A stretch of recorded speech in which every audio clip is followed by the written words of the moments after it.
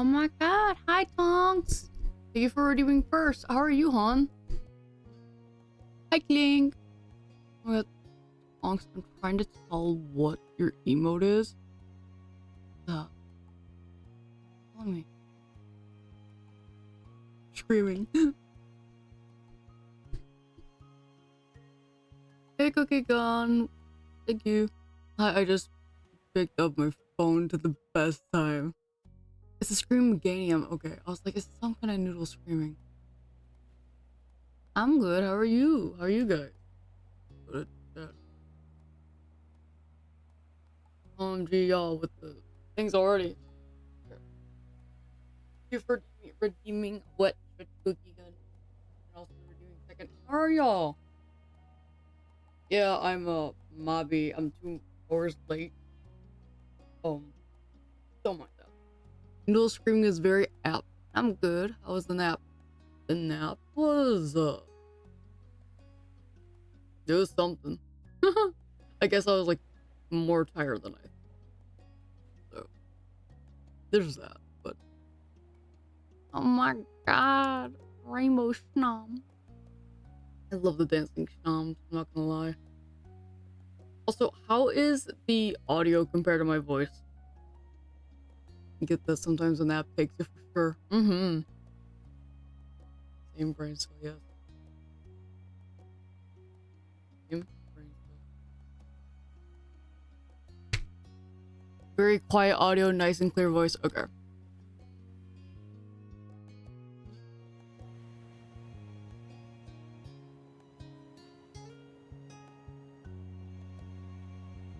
Is the audio a bit better? I turned it up just a little bit. I just want to make sure that's like not overpowering.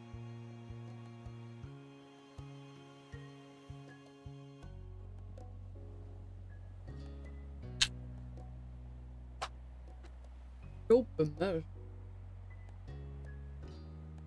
That's good. It's like 40-60 split respectively. Okay, got it. Thank you.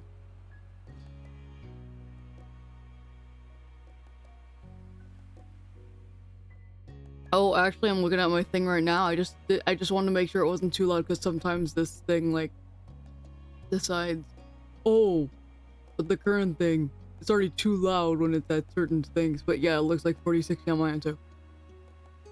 Thank you. Hi, Alan. How are you? Oh my god, that float so adorable.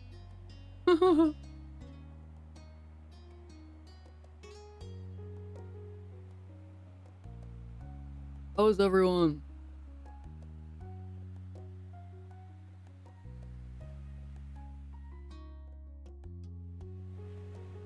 Howdy, howdy. I love how I say that even though I am indeed not a cat. But wait. You're stuck for good Pokemon emotes for- Hey, we're fine. Okay, go lurk now. I'm starting my day productive with cleaning. I'll be listening. That's completely fine, Clink. Thank you for stopping in. Thank you for lurking. Just go be that productive boy. Okay. So, I'm trying to think, because I never mentioned this apparently, but I have viewer attacks. I don't remember which, what is it? Which thing it's on? I think it's the tab on the panel on the right where I put those. So I have viewer attacks there. And then if you see that I have my little poofy what the fuck's that called? QR code?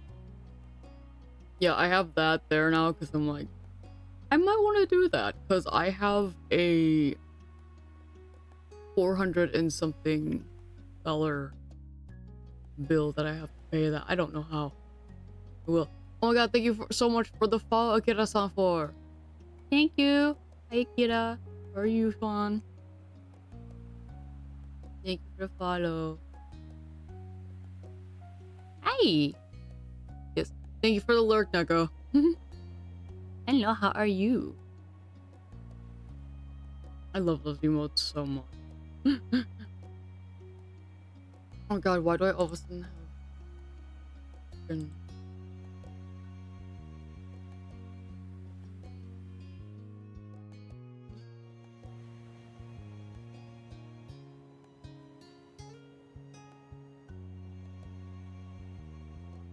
Tomorrow we got the chunk subathon, so that's gonna be fun. You're looking at everything like all of a sudden there's so many things.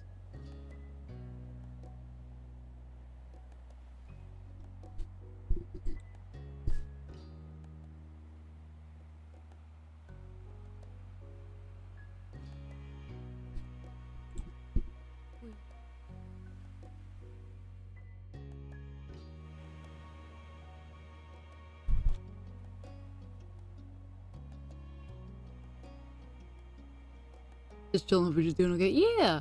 You sound so excited to see me. Yeah! It's because usually you just lurk without making it known you lurk. So what's your plan for stream today? Today we are going to continue more of Our Life Beginnings and Always. We are officially going to be starting the third step with O. So let's go quick. Oh shoot, I need to bring up my things. I want to be able to see you guys while I'm playing. I don't have like a double setup.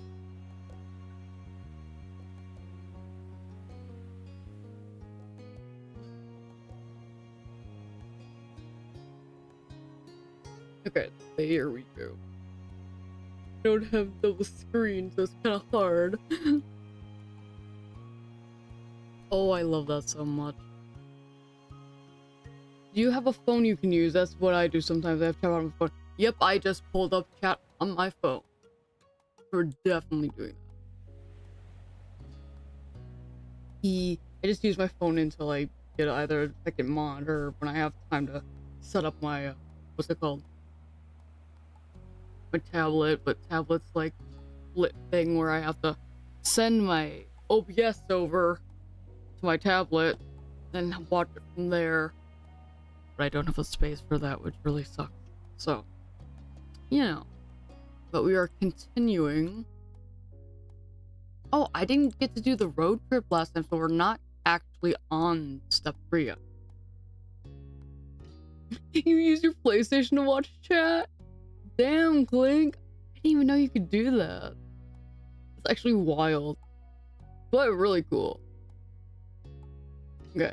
But this is our middle school / high school summer. Cove's mother is living with him and his dad for the summer because she's on vacation. For some reason, Cove's mom and Cove's dad are like, they seem to literally be getting along fine, which begs the question, why are they divorced in the first place? You know. You pull up Twitch on your PlayStation, lol. So while I'm gaming on the laptop, I look up at the TV for chat. We're surprisingly well other than delay. Oh, dang.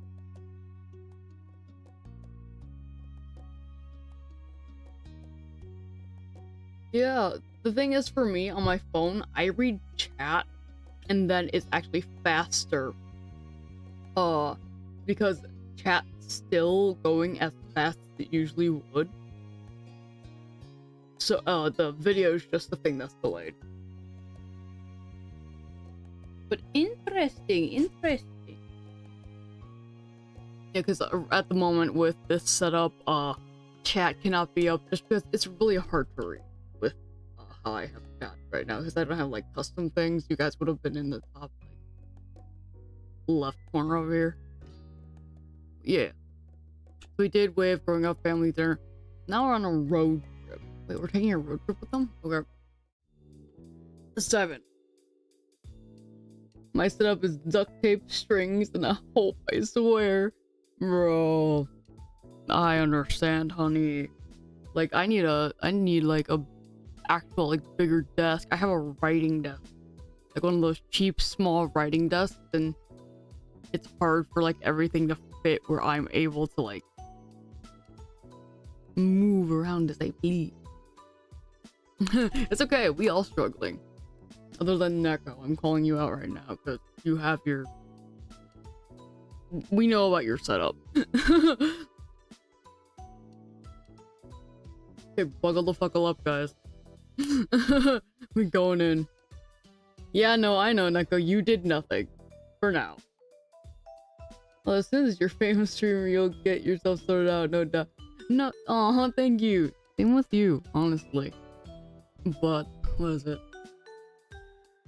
I'm actually scared of what my brother's going to do for my birthday this month. I'm like, because unfortunately, I don't have money to get him stuff. He's like, no, I show love by giving you stuff, but if I'm accepting love, don't get me stuff. It's just like, it's crazy, but also I find it really sweet. So, yeah.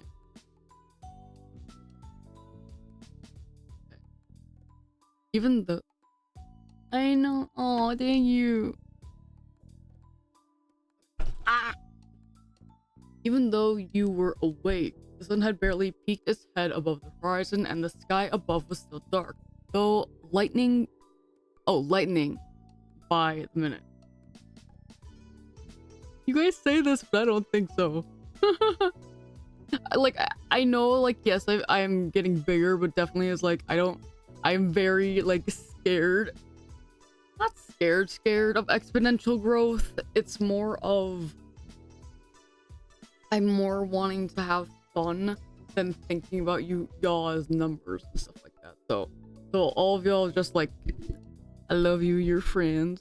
And they go, be afraid. Oh, fuck.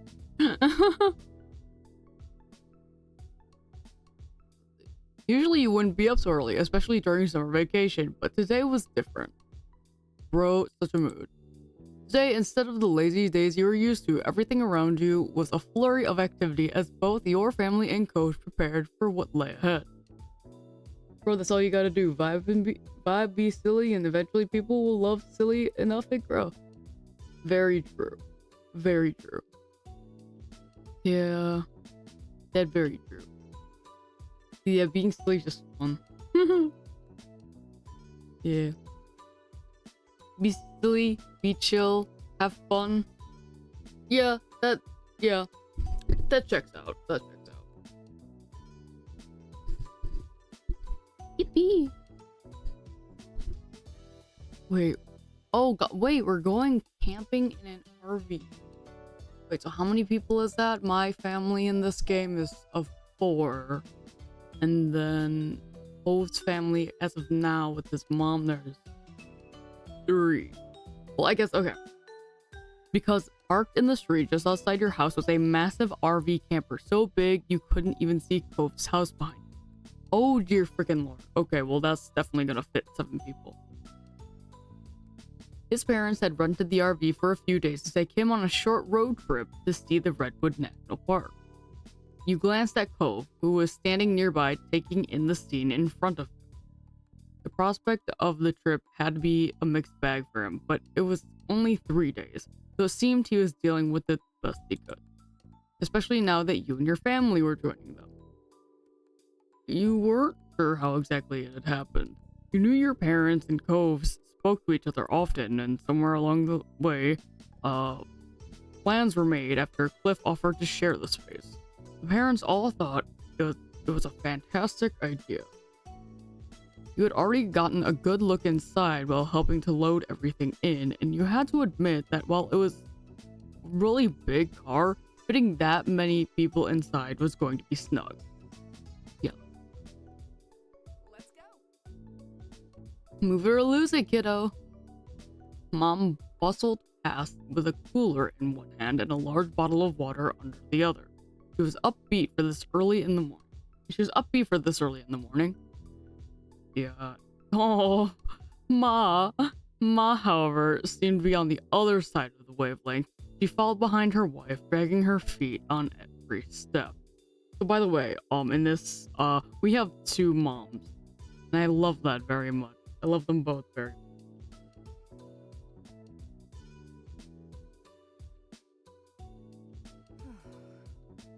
I'm going to need a whole jug of coffee once we hit the road. Oh, Ma. You can relate to Ma. It was too early. Personally, you're as raring to go as your mom. You felt like you were in the middle ground between the two. So, I mean, for trips, actually, I can completely understand how Mom feels.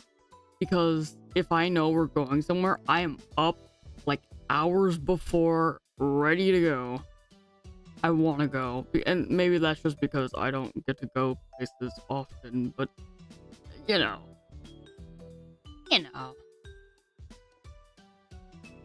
You stretched your arms out and took in some deep breaths. The air was still a little damp from dew, but you didn't mind that. And then, at the end of the chain, came your sister. She had a bone to pick before the trip officially started. Her rattling of critiques added some level of normalcy to everything new going on. I don't get why I can't sleep in bed. I don't get why I can't sleep in the bed tonight. Oh, she's the youngest, and I'll never fall asleep in that loft. We're trying to make things fair on everyone. If you want to play the older card, you should be offering to take the loft both nights. It's important for big siblings to make sacrifices for their younger. Bro, I would love to sleep in the loft. What are you talking about? Get me in there! Elizabeth huffed, not happy with that answer in the slightest, and folded her arms, leaning back against the side of the RV. The trip plans had been nailed down prior. The sleeping arrangements included. Elizabeth still held on to her objections with them. There was a main area of the RV with a couch, loft, and some floor space. At the end of the car was a room with a large bed. Your moms were sharing the bed, Kira on the couch, and father and son intended to sleep on the floor. The adults determined you and Elizabeth would switch between the small loft above the driver's seat and sharing the bed with the moms. Oh. You were fine with the arrangements. You were excited to sleep in a loft.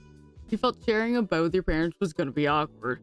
No, like at least with with the moms, it's just like you're just be like they're probably gonna snuggle, like pin you between them, is like just snuggle you, which I think that is very sweet.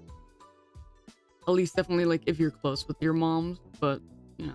You're looking forward to a sleepover with your mom. You weren't too happy either, but you didn't want to make a fuss. You thought it was unfair that Cove had to sleep on the floor. I do feel it bad that Cove's sleeping on the floor. Not gonna lie. I feel like there could have been some other way to do that. Like, obviously I know.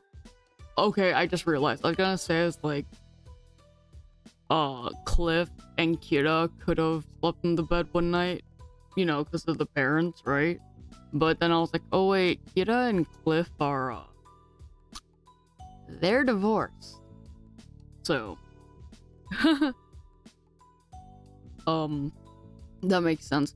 But I did, however, yes, I do find it unfair about, like, yes, I don't know. I feel like, how big are lofts again? Because I feel like, you know what? Never mind.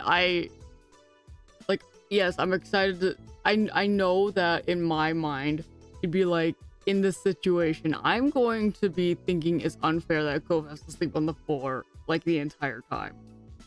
It's like, bro, I'm excited to sleep in the loft, but come on. I'm probably gonna try to sneak him up there if it's even possible. He's a tall ass kid. After all, it was supposed to be a trip for him and his family, before yours ended up coming along too. Now he had been kicked out of every bed-like space and put on the floor. Yes, true. There had to be another way to organize things so it was better for him. No, literally, if he can stay in the loft with me, get him up there. Yeah. Cove and I can share the loft when I'm up there. I don't mind making room for him.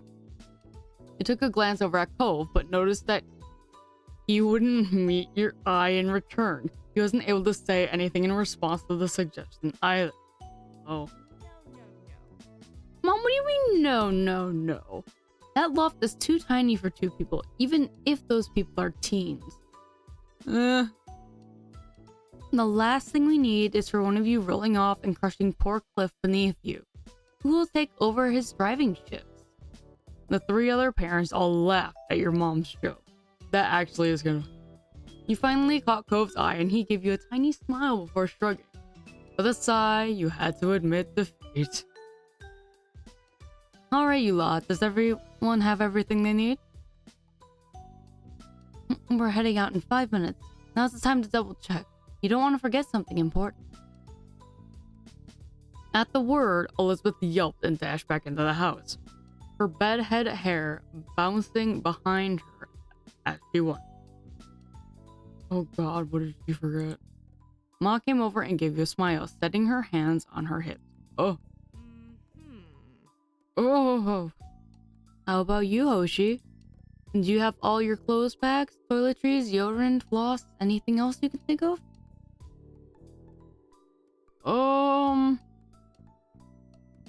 Oh god.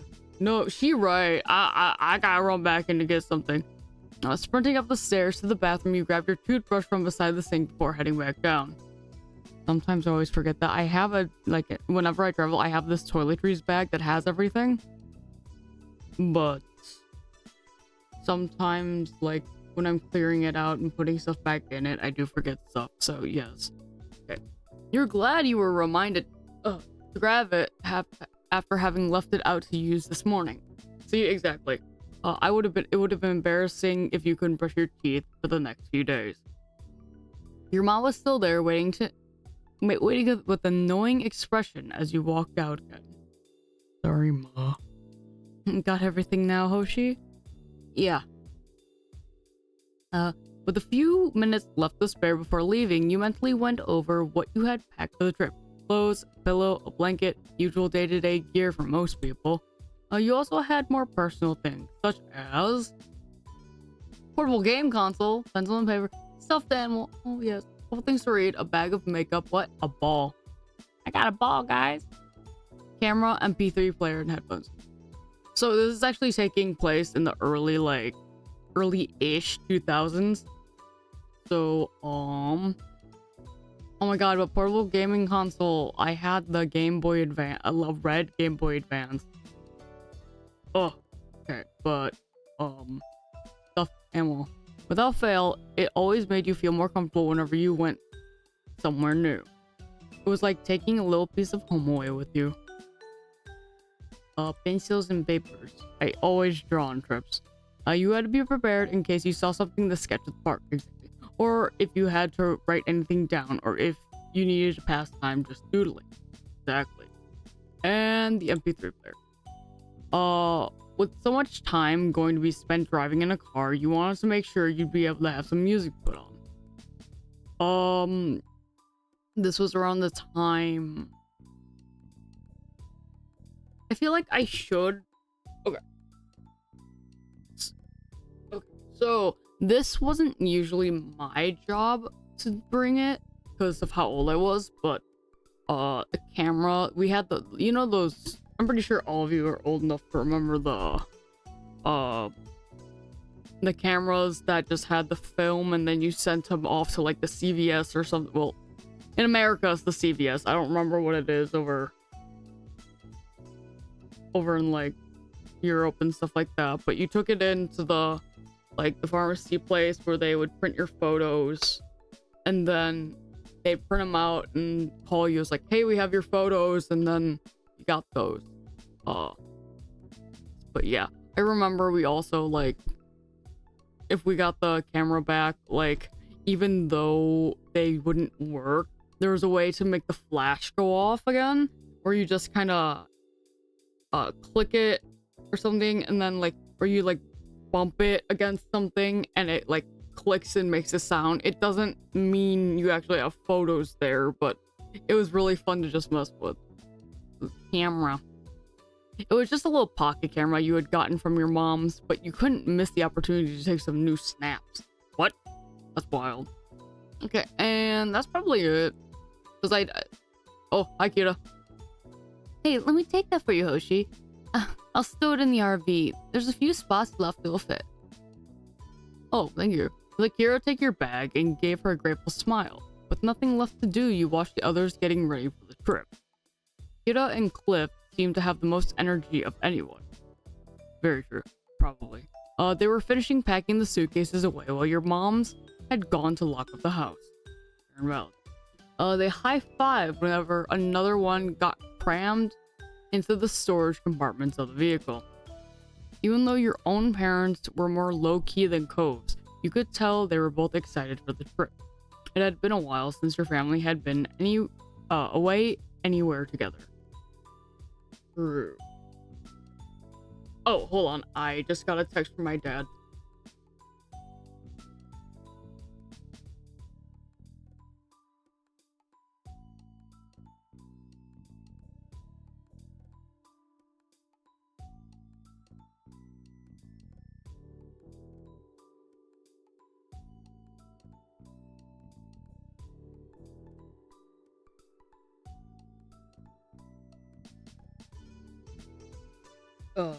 Sorry.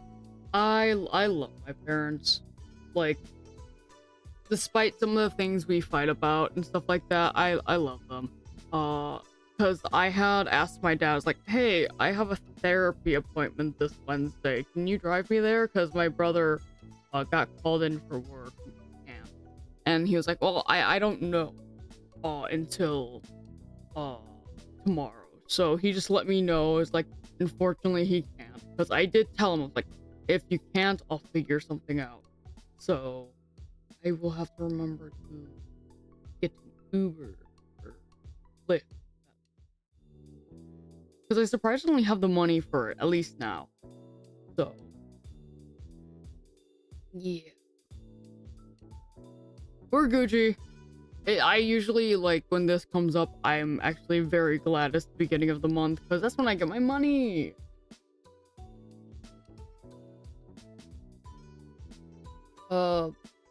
Again, I love my parents. They're always there when needed. But I'm not gonna ask my mom, like, hey mom, can you drive me? Because she's kind of, like, afraid of going outside, because she's like, oh god, what if something goes wrong, and this and that. And I completely understand that. Also, it wouldn't help because who's gonna take care of the dog? I'm not.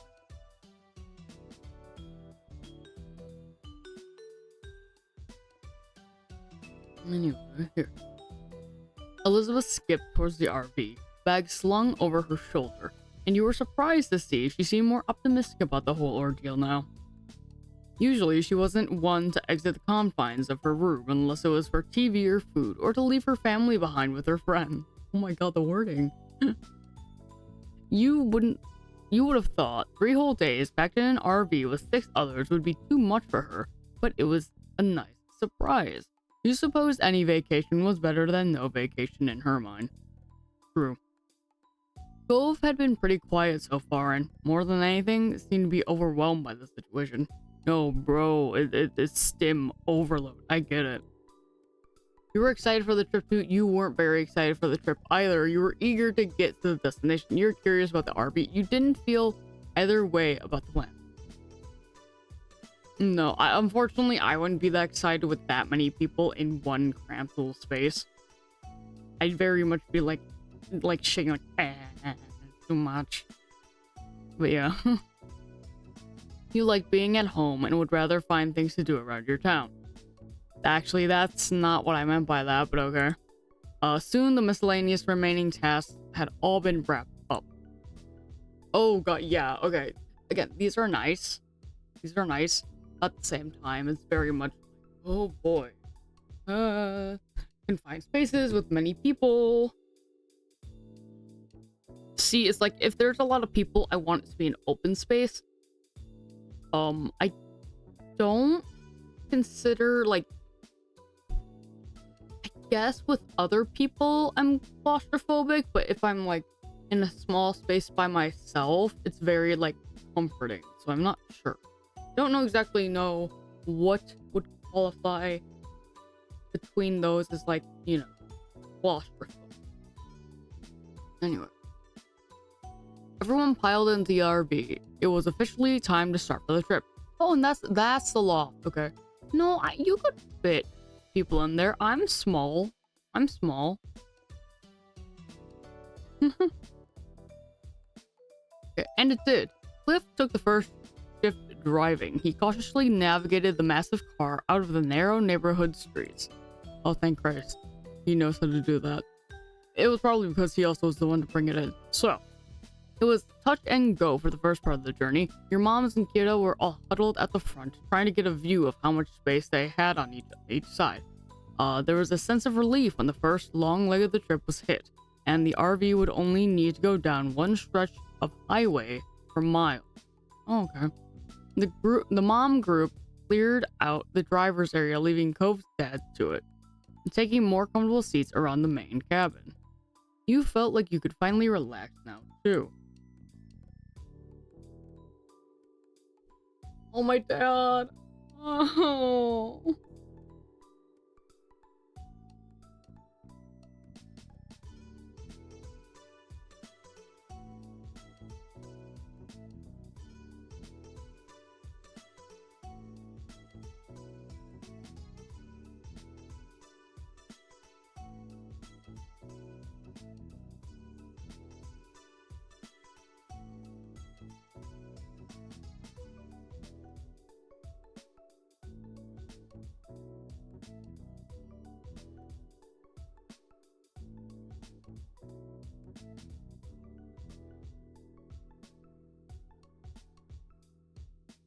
Oh, my dad, I told my dad, he was like, sorry, I can't. He has three house calls this week, and one of them is Wednesday. I was like, that's completely fine. I'll get it sorted out. Thank you, though. Heart. He's like, thank you. I really hate to let you down. I was like, you're not letting me down. You gotta do what you gotta do. I'd rather you get some money than tote me around. Oh, God. Oh, we're at break. I guess that was fine for me taking that. Oh, but my dad. Oh, I love him so much. He's so sweet. And he's very much like, you know, I know that, like, he wants to just, like, have some quality time and stuff like that. And I very much appreciate that, but oh my god. Oh, my heart. Okay, well, this is fun.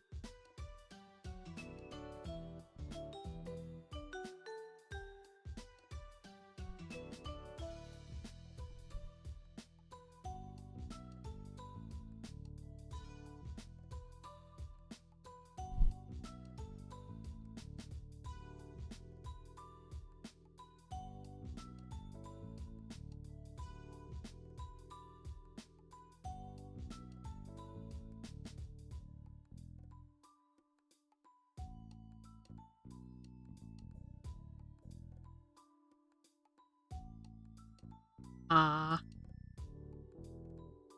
Goofy ah, goofy ah.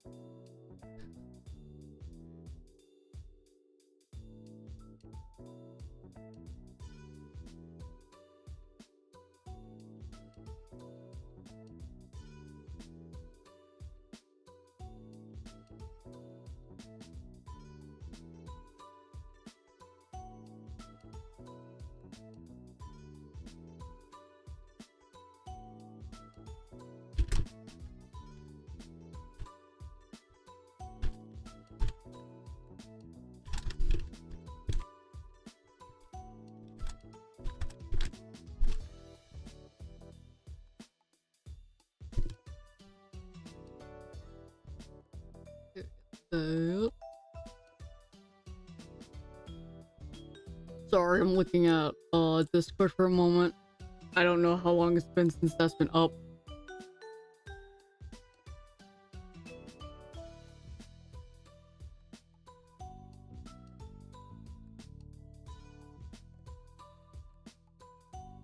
Nigga, what do you mean no shit?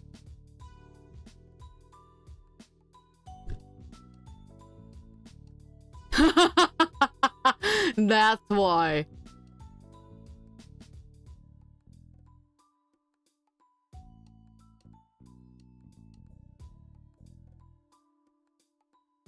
Yeah, I'm streaming right now. That don't mean... Yeah, I'm streaming right now. That don't mean I don't mean what I say. That don't mean nothing.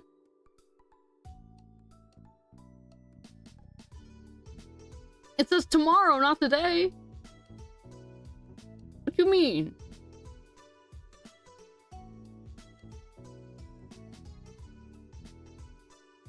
What you mean? I know. I know what I say and I know what I do. It's just... Shh. It's okay. Angry cat attack. No. No.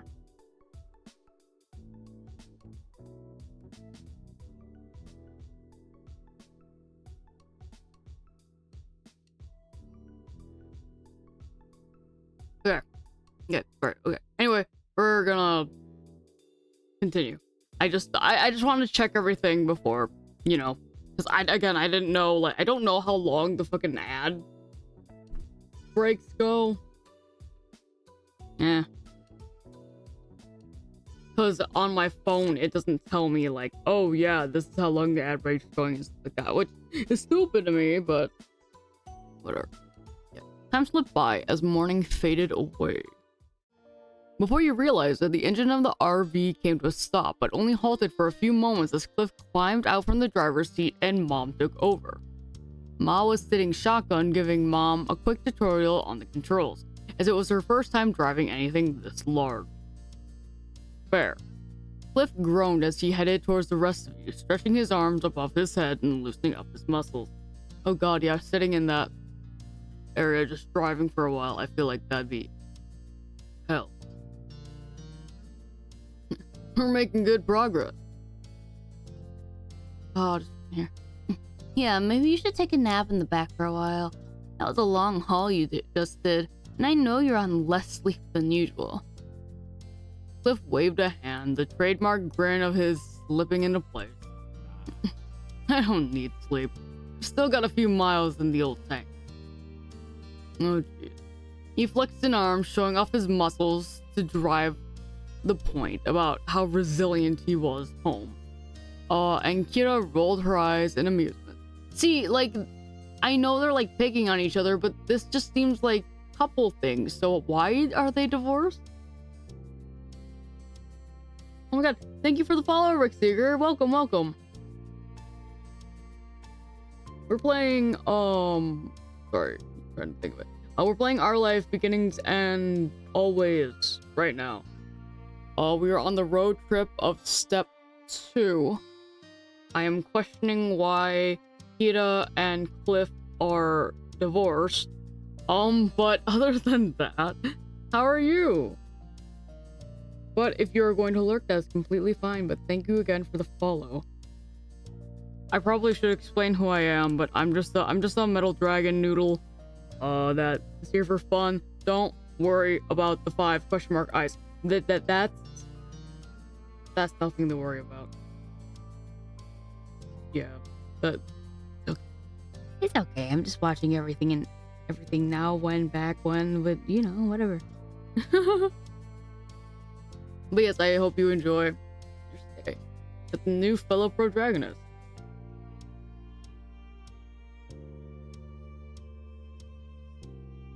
Dad, everybody has to sleep. Cove shook his head as the tough guy act, though Cliff simply chuckled and ruffled his son's hair. So, are you going to be driving again anytime soon, Mr. Holden? I want to know so I can prepare. Oh god, wait, what? Did anyone pack some rope? I might need it. There's no seatbelts up here. Elizabeth called down from where she was lounging in the loft above the driving compartment. She was laying on her back, her hair falling over the side and swinging around as the RV started up again and took off down the road. She does not want to fall off. The bag of potato chips was balanced on Elizabeth's stomach, and she tossed a couple in her mouth right as Cliff held a hand to his chest, pretending to be offended by the remark. Kira laughed lightheartedly. Mood. Lucky for all of us, we have enough adults to cover the shifts today. You won't be driving again until tomorrow. Mood. You stay quiet. You shook your head at the ribbing.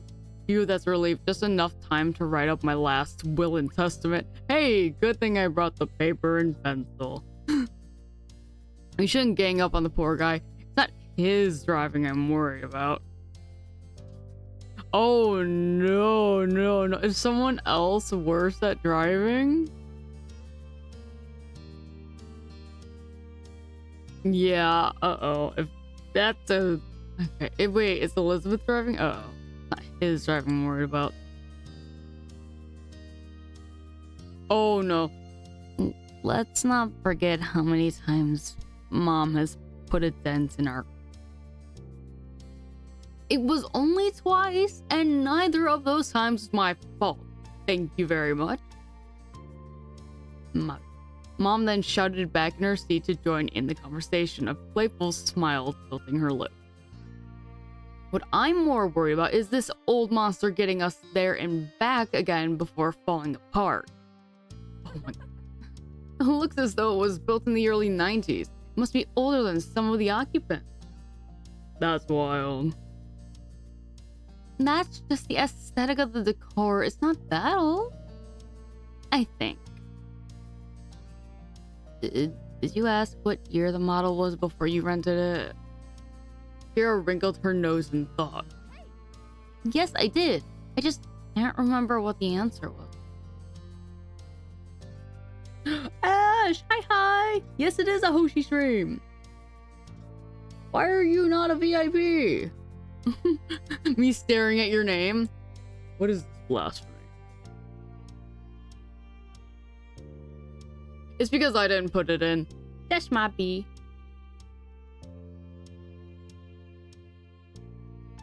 Also, I love when people are like, why are you just handing out VIPs like that? Because I'm giving them to the people that, you know, like,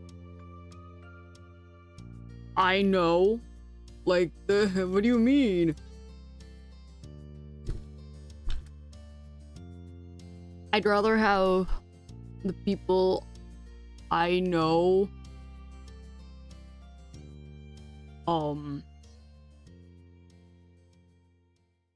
have them. If they ask you that, just beat them up. No, yeah, I've thought about it. Kidding, but there you go. You got your rules. Yippee!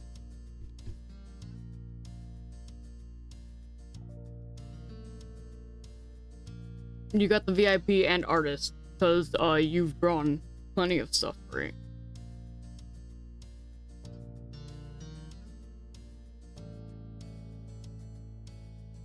Cliff chuckled at her, while the rest of you let out a collective sigh.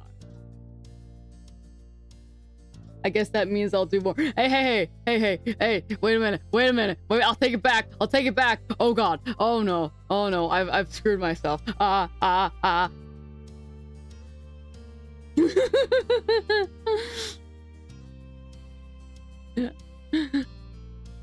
It's okay, I'm kidding. I love your art, but please, at some point I'm going to pay you for some of the stuff. You don't have to do it all for free. I very much appreciate it, hon. Your RV lurched a little as it picked up speed, and you held onto the ladder to the loft to keep your balance. There's a ladder there? Oh, yeah, that makes sense, actually. You felt something graze the top of your head before a weight settled on your black hair. What? When you tilted your chin up carefully to look, you heard the rustling of the bag of chips and realized Elizabeth rested the end of it on your head. Goddamn. She gestured to the opening, slightly offering to share her snack. Aw. Oh, she's offering though. Yeah, let me take a handful. Reaching up, you scooped up some chips. After that, the weight of the packet left your scalp. I wouldn't have taken them all. She was sharing her snack. And I think that's like with how Elizabeth is now, it's kind of like, aw. I mean, she is still your big sis. That's nice. Nice. You happily munched away as the conversation continued on, and you got closer and closer to your destination. I don't even know where our destination is. The day flew by, with a group of you chatting, playing games, and passing the time together before finally arriving at the park and setting up for the night. Ma was closing the windows while everyone got ready for bed, saying goodnight to the others as she made her way to the back room.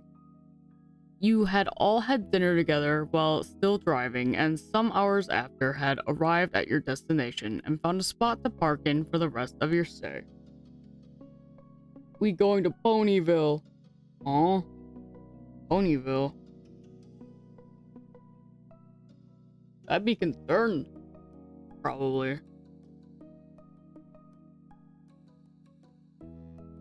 Giving a look across the front of the RV, you notice almost everyone there was already dozing off where they were, with Cove having completely fallen asleep curled up in the passenger seat. Oh. Why are you pointing? Why are you pointing at me? Why are you pointing at me? The only thing I can think of is like, isn't Ponyville like a town in like My Little Pony or something like that? Is that like a specific like location? You fucking. I'm sorry. Like, if this is supposed to be a reference to a horror game, send me the horror game.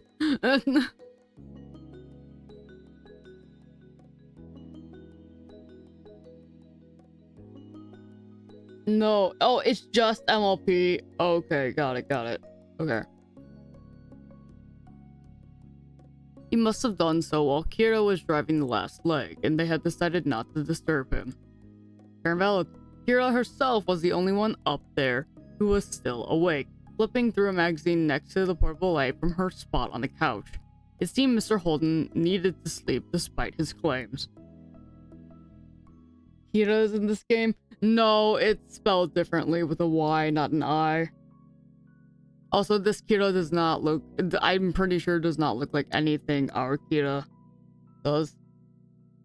You followed your moms into the back room and closed the door behind you before crawling onto the bed between them.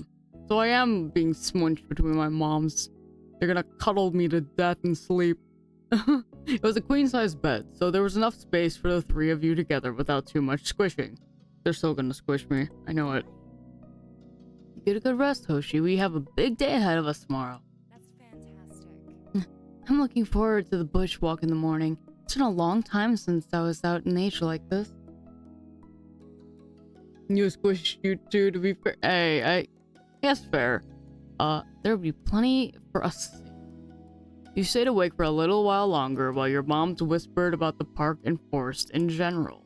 With the sound of their voices in the background, eventually you nodded off to sleep. You know what? Okay, Ash, though, I mean, it makes sense, though. You're a lot taller than me.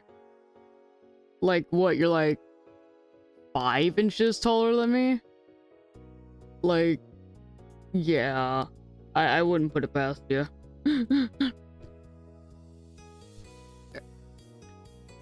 The next morning, you were up bright and early preparing for the day ahead. What do you mean, you wish? I'm 5'2". Thank you very much.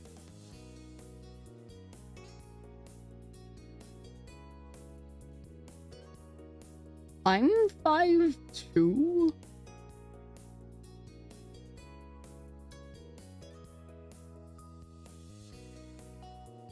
Oh. Why am I mixing you up with someone else then? It's okay. Well, you're like, I'm 5'2.6". Thank you very much. Who am I getting you confused with? Oh, I might be getting you confused with one of the other guys in the server. Might be. Hey, you're still taller than me. Speaking of Discord server, if y'all haven't joined our lovely community, go join Club Mythics. It would be lovely to have you. We're very chill there, but also very chaotic sometimes, so... Don't worry though, it's a fun time there. Everyone there is an absolute sweetheart. But be wary Neko's in there too. I'm kidding, but it's okay. Neko's a good guy. We know this. We know this. I just like giving him a hard time.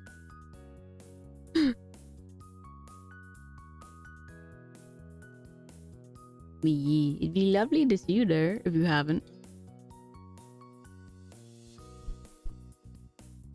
Okay, well, considering I slept in a bed, I would say I slept well.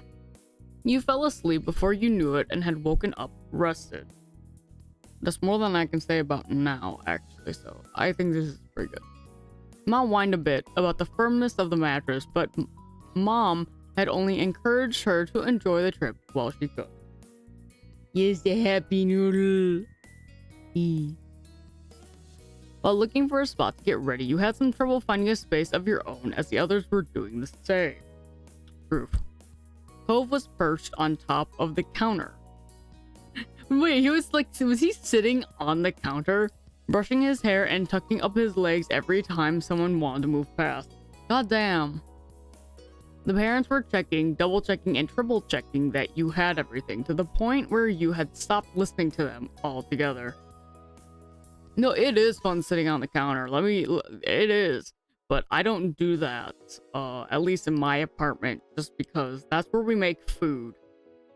So, yeah.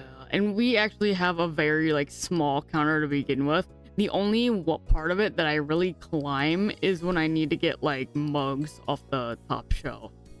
But that's my cabinet for mugs, and then my brother said I could have the bigger cabinet for my mugs.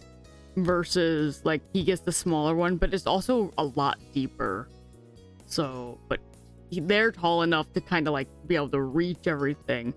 But when they do need it, they'll bring the chair over and, climb. For me, I just climb, usually. But then sometimes I fall in the sink, which isn't fun. But, it happens. You knew you wouldn't be returning to the RV at all that day. By the look of the backpacks that were packed up and ready to go, you doubted anything was missing from them. Kinda hobbit behavior. You're right. It didn't take much longer until you all exited the RV in a bustle and headed into the Redwood National Park. Okay, look at him, it's our boy! Cove! Oh, I love this boy. Whoa, wait a minute. Why on your screen does he have black hair? He does not... What the... Wait, I just realized it's not as bright as it is for me. What did the capture do? What the heck? Hold on. You're gonna lurk now because I need to set up some more stuff. That's completely fine. Have a good stream. Thank you. Thank you for lurk. What the frick? Multi-adapter. What the frick? Hold up.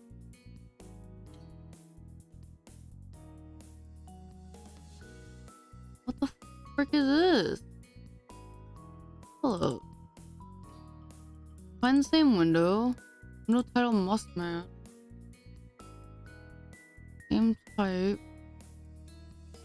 What are the defaults? Are you sure? Yeah. What the hell? This never happened before. You guys usually saw him with his nice teal hair. The frick? Okay. What the heck? Okay, we're gonna sit here and fix this for a second because that is so weird. This is looking at my colors on Cove. His clothes are like that, yes, but his hair is nowhere near that. Some of the all the colors actually on this are desaturated. The saturation got brought down. Excuse me. Filters. Key color type green. Oh god. There we go. There it is. It's because it's on green, guys. For some freaking reason. There we go. We got his color back. We got his colors back, guys. I just looked over and all of a sudden I saw a black-haired Cove. I'm like, that's not right. Yo, wow. Cove had his head tilted up towards the canopy of trees, his eyes wide as he took in the massive trunks on either side of you. You knew that the redwood trees here were considered the tallest trees on Earth, but you weren't prepared for exactly how huge they would be in person. Now that I think about it, was everything else okay? Did Kira actually have her, like, really green hair? Uh-oh. Oopsie, maybe. Smile, you two! You spun, just in time for Kira to snap a picture of you and Cove together before she pointed her camera at Cliff, trying to get a shot despite his weak protests that she should just enjoy the moment. Yeah, now I don't know if Kira's hair was like that this entire time, because I've been, like, trying to look back and forth, but oopsie. Your parents were walking behind the group a little, and Mom telling Ma some information she had read about the park in a brochure. Ma listened happily while looking around and taking in the sights, every now and then asking a question or making a joke about something Mom had said. You smiled at them, thinking your mom must have read a lot of pamphlets to know so much about the park. Maybe you should come and work here as a tour guide if you know so much about the place. Elizabeth teased, earning a squeeze on the nose from your mom. She seemed to be enjoying herself, but you thought that might just be because she was amused by everyone else's reactions. I was in all the redwood trees. You were fascinated by the sensations surrounding you. You were in a good mood. You weren't as impressed as the others. You were embarrassed that the adults were being so touristy. I wouldn't be saying that fascinated by the sensations. I think I'd be overwhelmed. But I would be in a good mood. And a little embarrassed about the touristy thing, but not really. But definitely in awe of the trees. Surrounding you on the other side, the enormous trees shot up into the sky, the sunlight peeking through their canopy and speckling the path in front of you. The sheer size of the redwoods made you feel like a tiny ant bustling along through the forest. The adults had decided on some casual nature walks rather than any serious hiking, and you strolled along at your own pace, taking in the scenery. Elizabeth sped up a little, smirking at Cove as she fell into place behind the two of you, and immediately you could tell by her expression she was gonna say something haunting. I can't believe our families are actually on vacation together. She threw her arms out, speaking with a genuine sense of bewilderment. I would have joked about something like this happening, but now I'm not sure I want to give them any more ideas. Cove smiled at her, even if it was a little awkwardly, and continued walking along. Just watch. Next year, they'll be talking about their next new amazing idea. She put on a fake voice deeper than her own. We should just sell both our houses and move in together. Think of how much we'd save on the mortgage. It was clear that Elizabeth was being sarcastic. Cove simply shook his head, not really bothered by her. You suppose he was used to it by this point. Truth. Oh, I totally forgot. There's the link to the Ko-fi page, by the way. If you don't want to use the QR code, the Ko-fi link is right there. I totally forgot about Ko-fi bot even being in here, maybe. But seriously, they really do act like we're a single family just because we live across the street from each other. Elizabeth gave you and Cove a look, her eyes glinting with mischief as she leered at you. Maybe one day we will be related. Legally, anyway. She said it as though she was a gossipy old lady. Hey! But she almost immediately dropped the tone and nonchalantly said her real thoughts. At least, that's what Ma thinks. Cove still blushed, which made Elizabeth smile triumphantly. as though that was her whole purpose for teasing him. Oh.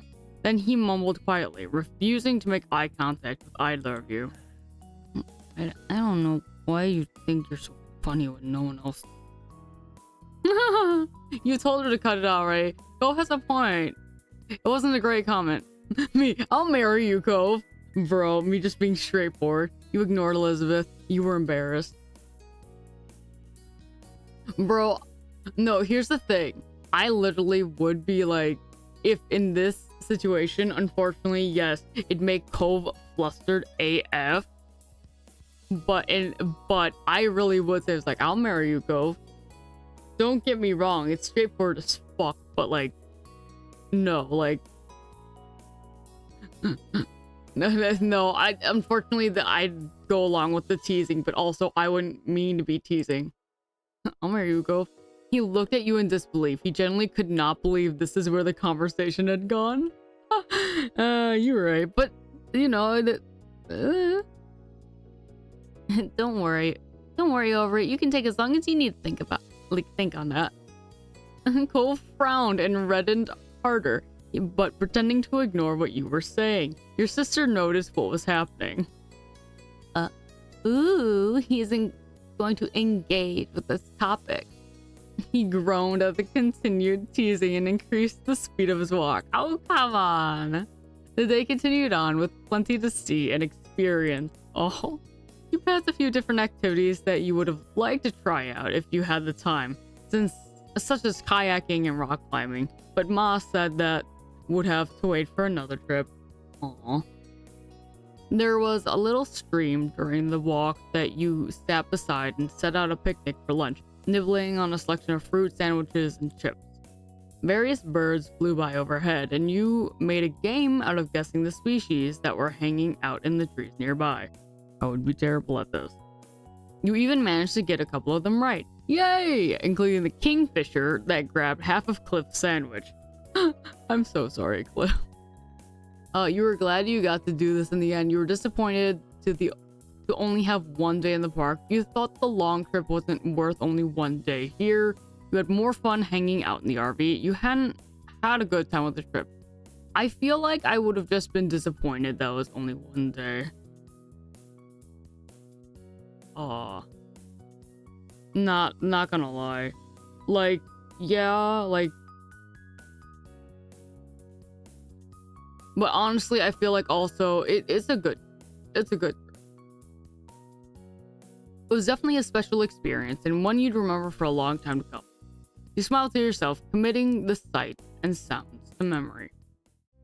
Your group made it back to camp just as the sun was setting in the sky and the stars were appearing one by one. Everyone had enjoyed different parts of it most. You traded stories of what you thought while you were eating dinner, then afterwards you pitched in to help clean up. You, along with Elizabeth and Cove, got to head back to the RV early and spend some time together while the parents stayed outside longer. Are they drinking? Sorry. It was nice to have the space to yourselves after the cramped journey there. And while Elizabeth had locked herself in the back room with her headphones, you and Cove were left in the main lounge area. Fair. You headed up to the loft, relaxed on your own, and hung out with Cove. Nah, we're hanging out with Cove. Fuck that. We might as well get comfortable. Who knows how long they'll be out for? You took a seat on the sofa while Cove sat down on the other end, tapping his fingers against his knees. What? Your cheeks warmed a little at that. Being close to him never failed to feel exciting. Oh, you'd seen Cove nearly every day for the past 5 years, but seeing him in a jacket was still somewhat unusual. In Southern California, he could get away with that. Oh, we're in Southern California? It was a simple difference from his normal style, yet you couldn't help noticing the way he looked right now. It looked great on him. In fact, Cove always looked nice. When Cove cleared his throat, your eyes snapped to his. He had an eyebrow raised and had clearly caught you staring at him. Mubby. Is everything okay? You averted your gaze from him entirely.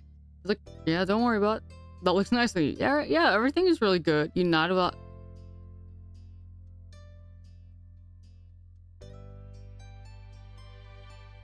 I'd awkwardly be like, yeah, don't worry about it.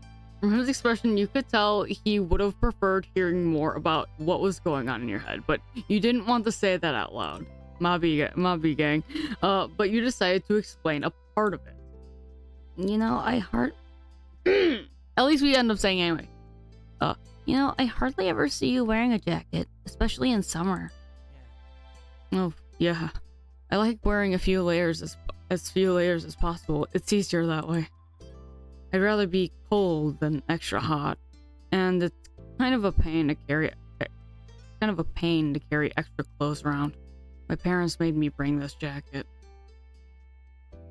And the same way, I don't mind either way. I love wearing layers. I love layers and accessories too. I mean, no, he is right. I'd rather be cold than extra hot. But when it gets too cold, I gotta layer up. So, but obviously I don't live in fucking Southern California. So, but yeah, I'm the same way. Unless I can be really comfy and cute. If I'm really comfy and cute, and I feel nice, yeah, it's worth it. They're bulky and heavy, and they usually make me feel too warm. Yep. Cove smiled lightly at you and nodded. I've noticed. You perked up hearing that. He noticed you too.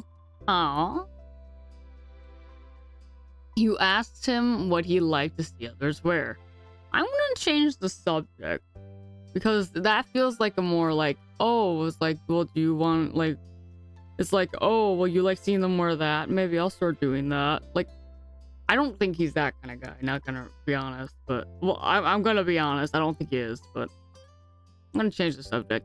That conversation had run its course. Instead, you asked Cove about what else he would have liked to do in the park if he had had more time here. The two of you ended up chatting about various outdoor activities available. Kayaking, rock climbing, hiking, horseback riding, wildlife walks. There were so many things to potentially choose from. You made an agreement that if one of you ever had the chance to come back, you'd bring the other two. That way you could try it all together. Yes! The parents also all arrived soon after, each of them climbing into the RV and finding some place to sit and rest their legs. Elizabeth, having heard the commotion, came out from the room for the first time since arriving and joined you all. Hey yo! You spent the evening chatting and playing a few games, enjoying the last evening of the trip together. Bedtime arrived within a blink of an eye. As the group hunkered down for the night, your mom did a final round to be sure nothing had been left behind. She explained that Cliff was going to start driving early in the morning, so like on the first day, but would be letting everyone else in the group sleep. There wouldn't be a need for all of them to get up. Now was the time to check you hadn't left anything outside. You, as well as everyone else, were confident you had it all packed up inside the RV, which meant it was time to get some rest before the journey home tomorrow. Your moms and Elizabeth said goodnight, heading back to the room, while you climbed up to the loft. Cove and his family had situated below in the previously set arrangement. You tried to get comfortable as a million thoughts were running through your mind. Which are? It was hard to believe that the trip was practically over, and before you knew it, you'd be back in your own bed at home. You enjoyed this mini adventure. You thought the trip had been okay. You felt the trip was a waste of time. You hadn't had a good... No, it was a nice little mini adventure. It was short, that was for sure, but you got to see and do so much during your time. Yeah, for one day, that's actually like pretty cool. All in all, it was a nice break away from home. The minutes ticked by silently. It didn't take long for the soft snores of Cliff and Kira to drip up to you. They were asleep now. You wondered if Cove was still awake and decided to poke your head out from the loft to find out. You blinked through the dark. Looking down the hall, you noticed Cove laying on his back, his eyes staring straight up at the ceiling. His seafoam hair was spread out on his sleeping bag. He must have felt you watching him because suddenly his eyes locked on yours. It was difficult to see much in the dim light, but you could make out the crooked smile on his face well enough. He grinned back at him. You made a silly face. You waved him. I'd wave. Both waved back, still smiling at you through the dim light. You then gestured for him to come over. You then went back trying. You then decided to have fun quietly. No. Get over here, boy. Cove looked unsure about it, but you were happy to see him slowly start to sit up anyways. Yay! Our favorite boy! His sleeping bag rustled as he moved, though he tried to go slow, and froze up like a deer in headlights every time he made a sound. Mood, watching his parents for any sign of movement. Eventually, he managed to maneuver around his sleeping dad and make it to the ladder, standing on the bottom rung where he looked at you, and you whispered. What? Get up here, boy! You want to come up? His eyes widened, just so. You could only tell because he had come to where you were. Cove glanced behind him quickly at his sleeping parent before turning back to you. Okay. Yeah. You broke out into a grin and scooched back as far as you could, making space for Cove to crawl in. He was very tall, so it wasn't a great fit for him, but he managed to squeeze himself in. Yes! Luckily, you were short enough to leave him with some room. See, I told you, because I'm short, it works. Aww. You laid down next to each other on your sides, face to face. He got under the blanket a bit. Yeah, get cozy. One of his arms was nestled under his head for comfort. The other had nowhere to go and was rested alongside his chest on the floor of the loft. Cove spoke to you softly. So, what am I doing here?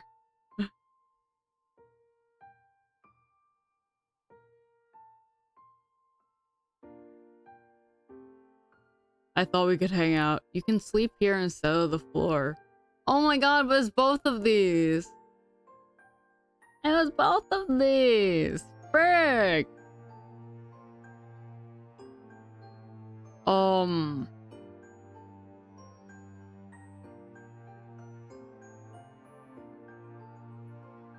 No, but I literally... Okay, so, like, in this situation, like, even if it was my best friend, I would have said you can sleep here instead of the floor.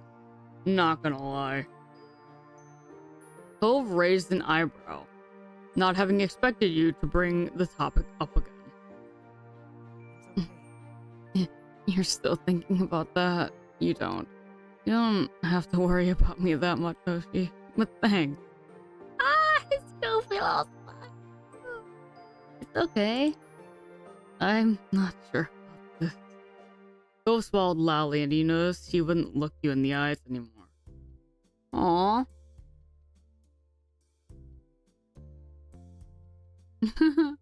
You were feeling the nervousness too. You felt comfortable being so close to him. His reaction made you happy. No, like, okay, if I'm comfortable with the person, I would definitely be like, hey, it's okay. But definitely, I guess, if it's a romantic thing, I definitely feel nervous too. The two of you had gotten really close over the years, but this was a different kind of closeness. You couldn't fully explain how you were feeling, but you wanted to continue getting closer to Cove. You thought back to the trip and the little moments you'd gotten to spend together with Cove. It felt like this trip definitely had brought you together even more, and not just physically in the same space. You lay there silently. You tried to ease things with conversation. You nudged closer to him. You touched his free arm lightly. So, I'm not gonna nudge closer to him because then he's gonna scooch back and fall. I'm gonna ease stuff with conversation. So it's been a really nice night, huh? Oh, yeah, I guess it has. Don't you think the loft's more comfortable than it looks? It's nice. It's not. Would be nice to have one. Cove smiled at you through the dim light, and you knew he was only joking. Oh. The two of you continued to whisper for a while, becoming more relaxed. You went to sleep how you were. I'm not gonna kiss him. I'm not gonna snuggle against him either, because again, I feel like he would freak out and fall, so I'll go to sleep how I am. You didn't do anything, simply letting out a long breath and getting ready to settle for the night right next to him. You let your eyes close, and then you could feel Cove rest his head against you in the dark. After that, you were soon asleep. Aww. When you woke up the next morning, it was to the rumble of the RV as it traveled the long journey home. You noticed quickly that you weren't as warm as you had been during the night, and when you checked next to you, Cove was gone. Blinking sleepily, you peeked over the edge of the loft to find out where he had gone. Maybe he has snuck back to his spot on the floor during the night. However, you soon noticed him sitting on the couch, talking quietly with his mom, his head hung in embarrassment. Oh no. Your movement gave you away, and Kira suddenly looked up and caught your eye. She simply smiled amusedly at you, and it was obvious what happened. Cove hadn't gotten away with it. They found him there in the loft, and then you woke up while he was trying to explain. You knew it was gonna be a long, long time before you lived this one down, if you ever did. Soon your moms and Elizabeth emerged from their room, dressed and ready for the day of travel. You spent most of the day hanging out together in the RV, savoring the last few hours of vacation. Kira suggested a few different travel games she used to play with Cove when he was younger, and you all had a great time competing against each other. Oh god, please don't tell me that we're gambling again. A little later in the day, you tried to talk to Cove about what happened in the loft, but he simply apologized and changed the subject. Don't apologize. I was the one that asked you to come up there. The fuck? It was a bit too much for him to try speaking on, especially right now. You understood. Yeah, that's fair. And when the RV finally pulled onto your street, it was well into the night, and you were looking forward to crawling into your own bed after the last few days away. Everyone else must have been feeling the same, because it was mutually agreed that unpacking and cleaning the RV would wait until morning. Once home again, you went straight up to your room and dropped onto your bed, choosing home. You were happy to be in your own bed. It felt weird to be alone. It felt good to be alone. You wished you were still on the trip. You missed being near Cove. I feel after that kind of trip, it'd feel weird being alone, not gonna lie. You had gotten so used to having all the others around you all the time, as well as the rumble of the RV, that it felt oddly quiet being by yourself. With those last few thoughts drifting through your mind, it wasn't long before you dozed off to sleep. Tomorrow, life would go on like normal. Okay, so that is that. Oh, we're gonna save right there for a second. Oop. Okay. And we are going to be moving on to step 3. This was just the moment select of step 2. I don't have any of the DLC right now, but that's fine because Cove is my main interest right now. I feel like he would have been anyway. So, and then summer ended. We're going to the next step. Yeah. There was no denying it. Today was the very last day of summer. Tomorrow, you were heading to class. You were excited to go back. Anxiety gnawed at your stomach. It was a bummer. Your feelings were muddled. Anxiety gnawed at my stomach. This is now like what, high school? Yeah, when I was going into high school, I was not happy. Going back to school meant handing over the autonomy you'd had over the past weeks. You had very little control over what you did at school or who you shared a class with. It was with a heavy heart that you chose your outfit for your final day of freedom. Life was going to be different. You had come to think of the summer vacation as the norm, but school sucked up the majority of the year, whereas the summer vacation was just a respite in the middle. So, rather than it being different, it was kind of a return to the normal. What did your normal life really mean? You considered how fondly your moms talked about their summer vacations as kids. You dimly recognized that one year the pattern of school and summer itself would be over for good. It was hard to imagine. You'd gotten distracted, one arm still out of a sleeve. You pulled it through and put your mind back to the present. This season had brought about plenty of changes on its own, like Kira's visit, though that too was coming to an end. You were happy you'd finally gotten the chance to know her. You had become extremely fond of her. You didn't really like her. Your mind wasn't made up on how you felt about her, or you didn't care one way or the other. No, I probably would have been like extremely fond of her. She's like she's very nice. Like, even though like she has this very upbeat type of personality, I feel like that's nice every once in a while. The neighborhood was about to feel a lot emptier. You finished dressing, which was good. Cove would be there any moment. You agreed to see his mom off together. Officially, the plan was that he would come over to bring you round to his house when she was ready to set off, but you both knew that you'd be hanging out for at least a little while beforehand. Kita's visit had troubled Cove when it first happened. It had been a sudden change, thanks to Mr. Holden's infamous tendency to surprise people, but once he was able to adjust, he'd been in pretty good spirits with her around. It was a relief for everyone. The next thought that crossed your mind was, it would only be polite to get the door for Cove. You went downstairs to wait. You couldn't wait to see Cove, so you went downstairs to meet him when he arrived. Cove knew your house well enough you could lounge in your room and wait for him. Nope, I'm getting the door for him. That's what I do with all my friends. I wait for them and then get the door. Like they say, it's like, here, I'm like, I wait for them. Excuse me. I wait for them. And like, or I will, like, they're on the way to the door, so I'm already waiting at the door to get the door for them. I get so excited whenever I have people over. Because like, even if they're like here like now, when I'm at my apartment, like if I know better, I will still be at least in the living room and be like, they say here, and then like I am jumping to get that door, at least if I hadn't just woken up, you know? You strolled down the stairs. Someone else might have been able to answer it, but he was your guest. It was only a few minutes later when the doorbell rang, and you'd chosen to stand beside it to wait for Cove. There was no delay in pulling it open. Cove was there, just as you'd expected. Seeing you, he flashed you a bright grin. Yay! Oh my god, the boy! Hi, Oshi. Hi, Cove. Come on in. Once he'd stepped inside, you beckoned for him to follow you upstairs. Back up in your room, you sat down on your bed and waited for Cove to settle in, as you knew he would. With other guests, you might have offered them a seat, but you and Cove were long past those tentative stages of friendship. Your room was as familiar to him as his own. You watched as Cove sat down in your desk chair, his preferred spot. He rolled in closer to the bed to make it easier to chat, tweaking the angle so that he was facing you fully.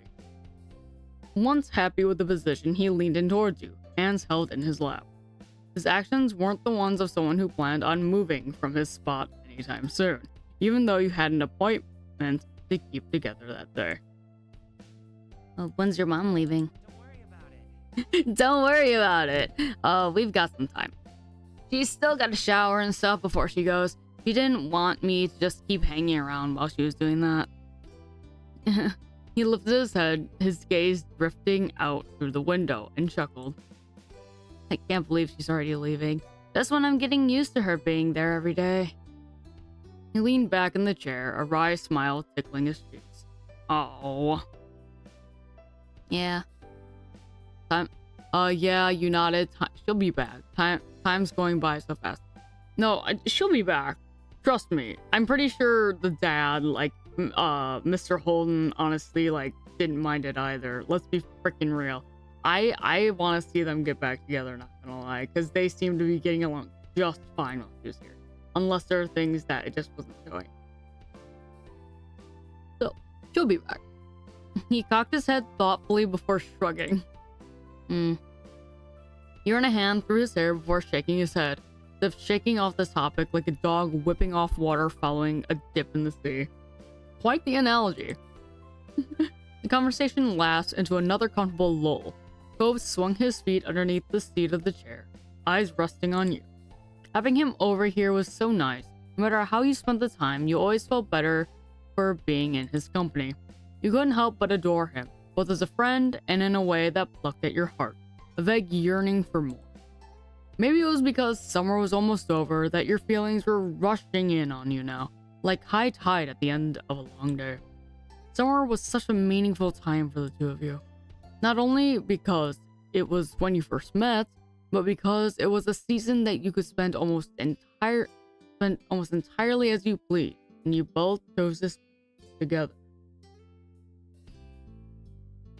You want to let Cove know how much you liked him. You didn't know completely what you felt. You were too scared to let him out. You weren't ready to admit. No, at this point, I'd be ready. Now was a time you couldn't go another day without expressing these feelings you held.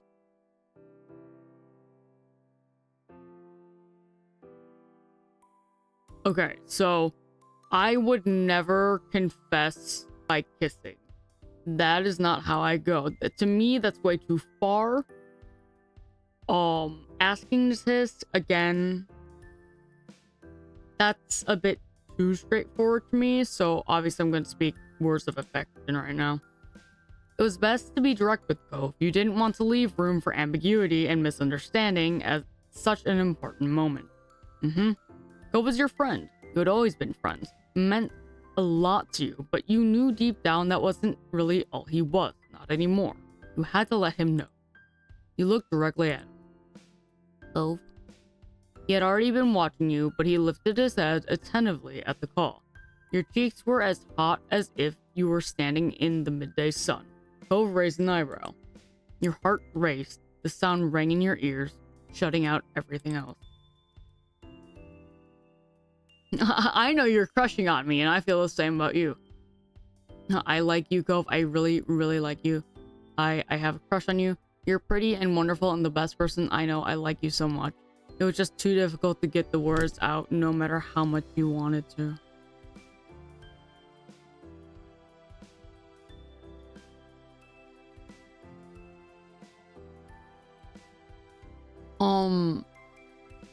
This is so, I would not say that I know you're crushing on me and I feel the same way about you.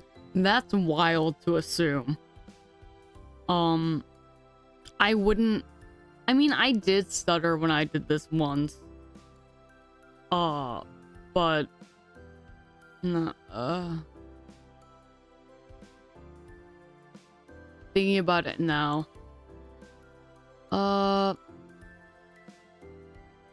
I'm gonna go with this one. You're pretty and wonderful and the best person I know. I like you so much. This is probably how I would have gone about it at this point. Like, oh my god. I've changed over the years. I know that for sure. Cove froze in his seat, the only motion coming from his widening eyes. With a jolt, you realized that was literally the only thing he was doing. He hadn't taken a single breath since you uttered the words, "Bro, breathe, breathe!" Yeah, Cove, you need to breathe. And Cove might have envied fish with their gills, but he wasn't a fish. He was a boy on land, and he needed air to live. You really hoped he would remember this soon, before you needed to call your moms in and explain the situation. Cove still had no response. You were starting to clamber off the bed towards him. Finally, he sucked in a deep breath. Okay. His voice cracked on the second syllable. The word at odds with his nervous appearance. His eyes were darting around, unsure of where to place them. I don't know. Oh, I don't know what to do. No. I don't know either. You don't have to do anything. You can tell me how you feel about it. Calm down. He laughed, shrugged. No, yeah, he doesn't have to do anything. He doesn't have to. If he doesn't, like, if he doesn't feel the same way, obviously he doesn't have to. That's just the thing. He's like, he could just say, it's like, I don't feel the same way. Like, you know, that's what happened to me when I ever did that. So, I'm actually, like, quite fine with that. But yeah, your announcement hadn't been a command, though you worried that Cove seemed to have taken it as one. Cove tensed, his breathing short and quick. His hands were gripping his knees tightly, like a bird's claws around a branch in the gale, desperately clinging on to safety and stability. Yeah. Thank you for before. You couldn't help but crack a slight smile at his sudden formalness. He could tell it was ridiculous, too.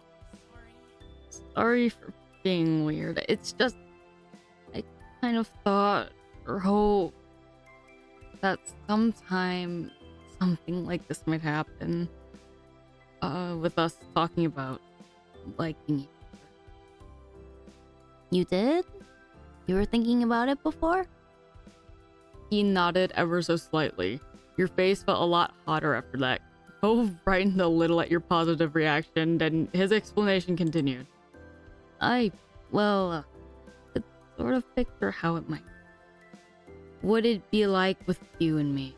Oh, but just the first part. I could never imagine anything that came after. Now it's actually happened. But there. He took another deep breath, stuttering on the exhale. This makes things different. Things don't have to be different. I pretty much imagined you act like this. This is hard for me. Should we find a crystal ball for answers? That'd be so funny. Things don't have to. No, yeah, things don't have to be different. He gave you a wan smile. Ah, stupid ad break. I'm gonna stretch for a second.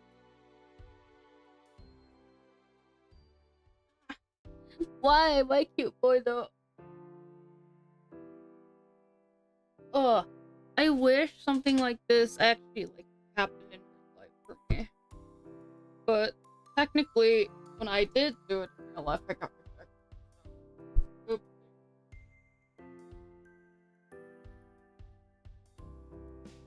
So I know one thing. When it happened to me in real life, I was way too obvious and so you know what? It is what it is.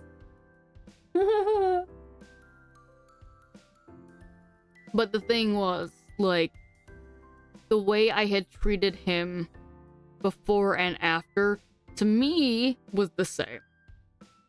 I just, doted on him a lot more as excuse me, like a loving parent would. Because I literally, this is one thing that I know, that if I'm a parent, it'd be good and bad. I will dote on that child and spoil them so freaking much. And, I don't want to have a spoiled brat of a kid, right? But, Now, the thing is, for someone else's kid, I'll absolutely freaking do that.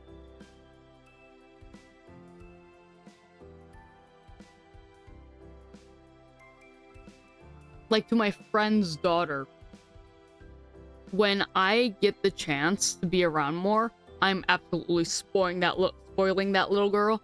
You have no idea. I'm gonna, oh my god. That little girl, she ain't, she's gonna get whatever she wants from me, if it's within my power.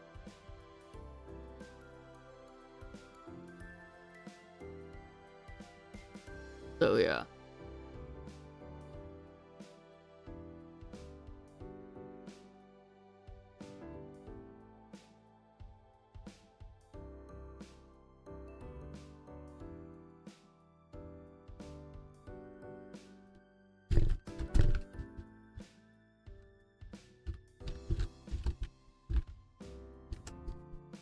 So, things are things.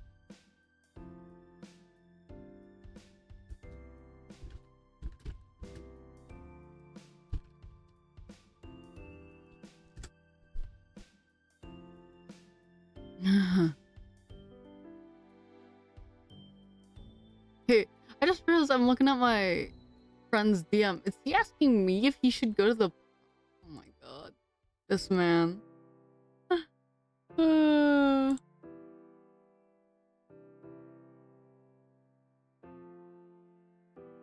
This man.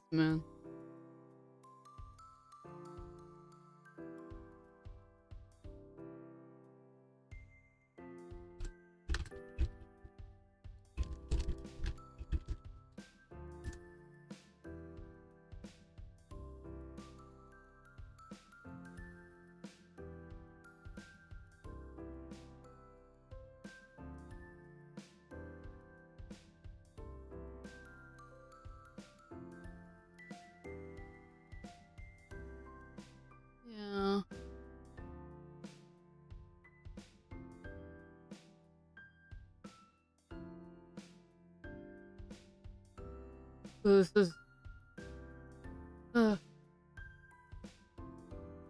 Sorry, I'm not. Hold on. I hate that my throat right now is like scratchy.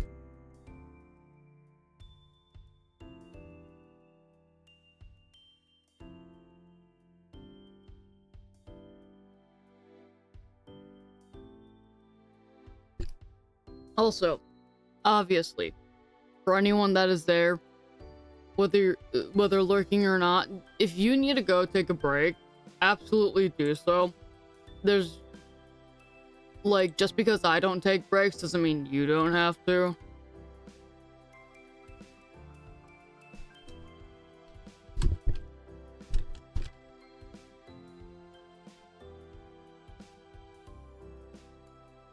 Cause I have the endurance of like a maniac sometimes.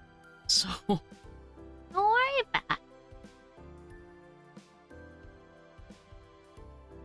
Don't worry about it. Don't worry about it. It's fine. but no, absolutely.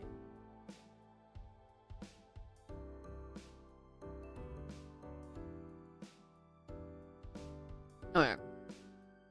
I will answer. But yeah. Oh, the boy giving us a one smile. We're confessing our love for each other. Damn it. Also, I'm just imagining this is like okay. Hey Ash. Redeem Frebby faster? Okay. Yeah, we'll do that before we get back into this.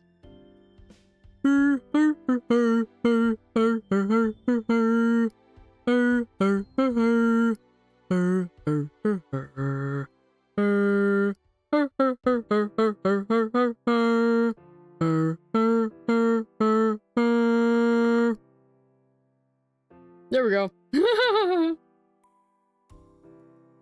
I feel like that's so much funnier than hearing like, you love this so much, thank you. But yeah, I feel like that's honestly like so much funnier than just hearing it like as a voice thing. Or like the actual like clip of it. I don't know why. I think it's just because I stop everything. I thank you for it and then I do it. Yeah, there's going to be some of those where it's just like, no, yeah, it's a voice clip, but it's literally just me saying it. Actually, I could definitely do more of those. It very much is also just helping me like get into the groove of like more voice acting stuff. Which reminds me.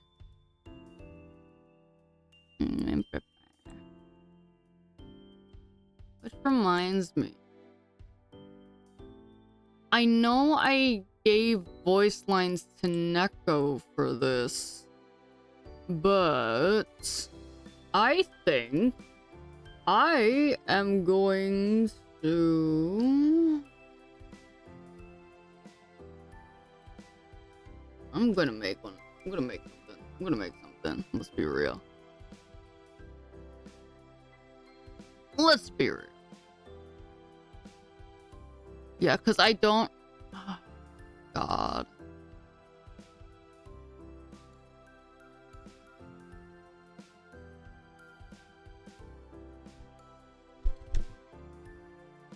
Mm-hmm.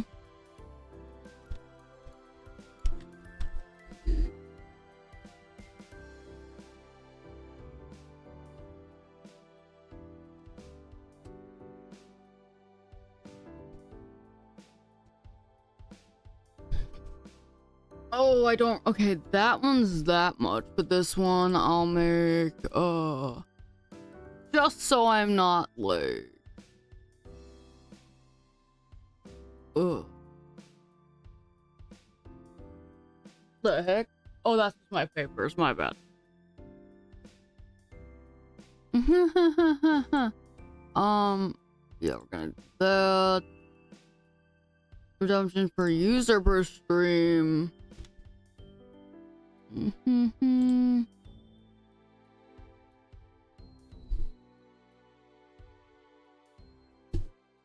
Okay, you'll get that one now, but you need to understand you only get 2 charges of this, and the cooldown time is 30 minutes. So you gotta choose whether, if it's a long stream, you're gonna, I don't know, do this consecutively, or you band together with chat to make me say this a few times each stream. I put in now daddy chill. So, you know. Oh wait. What's this one? Oh, that's that one. Okay, yeah, that's why that one's there. I'm so surprised y'all have not done request a line that often. You're too broke for it? Damn, I'm actually surprised y'all haven't done a request a line, like do request a line for a while. Cause request a line is literally, you type something in and I'll say it. You just need to make sure that it's TOS. And that's only 1,000, so yeah. So you're gonna, yeah, keep those in mind. Keep those in mind. I also made change game quite expensive, and that's because I don't want to have to randomly change game. Like, I start stream, have everything set up ready to go, and then I have to change game. Just saying. So we got that. But yeah, if you look at all the ones I do have right now, it's not that bad. Yeah, it would be annoying. Exactly. That's why I don't. Oh my god. Freaking, okay, hold up. I'm gonna actually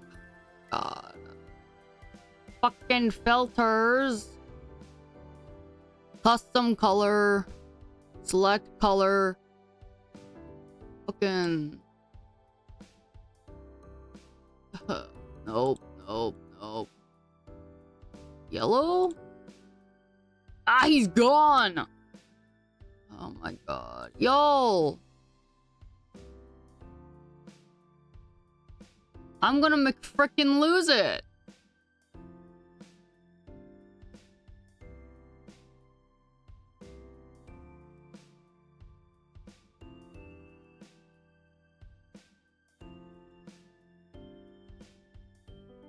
Is there a way to make it transparent? I'm gonna be for real. Yes, get rid of that window capture.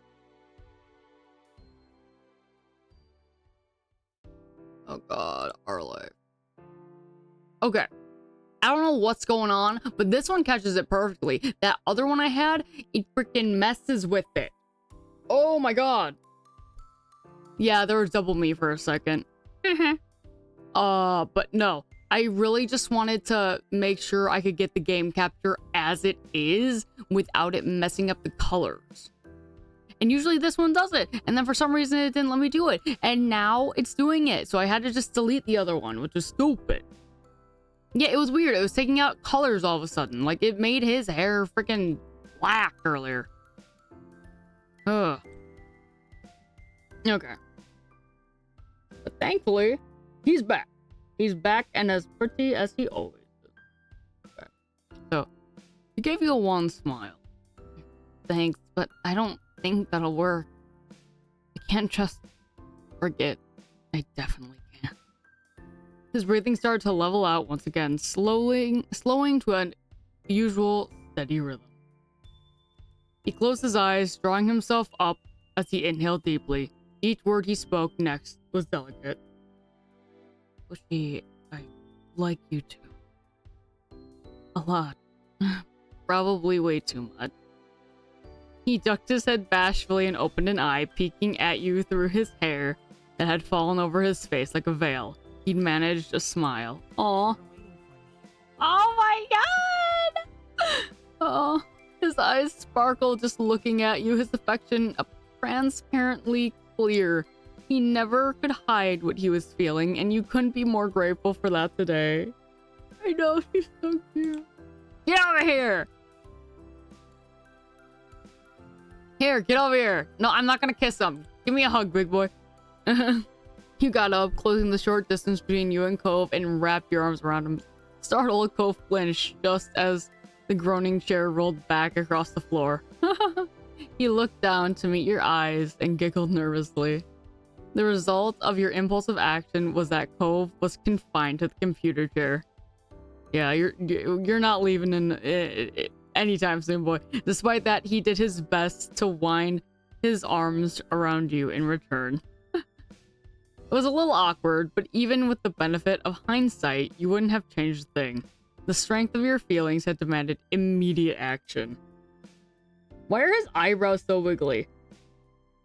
You know what? It's never been explained why his eyes are so wiggly. I just believe it's because he is a child. Like, he is so much connected to, like, the beach and water and stuff. It's just how it is. Because his parents don't have wiggly eyebrows, which, you know. But it's actually been brought up. Like, so many people make fun of his eyebrows. I'm just like, eh. Yeah, that's all I can think of. Because, like, literally his name is Cove. He loves being at the beach and in the water. Like, when he had his cast in, like, stage 1 or whatever. He had his cast, stage 2. Now he's, like, surfboarding and stuff like that. So, yeah.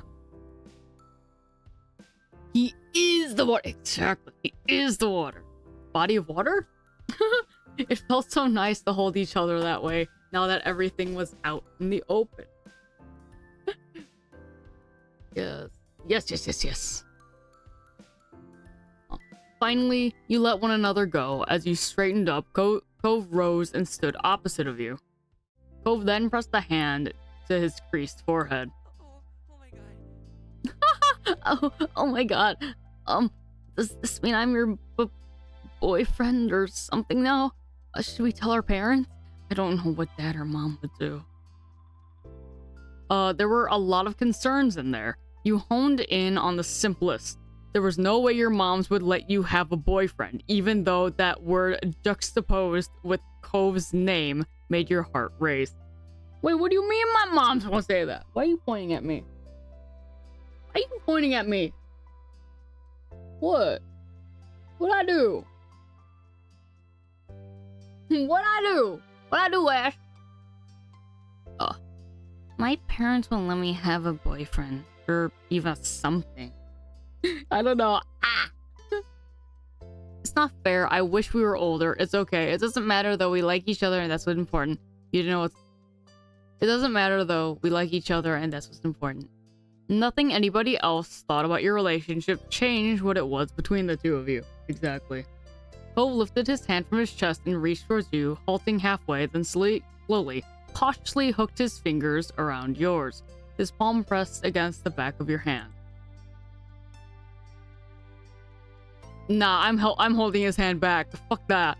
You rotated your hands so that you were palm to palm with Cove, your thumbs crossing one another. Guys, this is unprotected hand holding. Wait, I might have. Oops, maybe. Yay!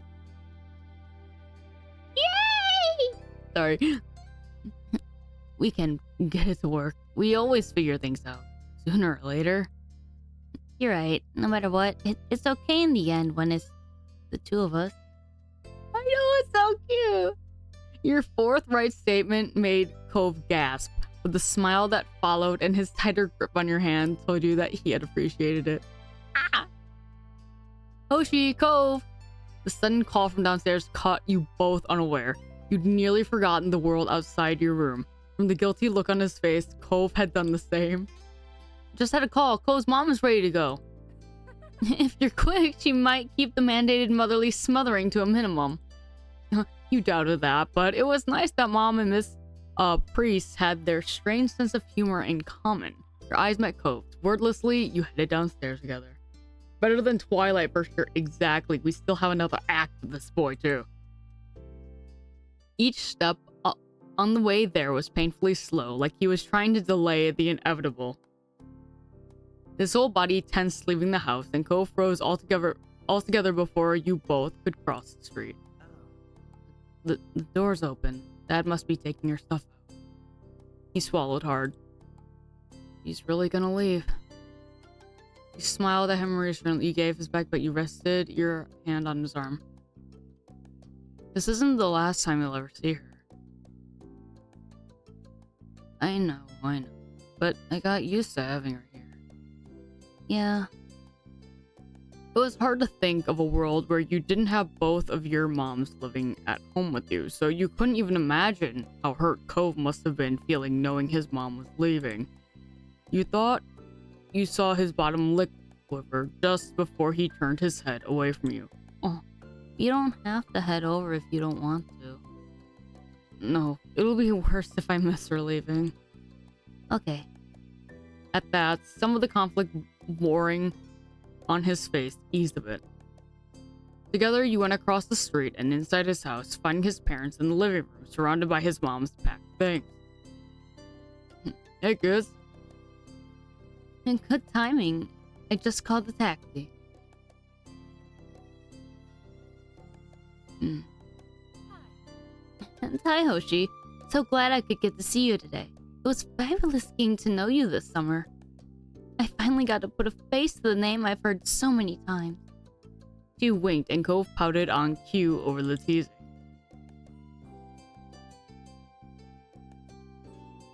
I'm really happy I got to meet you too. Who's the blonde? The blonde is Cove's dad. The blonde is Cove's dad. That man right there, that's Cove's dad. Hopefully it won't be too long before we see each other again. Nodding, Kira turned her attention back to her boys. She pat Cliff on the arm with a warm smile, and then she enveloped Cove in a crushing hug. Raw, next! Initially, Cove squirmed to break free from her grip, but his mom was unfazed and kept them locked in place. Heartbeats later, he gave in and hugged her back tightly. Aw. I'm so glad. And I'm so happy this trip was a success. Cliff looked like he was bursting with pride, and then Cove stiffened. Kira loosened her hold on him enough to study his face. Concerned, she spoke her next words in a whisper that had been meant for just herself. What do you think? You want to unshelve it? Raising an eyebrow, Cliff watched them carefully. His smile began to falter. Hi, Driven. How are you? Hi. I love the law face. Oh, it's so cute. How's it going? Glad you could drop in. I heard that what was it? The plumbing thing had been fixed? Oh, you just woke up big tired? Oof, mood. Oh my god. I'm guessing big tired, you didn't have that well of a sleep? Hi, Adu! What's going on?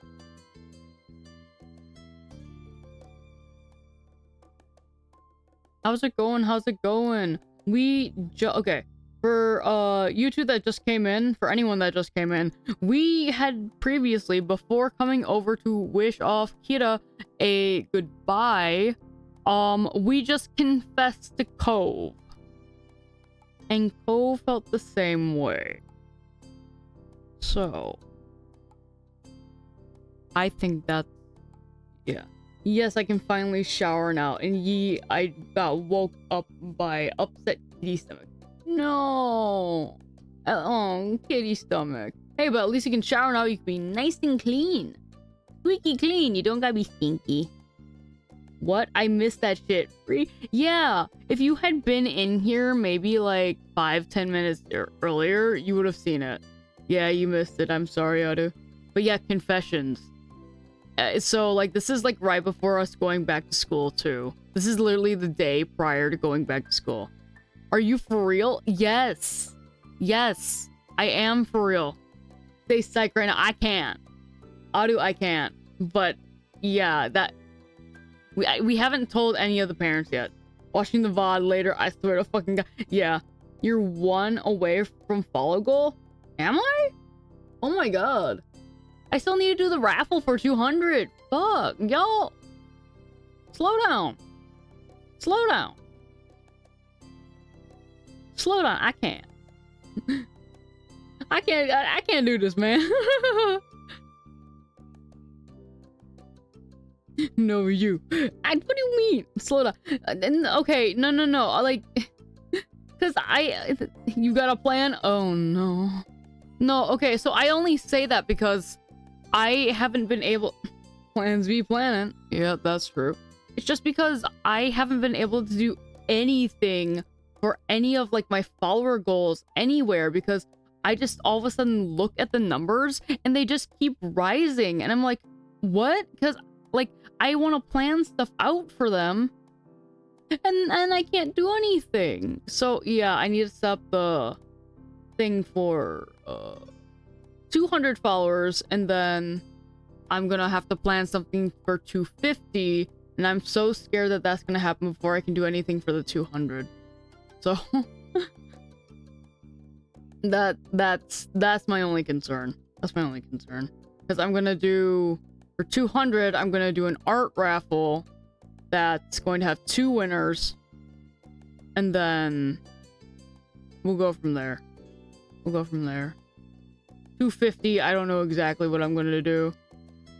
And I still even have to do the things from Dono December, but some of them I have to have my freaking what's it called? I need to have my tablet for to draw, and I need a capture card for that one because I don't have my regular drawing tablet anymore.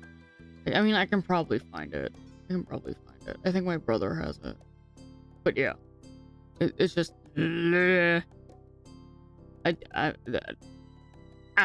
I'm shaking. I'm vibrating like violently. So yeah, I just want to be able to do stuff because I feel so bad that we hit these goals. And oh my god, Ash, are you serious? Are you serious? I just saw that. Yeah, you're back, done with your plan. Yeah, I saw the notification. Hon. Thank you so much.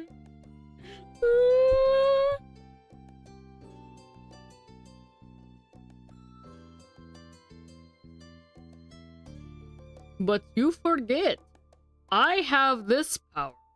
So you guys better go follow Ash. Ha ha ha ha ha! Go follow the bean! Right meow! Ha ha ha ha! This is my stream, I have power here! But I don't have power. Points at me. I'm so surprised you don't have a grabs you. It's fine. Thank you, Draven. But yes, oh my god, I love you guys so much. You guys are so lovely. Yes. Oh, I love that one. I love that emote so much. I need to make one for myself. I'm gonna make one for Nya. I'm probably gonna make one for Ash too. Oh, there's okay. It's so freaking cute. Yes! Yes! Yes, you got him to his goal! Thank you so much! My brother is taking a nap, so I'm here for a while. Yay! Yay! Yippee! Okay. So wait, I'm actually wondering why, friggin' Cliff is raising a brow. Raising an eyebrow, Cliff watched him carefully. His smile began to falter. What's wrong? Cove's gaze moved to the floor. He looked like he was grappling with where to begin, but then Cliff smacked a hand to his own cheek. Yes, congrats, Ash, congrats! Oh my god. Yippee! I am so happy. I'm so happy for you, hon. So that just means you need to get your streaming goals in. And then you'll be able to be affiliate. Oh, that's gonna be so fun. It's gonna be oh so fun.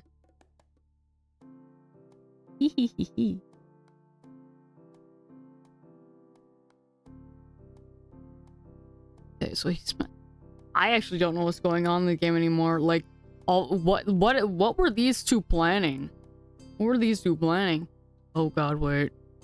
The noise caught everyone's attention. Cliff's eyes were wide, and you could clearly see the light bulb moment he was experiencing on his face. It shouldn't have been a surprise. I went behind your back again. Yeah. And it only took me until the very last moment to realize it. Crossing his arms, Cliff laughed at himself. You could tell it was out of frustration and disbelief, rather than the usual good-natured feeling. I'm so sorry. I thought I had gotten better at this. You have. Poe's voice was small, but it was enough to break through his dad's thoughts. Cliff's mouth pulled into a small smile. It's okay. It's been a long time since something like this happened. Not long enough.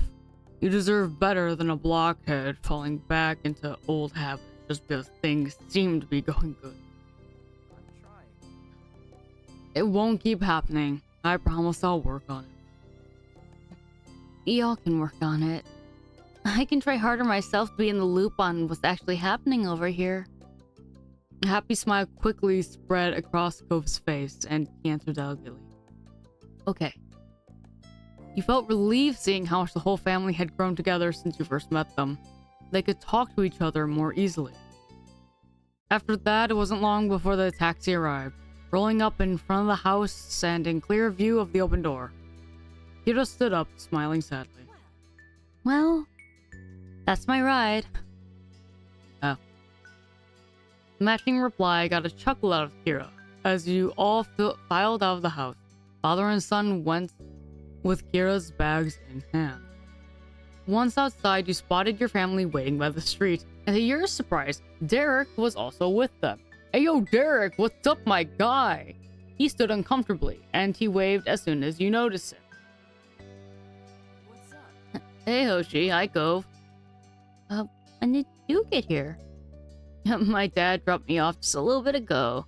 I thought I could visit one more time before school starts. Sorry. You picked a busy time, sorry. Derek couldn't even look at Cove. He nervously kept rolling a pebble with the bottom of his shoe. Sorry. I wasn't even thinking about your mom would be leaving today. I'm sorry, dude. What? You're not interrupting anything. You're always welcome here. It would have been sad if I didn't get to say goodbye before leaving. Derek came to hang out often, so it was inevitable that the two had met at some point this season. I think so too. It was apparent Derek would have preferred to have gotten there at a more opportune moment. He never liked seeming impolite, but the reassuring words soothed his worries. The tension he was holding in his body lessened, and he looked like he was feeling much more like himself. Bye, Derek. It was fun getting to know you. Thank you for redeeming the wet stretch, Ash. Oh my god, my back. I always say that whenever I stretch, but my back, it cracks. Crack, snack, pop, Rice Krispies.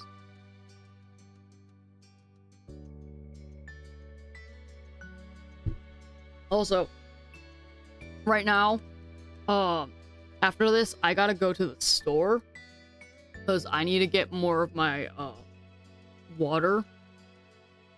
Oh my god, hi! Hi, Tasty, how are you?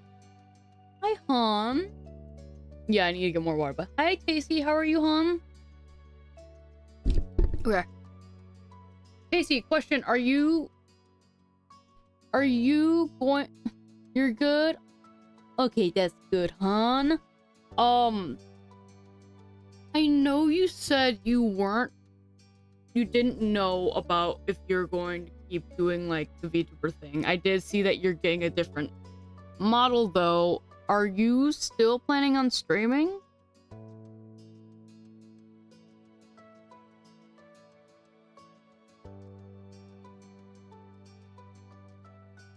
To be honest,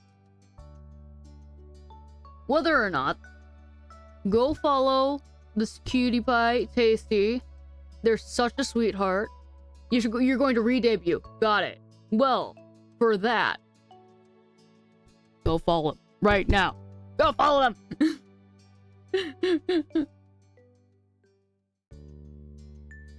Thank you. Yes, yes, yes. Okay. Yun. And treat VTubing differently and healthier for you personally. Oh, that is so nice. I'm so glad that you're going to be doing that, Han. Yeah, because yes, it's definitely... Actually, hold up. The fuck, am I following you? If I'm not... Okay, no, I'm following. I was just about to say, if I'm not following you, that's a freaking sin. Okay. But yes, yes, yes. I'm so glad you're doing that for yourself, hon. Because, I noticed, like, whenever I would see your tweets, I noticed that, like, every once in a while, you just were not feeling it. But I'm glad that you're going to be treating it differently and making it as you want, rather than what everyone else expects. So, congrats! I can't wait for the re-debut! Oh, that's going to be so fun. I'm hoping I'll be able to catch it, but if I can't, I am still supporting you so much. Yes, it's hobby and I need to treat it as such. Oh, yeah. That is completely fair. Yeah, because I know a lot of people end up thinking it's like, oh yeah, streaming's a job. And it's like, if you want it to be a job, it can be, but it doesn't. So, I'm very glad that you're gonna take it easy, do what you need to do. Because you deserve to have fun. Whether it be hobby or not. But yeah, that's very nice. It's very exciting. And to be honest, if people can't... You're welcome. But yeah, if people can't understand that, like, this is just a hobby for you, well, they don't deserve you. They don't deserve to be mean and try to pressure you into doing something that you don't want to. Live your truth, Daisy. All the love, all the love.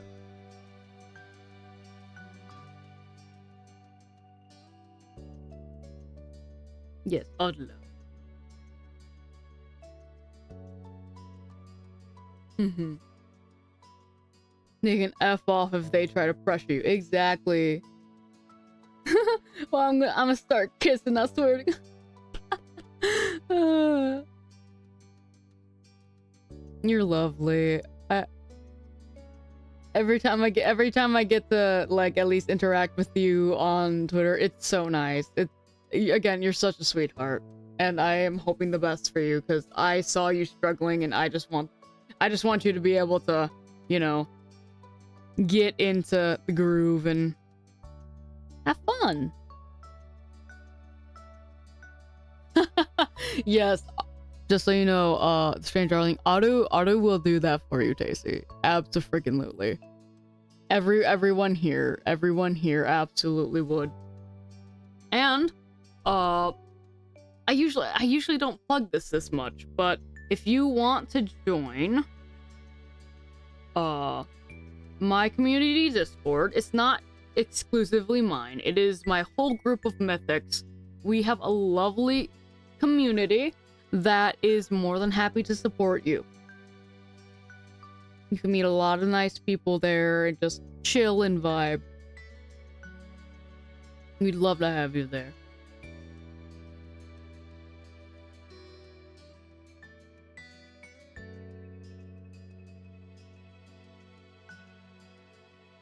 You join? Okay. Yay!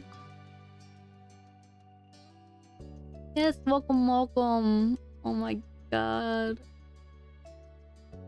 New friend.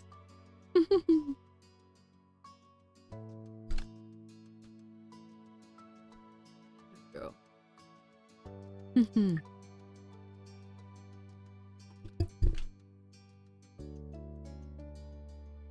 But yeah, I do hope that you will enjoy being there because we always want to make everyone feel welcome. And also that means one, I'm a mod. So if you have any questions or concerns going on, DMs are open. Just let me know.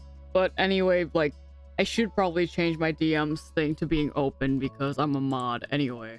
So I need to go change that role a bit. But yeah, in general, my DMs are open for you. Don't worry about it. Yay, new friend. Oh, I'm so excited. Again, thank you for stopping by too, Han. I'm so excited again. My bad. Side railed by seeing another lovely come in here. Ah! I love that I call you guys lovelies more than protagonists, but oh... You're protagonists, like, as the title, but oh, you're all such lovely people.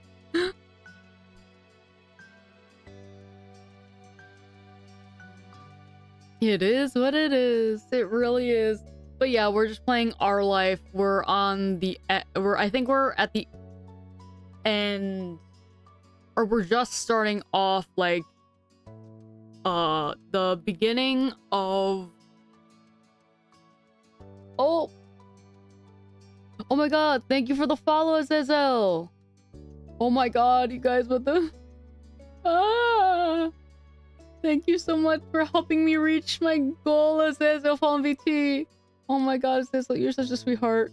Ashley, yes! My plan worked! Oh my god, thank you so much. Oh, you guys are so sweetheart. Ah. Oh my god. Hi. Hi, how are you, Han? Thank you for the follow. I remember I see you on Twitter every once in a while, and I know that you are one of Ash's friends. I've also seen you in, I believe, Sushi's. I've also seen you in Sushi's server, I believe.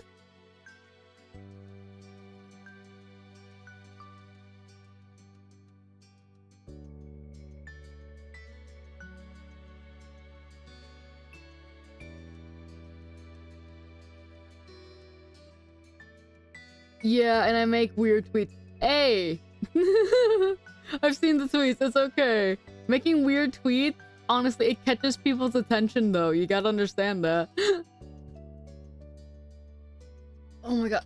Oh my god, actually, it says last night, before I actually went officially to sleep, I saw some of the tweets you did. Your voice tweets. I was like, oh my god.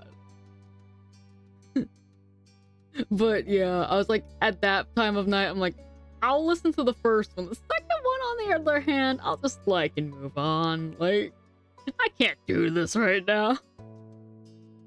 But oh my god, yes, thank you, Han, so much. Oh my god. You're in for real now. Yay! Yippee! Also, don't mind Ponky. Ponky's just like that. There we go. Oh my god.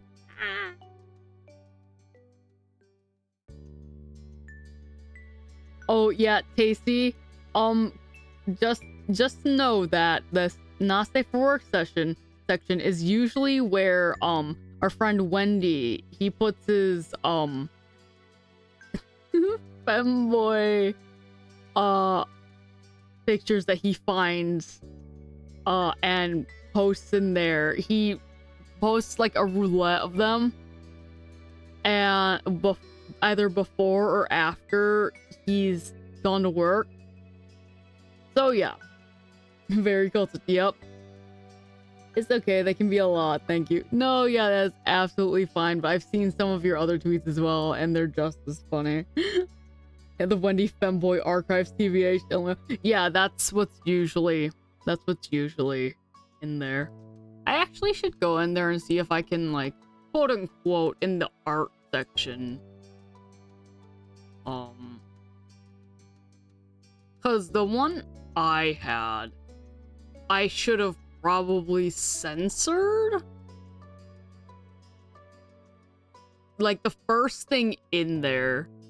Hold on, can I edit this and fucking censor it? Is that a thing I can do? No, I can't do that. It's okay. That's fine.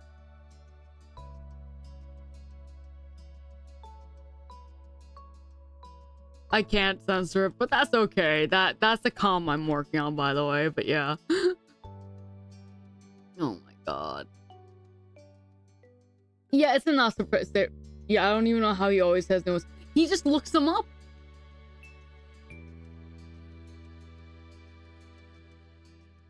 Oh, yeah.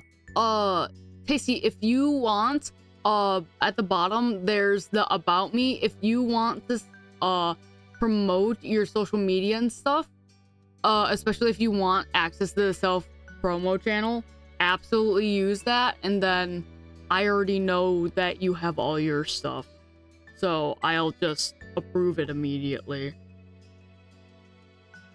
But yeah, we still have to have, like, the links and stuff to make sure. But yeah.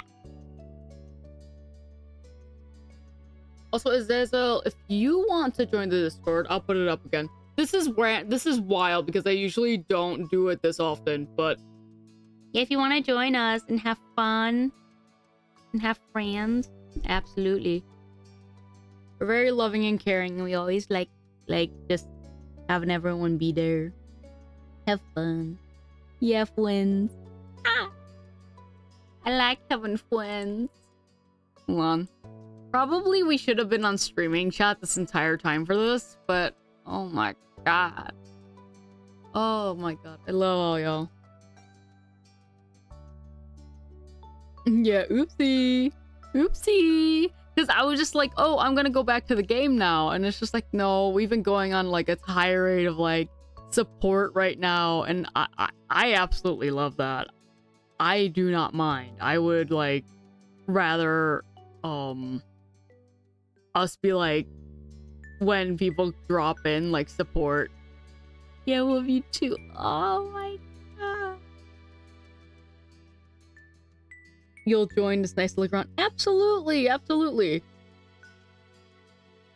Again, if you have any questions, concerns, stuff like that, either submit a ticket, and I believe that's at the bottom. Either submit a ticket or just come DM me. That's completely fine. Kissing everyone square on the forehead. Exactly. Exactly. Ah. Oh my god. All the love. All the love. I love it. I love it. This so much helps what my mood has been since yesterday, because I tweeted, like I sent out, like I posted, it was my moods had just flipped, and I'm so happy right now, and this makes me so happy. This makes me so happy. Oh my god. Yeah. Oh my god. Okay. Yeah.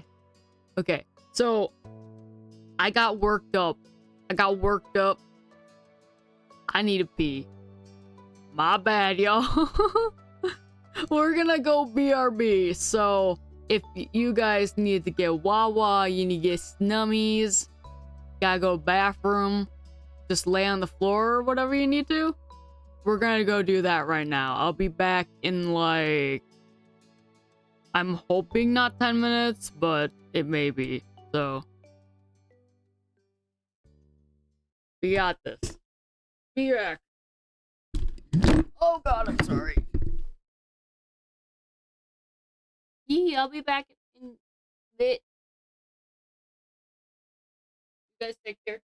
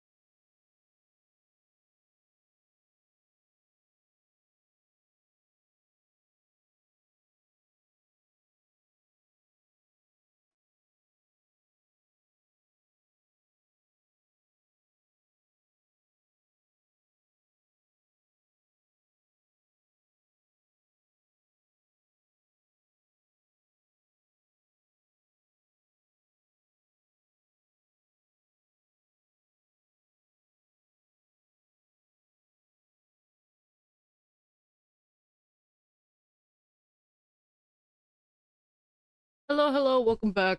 Hi. Okay, let's see. Just got back driving, that's completely fine. Talking through emotes is superior method of communication. That's so true. No, literally, if I could. Yes, I have returned. Hello, hello. I hope all of you had a good, like, little break. Little break. That was, like, only, like, 6 minutes. Hi, Koneko! How are you? Hi, hi! I don't know if that picked up. Hi, hi, Koneko. How are you, hon? Oh my god, so many lovelies are dropping in today. Aww. Thank you guys for showing up.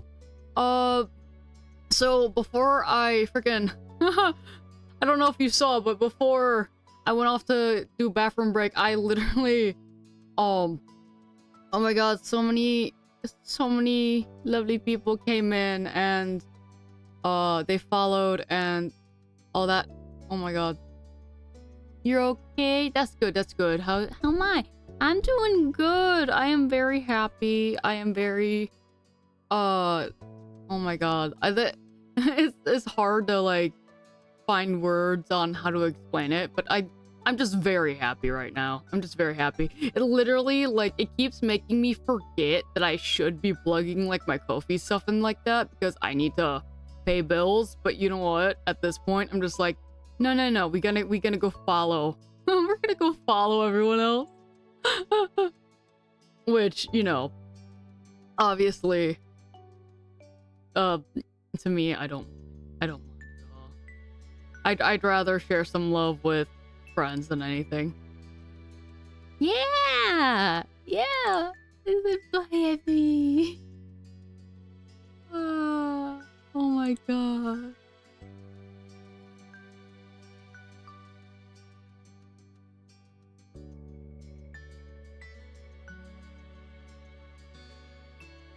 Oh my god.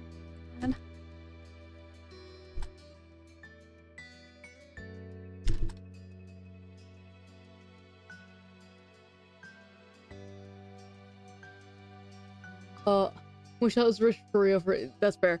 How have I never noticed your chest side before? Oh, you know, it's easy to miss. Not gonna lie, it's easy to miss. Also, you probably didn't notice it because before I didn't have the blinking for my PNG, but now that it blinks, it's kind of a bit easier to see.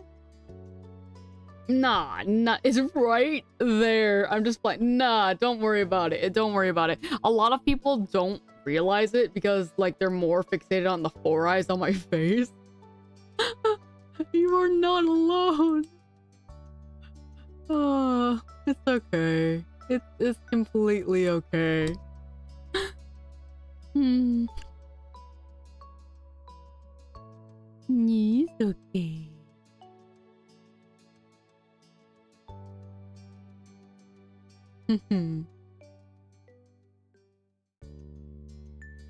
I love how many eyes you have. Makes me want to draw you. Oh, you don't have to, Koneko, but that would be so sweet. Oh my god. And also, your art is so nice. Like, literally, the rendering's so good. Draven, you have multiple eyes too? Yes! The multiple eyes are awesome. I know, I love the multiple eyes. I love the multiple eyes. There's something about it that just is nice. Gotta you notice the and then not the staring into your soul. You so right. Oh my god. What? I go to the bathroom break. We keep talking and now it's like, oh yeah, ad break starts in like 40 seconds. Bro. I mean, I'd rather it go now because even if I snooze it, it's just gonna happen in 5 minutes. You know? I wish this happened when I needed to go to the bathroom. God damn. That's effed up, man. Ad breaks don't go by my time, they go by their own time. God damn. Don't worry, it probably won't even be like that long or at all. So We'll see. Draven's character concept is kind of Oni based, so he has closed Oni eyes on his that don't open often. We love multiple eyes. Oh my god, yes. I love that. I love it. Oh, I love that so much. Oh my god. I love that. Oh. Oh my god. I love... Okay, but I just love the concept on everyone's stuff. No, don't be shy. It's okay. I think that's so cool. I think that is so cool. I love that so much. I also find like the variety of Onis very, very nice. Because so many people have different takes on them. Open, there's the ad. I'm sorry. I'm sorry. Actually, tell me if you do it or end up in ads, because if you do, I'm probably just gonna go fill up my drink again if there are. If not, I still got some.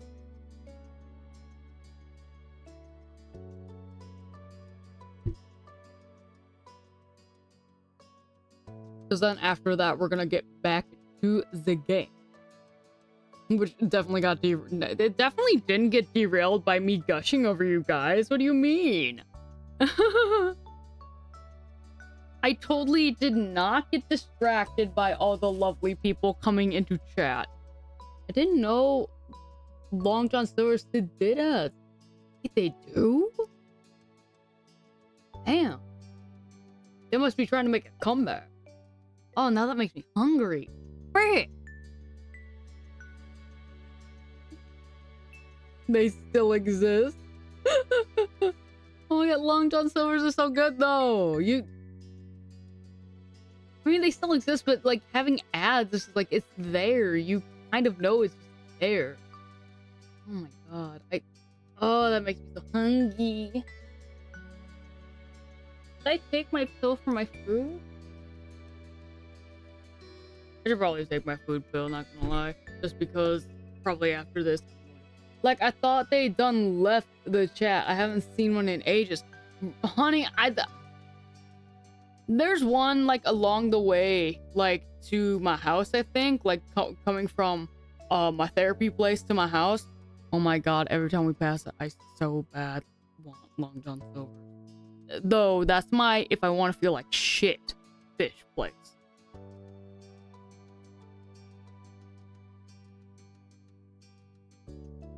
They done left the chat. They done left the chat, but they're still there in my heart. Oh. They don't left the chat, but they still in my heart.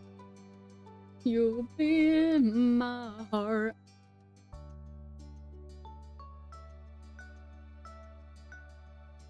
There's one in my area, but it looks abandoned. There's maybe one car there if lucky.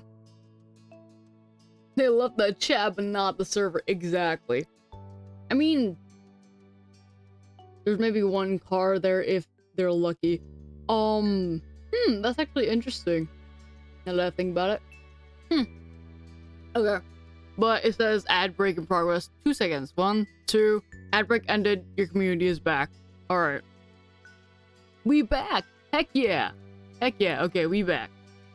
We back. And now, I didn't switch over to the game.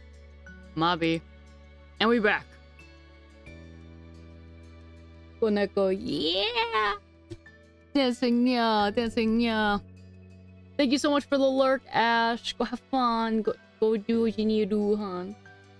But yeah, now we're back. For those of you that weren't here, right now, Cove is in the middle. Cove's mom, Kira, is on the right. And Derek is up in the corner. Derek just stopped by because Kira, Cove's mom is leaving after spending the summer at Cove's place with his dad, because Cove and his dad live together across the street from my character with their sister and moms. But yeah, it's called Our Life, Beginnings and Always, if I'm getting that right.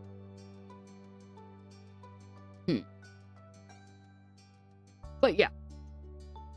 But also, again, like as I had told Otto, this is actually just a little bit after the point that our character has confessed that they love Cove, and Cove returned the feelings. So, it's so cute. Yeah. Bye, ma'am. Is there anything I can do to help? Nah, don't worry yourself over that. We're just about set. In that short amount of time, Cliff had gathered and packed the bags into the trunk. Kira took one last look at everyone inside. Alright. I don't want to keep the driver waiting. It's time to head out. The little crowd that had formed around started their chorus of farewells and well wishes traveling, but Kira still made no move to get into the taxi. She placed her attention on Cove. I'll call when I get to the airport and when I make it to Nevada. Also, you better call the moment you walk in the door at home. Otherwise, we'll be wondering all night if you got into trouble on the way there. Eating glass, I still can't believe I missed it. Oh, I'm sorry. I was just going through the game. Candy. And could you call tomorrow too? So I can tell you how school went? I can tell you how school went. Of course! I want to hear all about it. Akira put a hand on Cove's head and affectionately ruffled his hair one last time. She then let go, only to move on to squeezing his cheeks in her hands instead. Oh, I'd be this kind of mom too, not gonna lie. Mom or dad. I'd just be this kind of parent. Let's be real here. I mean, I do it to, my little stuffed dog Harry. There's no way I wouldn't do this to a child, my child, if I had one. I'm definitely gonna do this to my niece though when she gets older. Oh, every time I see her, she's getting so much love. Mom,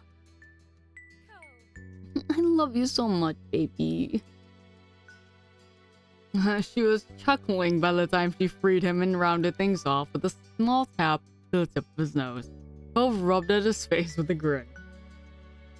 Finally, she walked to the car while waving and took her seat in the taxi. Cliff hooked an arm around Cove's shoulder and kept him close as it began to pull away. For a moment, Cove looked up at his dad and then wrapped an arm across his back. Bye, Mom. Bye, safe travels. Or travel safe. Can't read. Kira rolled down the window and stuck her head out of it. She waved again while blowing kisses at Cove and Cliff. See you again. Before she was out of sight, you decided to call out with your family and hers. No, absolutely call out. As you added your voice to the others, you watched Kira's smile grow larger. I don't know how, but I just got 300 channel points out of nowhere. So usually, you're not complaining though. So usually, that's if you just followed, that's where it gives you the immediate 300. Or if you've been in chat long enough, it gives you an immediate 300. So yes, usually it's like you don't have any and it starts going up like by tens, but like after following or something like that, it gives you immediate 300. Yeah. That's just how it is. Also, if you just followed, I did not see it. I thought I was only following. I thought it was only following for 300. Oh, well, it might have just been that you've been in here for, like, either lurking or something for long enough just to get 300. I'm not sure. I really don't know anymore.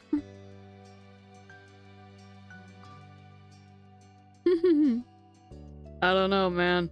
Things are weird on Twitch. The money system? Weird. I shrugged. I don't know. The cab turned down another road and completely disappeared from view. Yeah, Twitch do be wildin'. It do be. It do be do. Okay. Cove let go of his dad and took a few steps out into the empty street, still looking in the direction his mom went. He smiled quietly, deep in thought. You got the impression Cove was feeling better than he was earlier. He was finally content with the way things were. You jumped in between your mom. You jumped a bit when your mom put a hand on your shoulder, pulling you away from your thoughts. She smiled when you looked at her. This was a great vacation, huh? Yeah, I don't think so, you non-agreement, you shrugged. I don't know, summer isn't over until the second I fall asleep. No, this was good. Yeah, that's what I was hoping to hear. Go walked back over to the group, still genuinely happy. Derek grinned at him welcomingly, and everyone else there smiled at him, even Elizabeth. Hey, yo! Well? Ma clapped her hands together, bringing everyone's attention back to the present. It's almost lunchtime. I think I'll put something special together. Her eyes sparkled with a plan, and Mom smiled. I bet you could use some help with that. And that'd be absolutely wonderful. Derek glanced between the two, his eyebrows furrowed. Is there something I could do? Your mom's exchanged a fond expression. Ma shook her head. How sweet. That's very sweet, Derek, but it's alright. It's not your job. Technically, your dad left you under Cliff's watch. You're meant to be taken care of by him, not doing chores for the neighbors. Mom laughed a little over her own joke. You watched Derek look away, discouraged. It's okay. It's okay. I don't mind. He was a little bashful about it. You wondered if Mom's joke had just reminded him that he wasn't initially meant to be invited to lunch. It was getting a little awkward. Mom grinned sympathetically. Her comment was meant to lighten the mood, not bring it back down. Ma tried again to get things moving forward. Why don't you kids go have fun? You all can come back in about an hour. We'll make enough for everyone. Mom nodded in agreement. Sounds good. Another stunning idea, Lenny. Thanks. Thank you. Yeah. That sounds like a plan then. I don't want to cramp your style. I've got some stuff to work on, so I can be out of your hair and stuff. You should come by later too. No reason you should be the odd man out. Mom seemed amused as Cliff rubbed the back of his neck nervously. He grinned, a wavering but pleased smile. Thanks very much. I appreciate you. He looked over the assembled crowd with knowing glances. I can help too. With as many people as you're feeding, that's gonna be a lot of food. Didn't you hear what we told Derek? It wouldn't be fair to make you cook when we're the ones who are inviting you in. Ma raised an eyebrow when Cliff waved it off. Come on. No, I insist. Derek would be missing time with his pals. This would be a break for me. I'm quite the chef. He did make a pretty good meal when we went over. Ma and Mom exchanged further glances before Mom shrugged. True. An alright an airtight argument. If you're sure, we'll be happy to have you, Chef Cliff. Cliff's grin widened and seemed more hyped than you'd expect him to be about helping with lunch. Cove shook his head, a fond smile on his face. Oh, I love that. Then all us grown-up people will be heading inside. I assume the rest of you kiddos are staying out? Maybe not all of them. Ma tilted her head, a silent question for Elizabeth. Your sister thought for a moment. Alright. Oh, I'll stay with the kids. That's fantastic. Yeah. Both your moms smiled at her, while Derek and Cove didn't seem to appreciate her phrasing. Yeah, that's fair. But with the plan decided, all three parents waved and headed for your house. It was just you teenagers now. Elizabeth looked at you and the others, a curious expression on her face. So? But now, you silently wondered if Elizabeth only stayed on out with you to avoid getting roped into work mood. Then again, she could just generally want to hang out. You couldn't tell with your sister. Cove spoke up after no one else did to answer Elizabeth's question. Oh, wanna go down to the shopping street? It's been a while. And I don't think there's a lot of other things we could agree on. Yeah, sure. Awesome. Sounds awesome to me. Unlike you guys, I haven't been there 1,001 times. It's new to me. Let's do it. Let's do it. You strolled across the road as a group, down to the beach and then to the left. It took less than 15 minutes to arrive, one of the conveniences of Sunset Bird. The four of you looked around at the familiar shops, trying to see if anything caught your attention this time. Derek was the most enthusiastic. He checked out every stall with his eyes wide with wonder. Elizabeth and Cove were in good spirits as well. That's so cool! He ran over to a street magician who was currently doing a card trick for a group of enchanted tourists. Derek clapped when the magician showed a middle-aged man his card. Derek turned back to the group with a curious gleam on his face. What does it take to perform here anyway? Do you have to ask somebody, or do you just show up and start doing stuff? Who would you even ask? It's a public street. Hey, Miss Mare, can I pull a rabbit out of my hat? Please, Flopsy is well behaved, I promise. Derek chuckled, his eyes searching up and down the scene. Maybe there's a boss of the shopping street? No one does any of this around my neighborhood. It's just regular stores behind walls. It's different if someone wants a real store, but here I'm pretty sure people are just putting on their little shows whenever they want and do whatever. That's so neat. Would we be allowed to do something too? Cove laughed and Derek began almost vibrating with excitement. Elizabeth rolled her eyes. What would we do? Well, I don't know. Not yet. I mean, I just found out it's a possibility, no? But there's gotta be something. We know cool stuff. I'm pretty sure if we think about it, we could plan a show that'd really get a crowd. You thought it was a great idea and wanted to be a part of it. You felt he could try this idea on his own. You thought Derek needed to abandon the idea. Stat, you gave a look to the other two. I mean, they're like, you know, amusing him. They're like... Also, I keep forgetting that Cove's voice hasn't dropped yet. So that's gonna be fun to hear his VA once his voice gets lower. Hey, I mean, I think it'd be a great idea. I don't want to like abandon like Derek and put him on the spot on his own, and I'm not gonna just think he should abandon it. Like, come on, we're still like young, we can do stuff. But I mean, as much as I would love to look over at the other two and be like, what do you guys think? I think, like, it'd be really fun. Just, like, try. Even, like, again, but this is my mindset now. When I was a kid, I would have said, like, I mean, you can try. And it was either you can try on your own or I'd give the other two a look. But no, I think this would be cool. I'm in. Whoa! Nice. I knew I could count on you. Now I just need to act.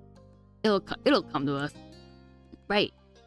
With some amusement, the gang continued to peruse the stalls. Elizabeth found some earrings with a dangling badly misprinted globe that everyone laughed at. Cove picked out a blob as Iceland, but Derek thought that it had to be Greenland. Oh god, how do you mess those up? Like, how big is it? You know this is a world with what looks like 9 continents? I think you're both wrong. Trevin. You wanted to side with Cove, you backed up Derek, you agreed with your sister. No, it's Australia, you stayed out of it. Hold up. Wait a minute, so Greenland, Iceland. At least those two are in the same thing. If it's 9 continents, there's only actually 7. I could say it's Australia, but that means it's in a completely different place. If it has 9 continents, like, I'm just gonna, see, I'd love to say, like, it's something, but it depends on how big the blob is. I'm gonna stay out of it just because, like, I don't know. Suddenly, Ko froze. You stared at him and then tried to see what caught his attention. When you saw a familiar face down the way, it all made sense. But, oh god, between the crowds, his bright hair stood out like a neon green bowl in a kitchen sink. It was Jeremy. Jeremy slowly drifted his eyes down the street and his eyes widened in mutual recognition. He definitely noticed you. Derek frowned and Ko sighed. Neither of them were happy to see him again. You stood there shocked. You glared at Jeremy. You waved at Jeremy. You decided to smile at Jeremy. Jeremy, you looked away. I'll smile at him, I guess. He just looked dismissive. Yeah, that's fair. Elizabeth raised an eyebrow. Her gaze swept over Jeremy without a hint of a clue. Jeremy simply scoffed to himself and waded deeper into the crowd of people. Derek relaxed and exhaled loudly. I'm glad he's not gonna start anything. He peeked over at Elizabeth with a tiny smirk. See? That was the mean kid. What? Huh? She still didn't get it. The first summer day hadn't made nearly as much of an impression on her as it did for Derek, but he smiled and waved it off. Just forget about him. I already have. He laughed and Ko smiled lightly. He seemed in a much better mood now that Jeremy was gone. Your eyes wandered over to where Jeremy disappeared. You hadn't forgotten the day you met him either. He was only going to be in town for a vacation with his parents he hated. That glimpse was probably the last time you would ever see him. Now you mentioned, I'll mention it to everyone. Jeremy's probably gone for good. It's time for him to go back to wherever he's from. Yeah. Yeah, guess we won't have to worry about that guy anymore. Derek kicked at a low rock in the road. It clattered forward and then rolled under a stall. But I still think it's kind of sad Jeremy turned out to be, well, like he is. It would have been nice to make another friend. Very true. Cove shook his head. He was clearly not broken up over what might have been.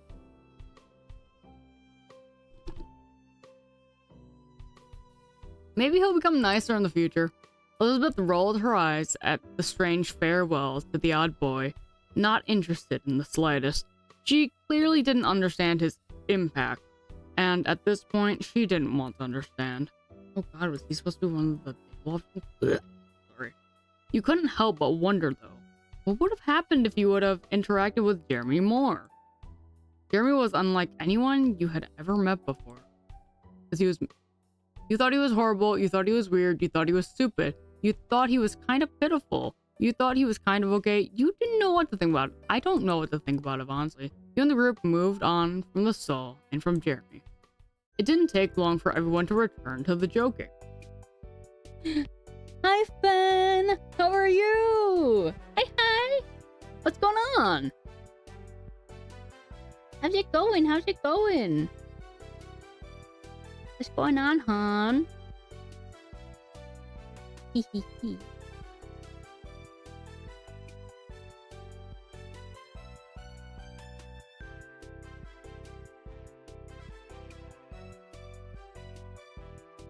You're doing a bit better. I'm looking over some of my vegan orders right now.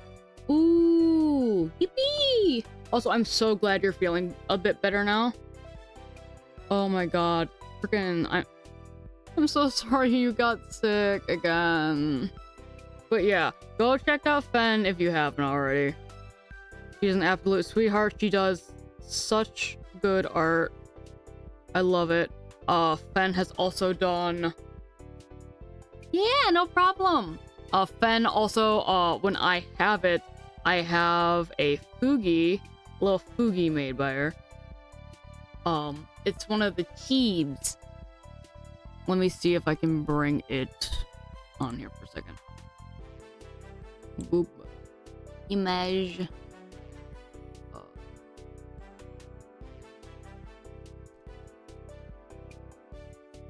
Let me get the little creaker here. Oh god, she's so big. They're so big. Oh my god, sorry. I'm like working through like what pronouns I'm going through right now. But look at them. Look at them. Ah! They're so cute. Yes, massive dragon. Look, they're so cute. Oh my god. Again, this was made by Fen. It's so adorable. I absolutely love it. I absolutely love it. And I am so thankful that they made it. It's like Godzilla but a kitty. Oh my god. Yeah. Right, Koneko? It is so cute. Yeah, I love it so much. I love it so much. Y'all such cuties, and I appreciate you guys so much. Thank you so much. I'm probably gonna have to get this set up in my Vito too, so I can just use this every once in a while. It'll be really easy. I just need to set them up. But yeah, oh god, it's so cute. It's so cute. So definitely, like, if you want one of those, go see Fen. And then Fen also does logos, and oh my god, they turn out so well. They turn out so well. Oh, I have so many lovely friends. I have so many lovely friends that can do awesome art. I love it so much. oh. Everyone's art is like so cute and like unique, and oh, Yay! Yes! Yay! Yay! Yay! I love you guys so much. yeah, so many friendos. Yes. Everyone in Club Mythics and stuff like that. Oh, you guys mean the world to me. I just love how like everyone can get along and stuff, and how like chill the vibe is. I love all the support we give each other, because I believe that everyone deserves it so much. I believe everyone deserves it. Every aspect. Oh my god. The Yes, Draven, exactly. Oh my god, I love the cat. Bye! Agreed, the vibe and community is such a wonderful thing. Club Mythic, Beth Mythic. Thank you for helping to promote it, Hoshi. Oh my god, bye! bye bye bye bye. Ah!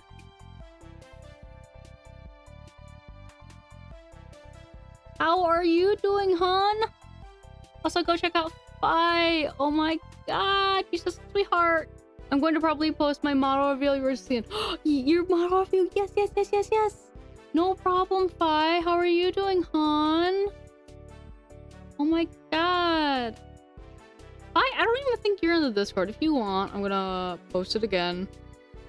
If you want to join our Discord, we just love to vibe. It's not my personal Discord. This is hosted by the entirety of Mythics.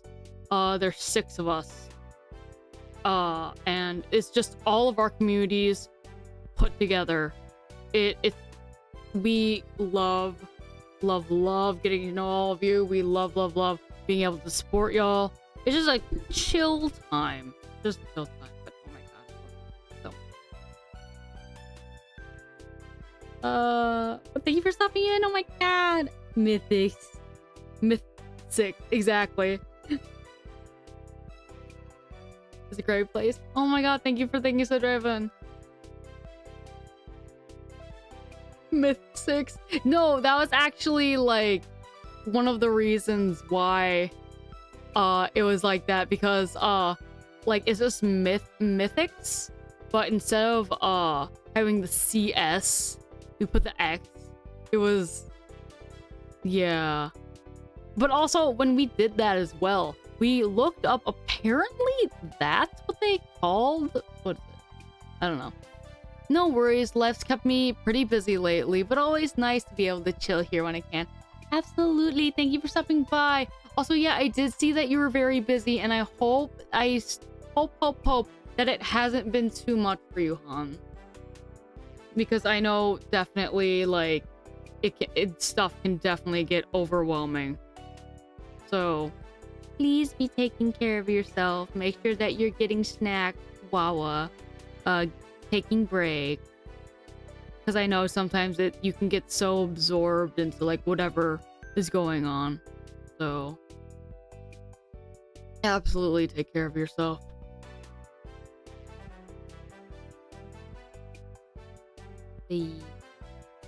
Yeah, don't worry. As long as you do your best, that's all we can ask for. That's all we can ask for.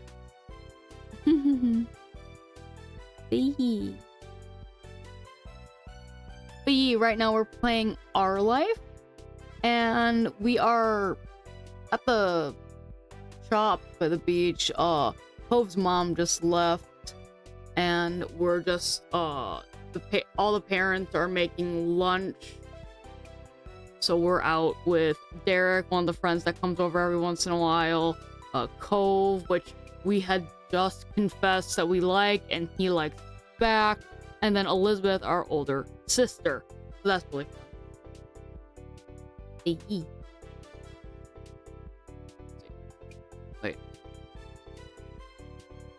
Wait. It didn't take long for everyone to return to the joking. You all enjoyed what little time you had left. As Elizabeth mentioned, the hour was almost up. Being very punctual. The little trip had flown by, and lunch must have been waiting for you now. Derek bounced on the balls of his feet. No, yes. Come on, guys, let's get going so we can eat. I'm starving. If we have to, I can't wait. Phew, I've had enough walking around. Homebound, here we go. Now, silently. Me, I'm not gonna lie, I have no idea what's going on in the game, but I'm here for it anyway. That's completely fine, Draven. It's literally just this little, it's a little, like, nice VN, like a little, romance VN. But one thing I love about it is that you get to choose, your gender, you get to choose what you look like and stuff like that. It doesn't exactly, like, show you, but at least, like, once you choose the presets, it will, like, use and explain those presets that you chose, and it's really nice. So yeah. Huh. It's like, yes, I am hungry, but at the same time, like, if we have to. Cove stretched one of his arms lazily. Let's go then. You looked at him appraisingly. It is nice. And I also have other VNs that I'm going to play. I just need to figure out, one, make sure that they're Twitch appropriate. Well, actually, the only one I know that is not, like, safe is Dramatical Murder, which I wouldn't have played on stream anyway, because that one's banned, but, you know. You asked Cove to carry you back to the house. You nodded at him. I'm not gonna have him carry me back. It's okay, I'll just nod. Then you followed Elizabeth as she took it upon herself to lead the way home. She walked fast, much faster than Derek preferred. She kept gaining a lead, and then Derek would jog back up to the group. With Cove's long legs, he had no trouble keeping up. That's the only... Raven, that's the only one you've played? You've only played Dramatical Murder? That's actually wild. The thing is, I would also play... it's made by the same company. But I don't remember exactly what it was. It has, Toa in it, though. Draven, that's actually pretty base, not gonna lie. But it has Toa and this main character. Yeah, but I'm pretty sure I would not be able to play that one just because of what goes on. It's way too graphically sexual, so I would not do that. I want to do Touch Starve, though, when it completely comes out. So, yeah. You only got bad ends? No. Oh, I'm sorry. You used to be really into Mystic Messenger. Oh my god. Oh my god. I actually never got into Mystic Messenger. Oh, you used to be? Yeah. I used to be really into Mystic Messenger. But like, I never got into Mystic Messenger. I'm not gonna lie, I heard about it, but then when I told my friends, it was like, yeah, I was never into Mystic Messenger. They're just like, good, you saved yourself from the real-time calls, having to wake up at 3 o'clock in the morning just to answer the freaking phone. I'm like, oh lord. One of the ones that I got into, but it had like some gameplay and stuff like that. Was Obey Me. So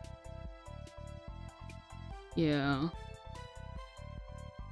I like the graphics of Love in Deep Space, but I don't think I could get into that. Like if it's a VN, it's like if it's a VN that I can play on the computer, I'll probably be able to get through it if I'm doing it with other people. Other than that, no. Oh my god. I love how it's like explaining like the freaking fast movement and length of legs.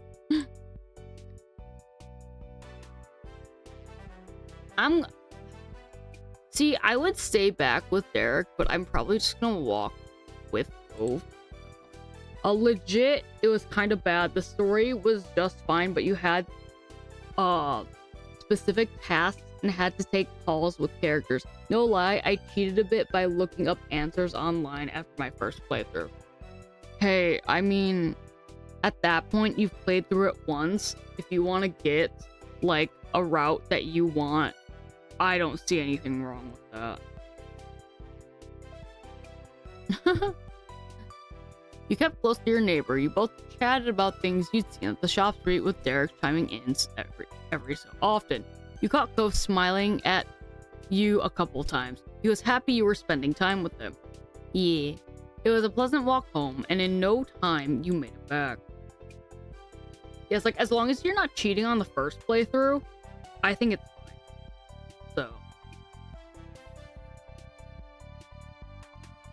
So. Derek got to the front door and held it open for everyone as you each moseyed in. Derek's me for real, for real. I always do that. I remember when I was in school, and it was like, oh, we could finally go in. I grabbed the door and just held it open for everyone. And I remember I was always told, like, you don't have to do that. Everyone else can hold the door. And it's like, no, it's okay. And my teacher's like, you really don't have to. I'm just like, no, but like, it helps. They found it sweet, but they're also like, just make sure, like, when you do that, you're not late to class. I never really was. Oh yeah, Fi, you too. Yeah. Yeah. It was quite something. It was quite something. I did it for middle school because we'd have to wait outside until, like, technically we could go in. Yeah, sometimes I ended up sprinting to class after. Same. I would sprint to class at the beginning of the day, and then but I always made sure it's like, oh well, I have my books with me already, so it's fine. The three parents were still in the kitchen. They looked up and waved. Welcome back, everyone. You made it just in time. I hope you're hungry. So, did everyone have a nice time out? She gestured for people to take a seat at the table. Plates and silverware have already been placed out. You took your normal seat. Elizabeth sat across from you, and Derek took the seat to your left. Cove sat on your right. But he blushed a little and began fidgeting with his silverware. His dad was the first to pick up on his extra awkwardness mood. Of course he would, though, but your moms weren't far behind. The parents shared looks at Cove's reaction. It seemed that he was struggling with how to act normal around his dad or your parents, or both, after what happened between the two of you upstairs. Oh yeah, we had a great time. It was fine. Thank you for the lurk, Fen. Thank you for showing up. Thank you. Have a good lurk. I had fun. I really liked it. It was okay, I guess. Yeah, the bank heist went off without a hitch. Nah, I really liked it. That's good in my book. Casually, Mr. Holden sat in the empty seat across from Cove. He smiled at you and all the other kids. Mom set down a platter full of water glasses on the table. She looked down at the gathering. It's a good thing we have 8 chairs. I can't remember the last time we've had a group this big over for a meal. Of course, you're here to support any way you can. Oh, thank you! Big hugs. Can you pass the drinks down to the other side? Make sure you all get one. Be glad. Sure. Those close to the cups obliged and started offering waters around. As you passed Cove his drink, your hands touched. Cove froze. Oh, a little awkward, but you had already let go, not yet realizing that he was too distracted to function in that moment. Oh my god. Yeah, the sweet and wholesome. Yeah, it's so cute. Oh, so cute. The glass fell down to the table, landing with a sharp clatter of glass on wood. Cove scooted his chair back with a restrained shout. I'm sorry. I'll get a towel or something. He looked around in a frantic panic, as if an object to soak up the water would magically appear if he turned his head fast enough. His dad bit his lip in worry, rising from his own seat. Oh, what's going on? Been a little out of it today. Did something happen? Cove tensed, frozen again. He stared at the water on the tabletop as if he wanted to sink into it. You spoke up to cover Cove's. You blanked on anything that could be said. You admitted what had happened between the two of you. They had to find out sometime. You actually blurted it out. I'm gonna cover Cove. If something did happen, you should wait for Cove to want to talk about it. Trying to make him say things in front of everybody wouldn't be good. Mr. Holden nodded slowly. He still seemed worried, but after another look at Cove, he smiled sympathetically. Right. Well said, Oshi. I'm here when you're ready, son. Of course. Yeah. Cove breathed a sigh of relief and shot you an apologetic look. You shot him a covert thumbs up. As everything got set up, Ma chided Elizabeth to take her elbows off the table. Get those elbows off that table, girl! No.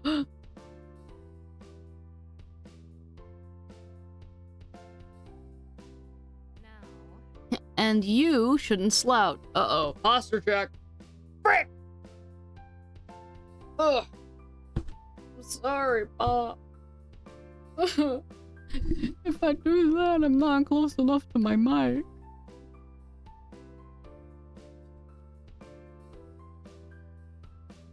Oh, she pointed at Mr. Holden, who was leaning forward with both arms on the table. God damn it, I'm just like... Oops. Mr. Holden seemed unsure about all this attention and carefully rearranged his posture to something suitable for a fancy dinner. He smiled sheepishly at Ma. Elizabeth rolled her eyes and Ma gave a level look at her. You shouldn't be impolite to a guest in the house either. Elizabeth groaned, long and long suffering. Ma giggled and Mr. Holden chuckled. A lot of you could learn a thing or two from Derek. He has the best manners. You're so right. Derek blushed, but it was true. His posture was upright and formal. He even held his fork gracefully. His table manners, on top of all his attempts to aid your parents, made him the model of meal attendee behavior. It's nothing. It's true, though. You have been a lovely guest. I've noticed that too. It's always nice when you stay over, Derek. Derek smiled and sat a little taller in his chair. Aw. And do you have anything good to say about our other guests? She looked deliberately at Cove with a teasing smirk. Or is there just nothing to say? Oh. Well, Cove is my number one, but he does still clean his hands by wiping them on his pants. Oh, Cove, no! No, Cove. Cove frowned at that and absentmindedly brushed his hands on his pants legs. Your mom's laughed lightly. There, there. That's funny. Elizabeth, you should know after all these years, Cove is hardly a guest anymore. Cove smiled awkwardly. Thanks. Manners schmanners, no. Who cares? I don't think it's that big of a... You teased Cove for his bad habit. You complimented Derek on his playlist. You joined that Derek was basically a dog. Kept quiet. I'm gonna tease Cove. Come on. Don't think I'm gonna let the pants thing go. Cove looked over at the window, not wanting to face the truth. Oh my god. I actually, this is really funny too, because I joke to my brother all the time. It's like, why do you keep wiping your hands on your pants? It's like, I don't got anything else. It's like, go get some paper towel. And he's like, that's too far. But I guess, like, I don't know, but at work, obviously, like, he works in a bakery, so I kind of understand why, because, you know, sometimes you don't have, like, the towel to wipe off, but it's just really funny to me. Like, when I worked in a bakery with him, I brought my own apron, so I could, like, I had an apron, right? But I also brought my own apron, too. And I would always keep, like, well, no, okay, so at the bakery job, they gave us aprons and hats and stuff like that. And so they had pockets. I'd put myself in my pocket. If I needed it, I pulled it out. When I worked as a float at a cafe, I brought my own apron, and I did the exact same thing. So I guess that's just how I work, but that's just me. That's just me. It's okay. Okay. Everyone ate their meal together and continued to hang out for the afternoon. After the food, you and the others played a couple games and talked about plans for the upcoming year. The time passed by quickly, and soon it was time to part ways. Mr. Holden talked to your moms, and Cove drifted over to you, knowing that as soon as his dad finished up, he would be leaving. It'd be cool to stay, but we have some stuff to do before everything closes today. Okay. Yeah, bye. Could you move? I need the phone. Cove raised an eyebrow and Elizabeth impatiently gestured behind him. Cove realized he was standing right in front of where the receiver was placed. He sidestepped out of the way and shook his head, clearly thinking Elizabeth was rushing too much. Your sister made a beeline for the phone and started dialing the number of what you figured was one of her friends. Knowing Elizabeth, she was going to be on there for a while. You, Cove, and Derek shuffled closer to the door. It seemed like Mr. Holden was wrapping up his conversation, so everyone started saying their various farewells. Talk to you later. See you later, Cove. We gotta do this again sometime. Yeah, see you. Cove turned to you, and smiled slightly. Bye, Hoshi.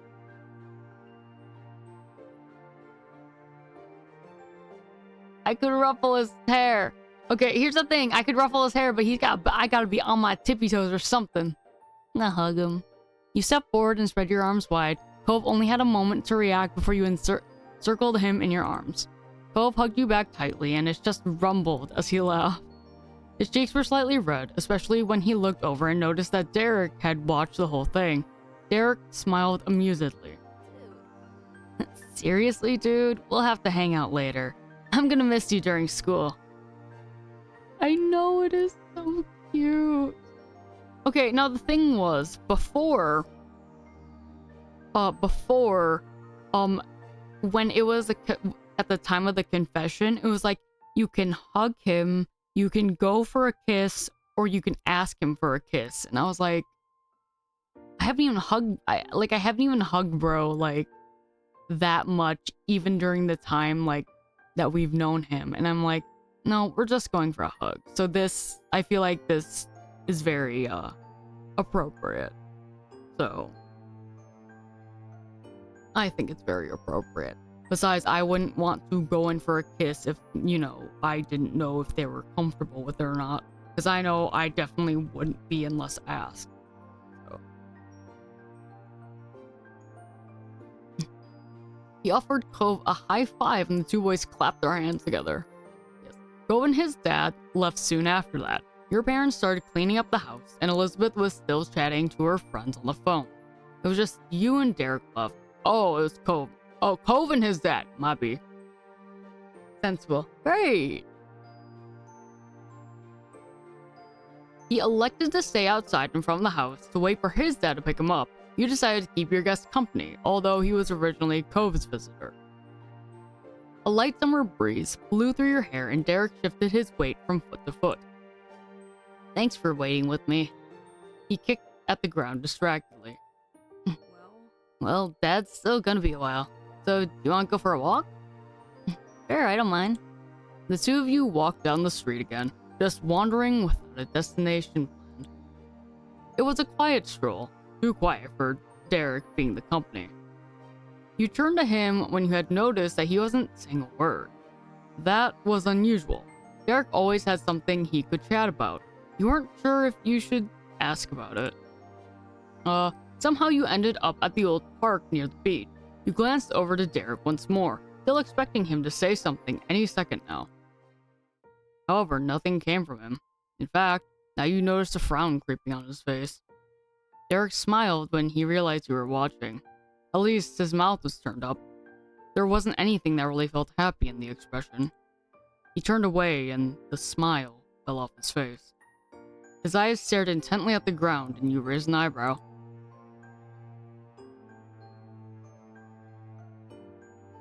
Everything okay? If you want to talk about something, I'm here. I'm a little sad. It's just with school starting back up again, it's gonna be harder to visit. I'm gonna have homework and clubs and practices and everything else. Sucks. It really sucks we go to different schools. Yeah, that's fair. So Derek is the friend that he comes in when his dad's on business with Cove's dad, but so he just visits then, and he's just like, I wish I could spend more time, which is fair. His face screwed up and his fists were closed tightly together. This was really concerning him. What if we don't have time? You channeled some optimism. I mean, I would share the worries too, but I feel like I'm always the one that puts optimism. It's like, hey, we'll still be able to. Like, we have the phone, we can call and stuff like that, Like, we'll make time. We can talk over the phone and have plans for weekends. It'll be okay. This is literally what I was saying. Thank God I chose that. Okay. Derek looked up at the sky. It was orange and purple with little wisps of clouds scattered around. A plane flew high with a jet stream trailing behind it. Then he turned to the ground again. Derek's face was tilted far enough down that it was harder to read his expression. Hey, Hoshi. I actually wanted to talk to you about something, if you don't mind. There was a pause, and you waited for him to finish his thought. Sorry. Oh, I was just wondering, do you like guys at all? Like, would you ever want to be with someone who was a boy? Sorry if that's weird to ask. I could be with a guy, maybe, I don't know, you didn't answer. I kinda don't want me. I could be with a guy. Okay, then he hesitated before finishing his question. Oh my god. What I mean is, is there any guy you think is kind of cool that you like around here? Not at school or anything like that. He ducked his head further. You already knew the answer. You had confronted that very topic this afternoon. No! Okay, I'm sorry, Derek. I don't want to be like, well, I like Cove, and then that end up making him and Cove like awkward with each other, because Cove and him are still friends. So, I really don't want to say that. That's okay. I get it. It's personal. Thanks. Are you mad at me? You shook your head. It was alright to just ask someone, and he didn't push anything. He looked relieved. Cool. I hope we always be friends, no matter what. Even if we don't see each other for a long time, or if we get really busy, I still hope. He cut himself off and met your eyes. There was something serious to him, sincerely worried that you'd fall out of friendship.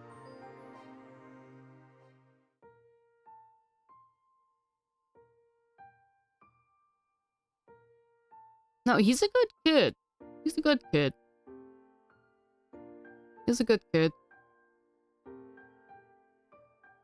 So I don't know what the difference between I hope so too, I want us to be friends forever versus we're always going to be friends, other than forever and always. Like, that's the name of the other game. That's the name of the other game, Forever and Always. Okay.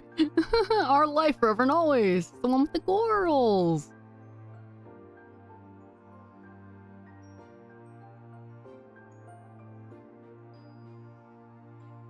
One is a maybe, the other is absolute. Oh. Oh, so is the we're always going to be friends the maybe, and the I want us to be friends forever is the absolute?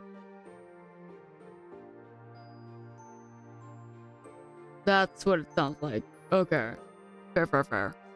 I mean, I do want an absolute. The other way around?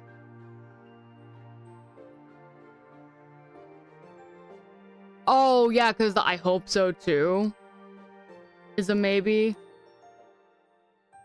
Okay. I mean, we always, yeah. Derek smiled mostly to himself. He seemed a little more like the usual. Okay, got it. Then for sure, you have to make the most of next year. Then the year after that, and the year after that. He rambled on for a while about things. We'll just make the most of every year. Right. He smiled and felt like your friendship was still strong. Okay, good. You didn't spend much longer at the park after that. Derek didn't want to miss his dad, so you both made your way back to your street. After Derek went back home, you decided to settle in for the night. Stretching your arms over your head, you noticed that the living room and the phone were free. Oh, wait, so I could take it easy or call Lee. Bro, I can call Lee and tell her the tea. I'm pretty sure Lee's not gonna spill, you know? I'm gonna call Lee. You picked up the receiver and quickly punched in the familiar number while going to take a seat on the couch. Yeah, tell Lee the tea! Soon enough, after explaining the situation to the housekeeper, Lee answered. Hey! Hi, Lee. Can I talk to you? And definitely! We practically have to! My gosh, can you believe it's almost time for school to start? What happened to our summer? School starts first thing tomorrow for me. Oh, I thought starting next week was bad enough. Enjoy your last week. Oh, I will. I hope you'll survive your first day. Me too. I need a good year. Ditto. And at least summer was nice while it lasted, right? We were busy. Yeah. Fondly, you thought about all the best memories you made this summer. Lee was there for some, but there were still many you hadn't filled her in on yet. You reminisced about a moment of your summer. You moved on to talk about her. See, I don't know what a moment of my summer would be. You know? But I'd usually always move on to talk about the other person. I am conflicted. Just because I don't know what the moment of my summer is. Like, is the moment of my summer literally what happened earlier?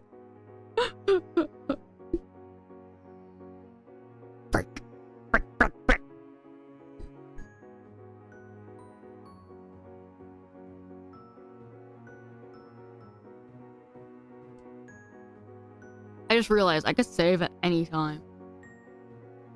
But, I'm probably just gonna do what I usually do, talk about her. I want to hear more about her.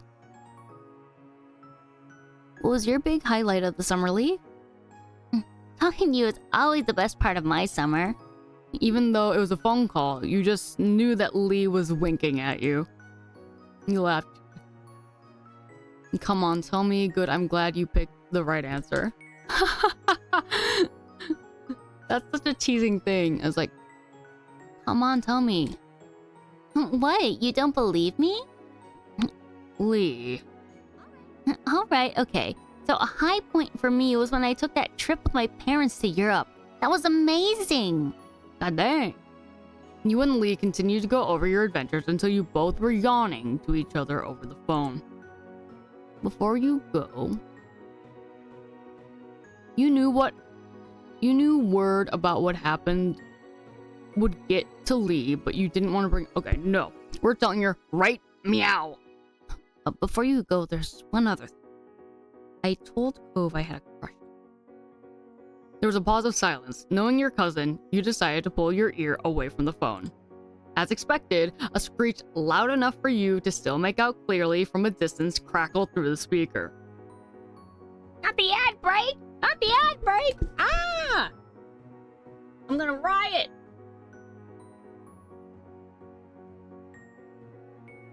Agile, agile. Ah, ah, ah.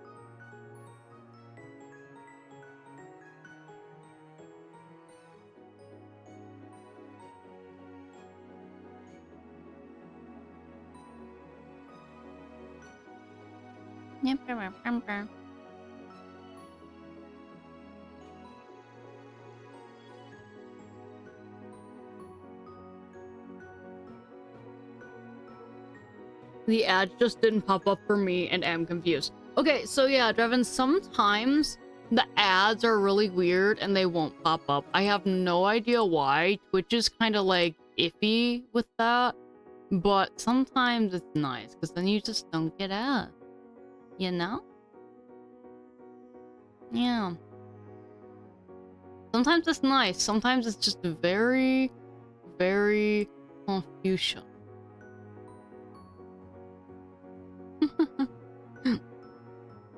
But honestly, that's fair and valid. Fair and valid.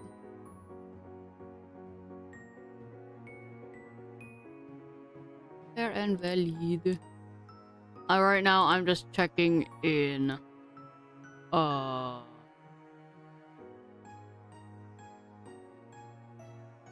Chats and stuff like that.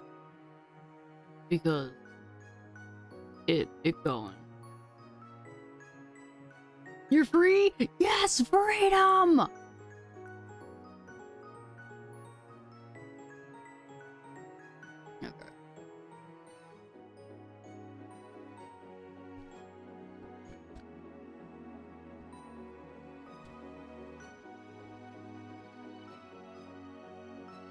Also, I love that I can never say happy birthday, like, regularly.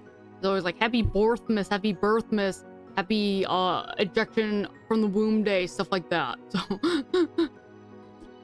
when it's your birthday, just know you're not getting a regular happy birthday from me unless I have no idea who you are. But it's also just because I want you to have a laugh, you know? Okay, so we told Lee. Oh, thank you. Yeah. Me going, happy birthday. Yes, that's exactly how we do that. It's very true. Yeah, so told Lee. As expected, a screech loud enough for you to still make out clearly from a distance crackled through the speaker. When you felt it was safe, you put the phone back against your head. Lee was still gushing to herself, though a little less loudly. Why didn't you say so sooner? He had to have liked you back, right? You two are the most perfect pair ever. Tell me, please. You used the precious little time you had left to try filling her in as best you were capable of in that moment.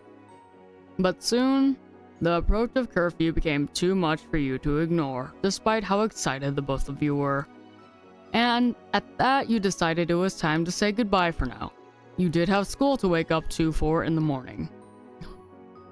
Bye, Lee. Night, Hoshi. Talk to you later. You left the phone on the side table for now. Looking at the clock on the wall, you saw that there was only about 10 minutes until your mom would be insisting you had to go to bed so you could be rested enough for school. You stretched your legs out on the couch and sighed in defeat, watching the minute hand change 1 minute closer to bedtime. You rearranged yourself, feeling restless, and looked out the window. Startled initially, you spotted a figure out in the hills. It was Cove. When the surprise faded, you realized it really wasn't that much of a shock at all. It was exactly something Cove would do.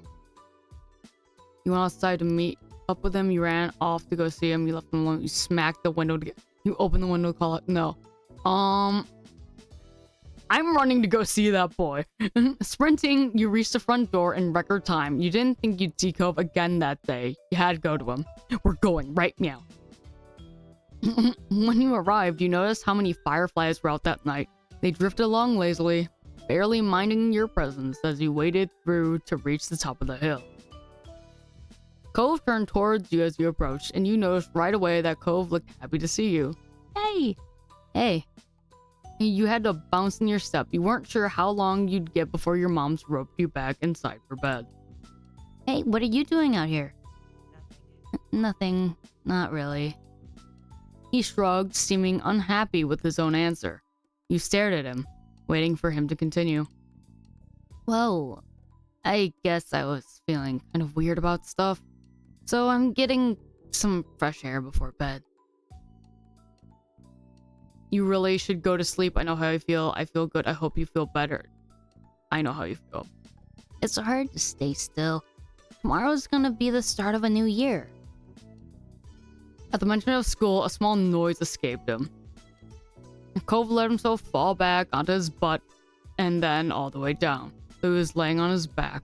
He looked up at the sky.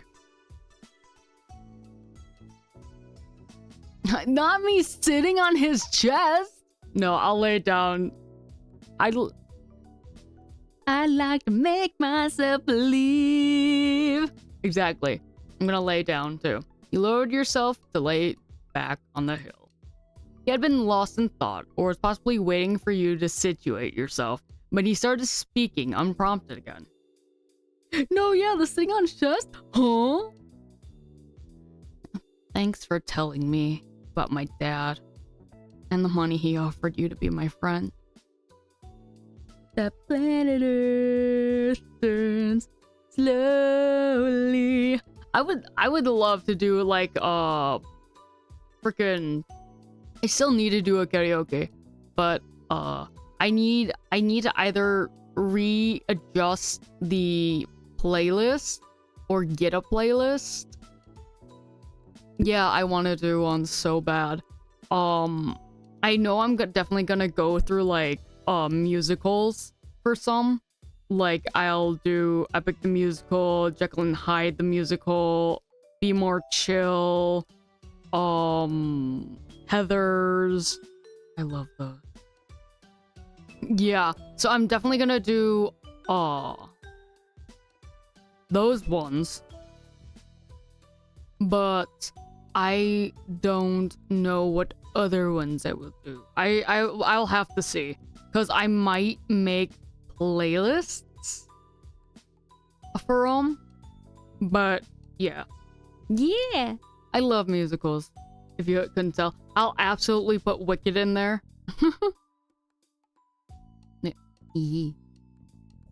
Thanks for telling me about my dad and the money he offered you to be my friend. This was probably the last thing you were expecting out of him. Cove seemed to pick up on that and stretch his arms out wide in front of him. Wicked is great. Yes, Wicked, yes. finally being able to see Wicked, like, in full, even though it was the most recent rendition, freaking amazing. I have heard, like, the original soundtrack, though, so... I mean, this is where we met, remember? It happened that day. You could recall the sad little boy with the pink cast who you found in this very spot. It felt like a lifetime ago. I kind of have a strange feeling looking at you, but not in a bad way. Just thinking about you then, and really seeing you now. It's something. He turned his face away from you. You got the impression he was trying to hide a blush. It was almost unbelievable how much of an impact he made on your life just by moving in next door. You couldn't even imagine what your days might have looked like in a world where you had met him. Please kiss, oh my god. Hey, Otto, at least I didn't try to kiss him earlier, so at least if we do kiss, you will see. Cove glanced back at you, waiting for a response, and you had no idea what to say. Then, still without a word from you, Cove shook his head strongly. What? It's you. Huh? He snickered before answering. He looked thoroughly amused with your reaction. Oh my god, I am as oblivious as I am in real life. That's what you do all the time, so I'm being you. You do that all the time too. So do you, Cove. You were stunned he noticed enough to take note of it. I don't do it that much. Not being able to argue with his assessment, you accepted it. You felt bashful at this joke. So do you, Cove. Really? Yes, always. Cove couldn't help but grin at that. Honestly, there weren't many people you could think of could tease you about something like that. Returning his smile, you realized there was no denying that you two have been around each other for a long time. Cove broke the quiet before it could fully settle. See you Oh. tomorrow. Yeah, see you then. With a final wave, Cove headed for home, but you stayed there a few minutes longer. Your mind kept going back to his simple statement, see you tomorrow. No matter how much was changing around you, there were some things in your life that always seemed to remain true. The hills felt warm to you that night. Before you knew it, you were getting comfortable under the covers in your room. Your mind couldn't help but still be buzzing with thoughts about the future. It was hard not to think about Cove. There hadn't been enough time to really figure it all out after what happened between you. You felt... No, I mean, I'd be nervous. I would not to say I wouldn't be nervous, but like with the positive like reactions, I would be excited, definitely. Yeah. There was little doubt in your mind that things were moving forward, and you couldn't wait to find out what changes were waiting for you on the horizon. Slowly, your eyes grew heavy as you drifted off to sleep, your mind spinning with wishful thoughts. No matter what happened next, you could only hope that you would make the most of it. You were ensnared in a dream when a noise from the outside world jostled you. Your eyes snapped open, noises happened, you tried to forget it. You stubbornly kept... No, when I hear a noise, I immediately wake up. The light clatter continued. Now that you were more alert, you had distinguished it as a tapping sound. Quiet, slow, but persistent. Each beat was like being poked. You couldn't ignore it. You lifted your head from the pillow and looked for the source. Not much work was needed to puzzle it out. It was from the window. Real, I am too light a sleeper. Oh my god, yeah. Like, unless I'm like in a certain like state. Yeah, Cove's probably at the window. If I am at in a specific state, I like will just push it off. But if you so much as just open my door as quietly as you can, my eyes are already open and I am looking at you. Or if you haven't even got the door open, enough yet? I am sat up looking at you. Like, do you need something? Like, because I'm just worried like something bad's happening. I wasn't like that as a kid. I used to just sleep through it, but I can't do that now. Again, unless I'm in a certain state. So yeah. Best from the window. With that, you knew exactly what it was. From the color of the light filtering into your room, it was too early for anyone to be awake, including the sun. It had barely hauled itself over the horizon, but that didn't stop some people it seemed. You sat up in bed and opened the window wide. Cool air, not yet warmed by the day, tickled your face as it pushed into your room. And just as you'd expected, there was your neighbor crouching on your windowsill. He was fully dressed, though not for school. He was wearing a wetsuit and a shy smile. Oh, he's going surfing before school? Hi, Hoshi. You stared back, blinking. So technically, we won't be back to school for a few hours. Driven, I am heavy sleeper now, but I was an extremely light sleeper as a kid. Oh dang, I was the opposite. Koneko, I'm generally a really light sleeper, and right now we're watching my dad's pup still, and they bark at everything all the time, and it's been rough. Oh, I'm so sorry. Oh, I do hate when the dogs will bark at every little sound. Though, my dogs, they usually do that for sounds in the house. If it's a sound outside, though, it's usually like nothing. Unless they're outside, like when they're going potty. But yeah, I do get used to the puppos barking, but they've been getting a lot better. There's construction across the street too, so oh my god, I'm sorry. There's just a bunch of stuff going on around you two in there. I'm sorry. I hope that like you can just also excuse me. But yeah. Yeah, F. Yeah, sorry. Yeah. Oh. It's like they better finish up. Y'all need your sleep.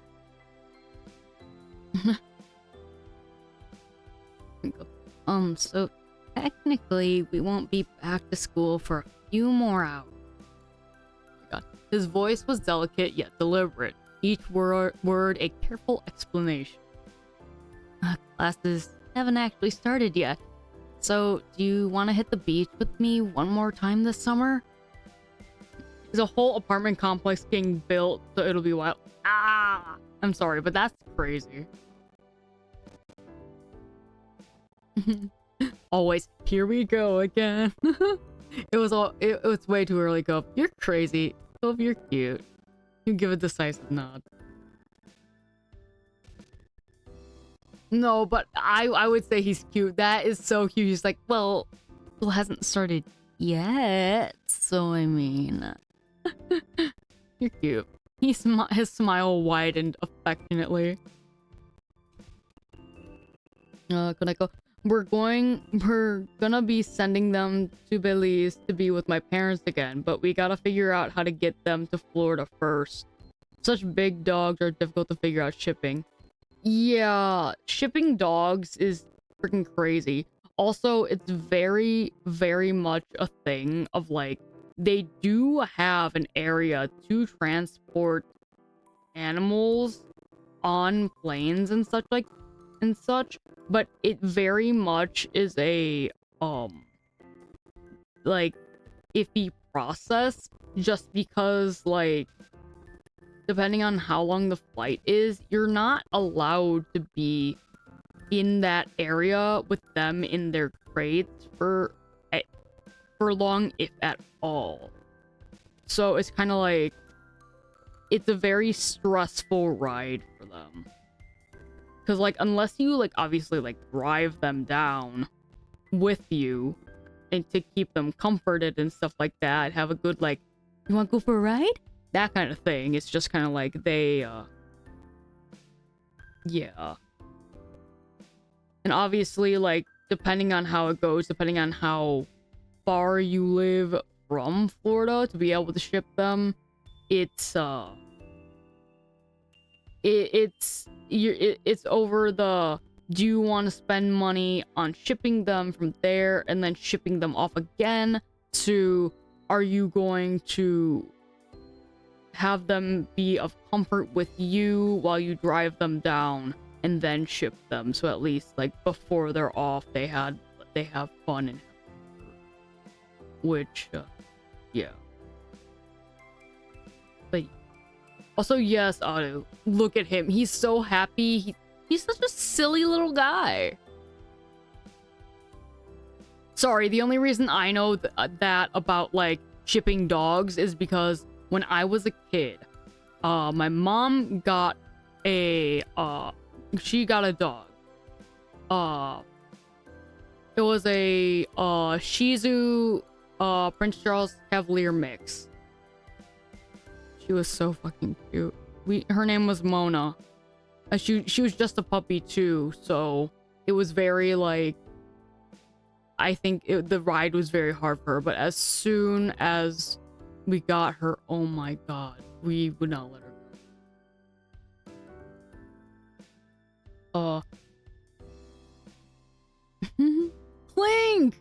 Okay, but the poor pups are gonna have to go alone since we can't afford to get them there comfy with us.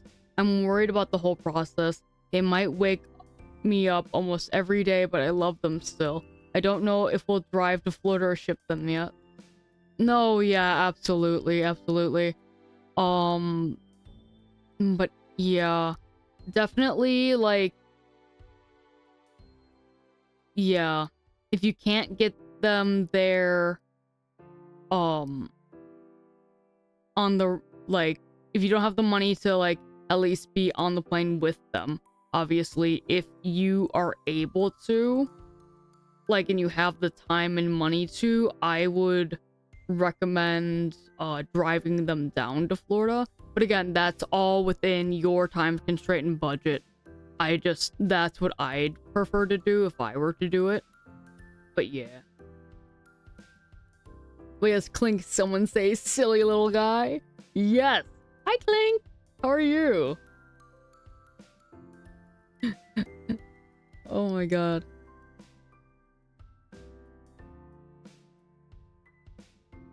Clink just lurking and waiting. Biding his time, waiting to strike. That's amazing. You're good, just got done with cleaning. Yay! You're productive. You were cleaning. Oh, that reminds me, at some point I gotta go shopping, but it's okay. I can wait a little bit longer. Because I'm just walking over to the store that's like, right, quote unquote, right around the corner. It's a little past the corner, but you know. This. Oh, but yeah, Cove's just a little guy. You rushed to get changed into something suitable while Cove climbed back down to ground level.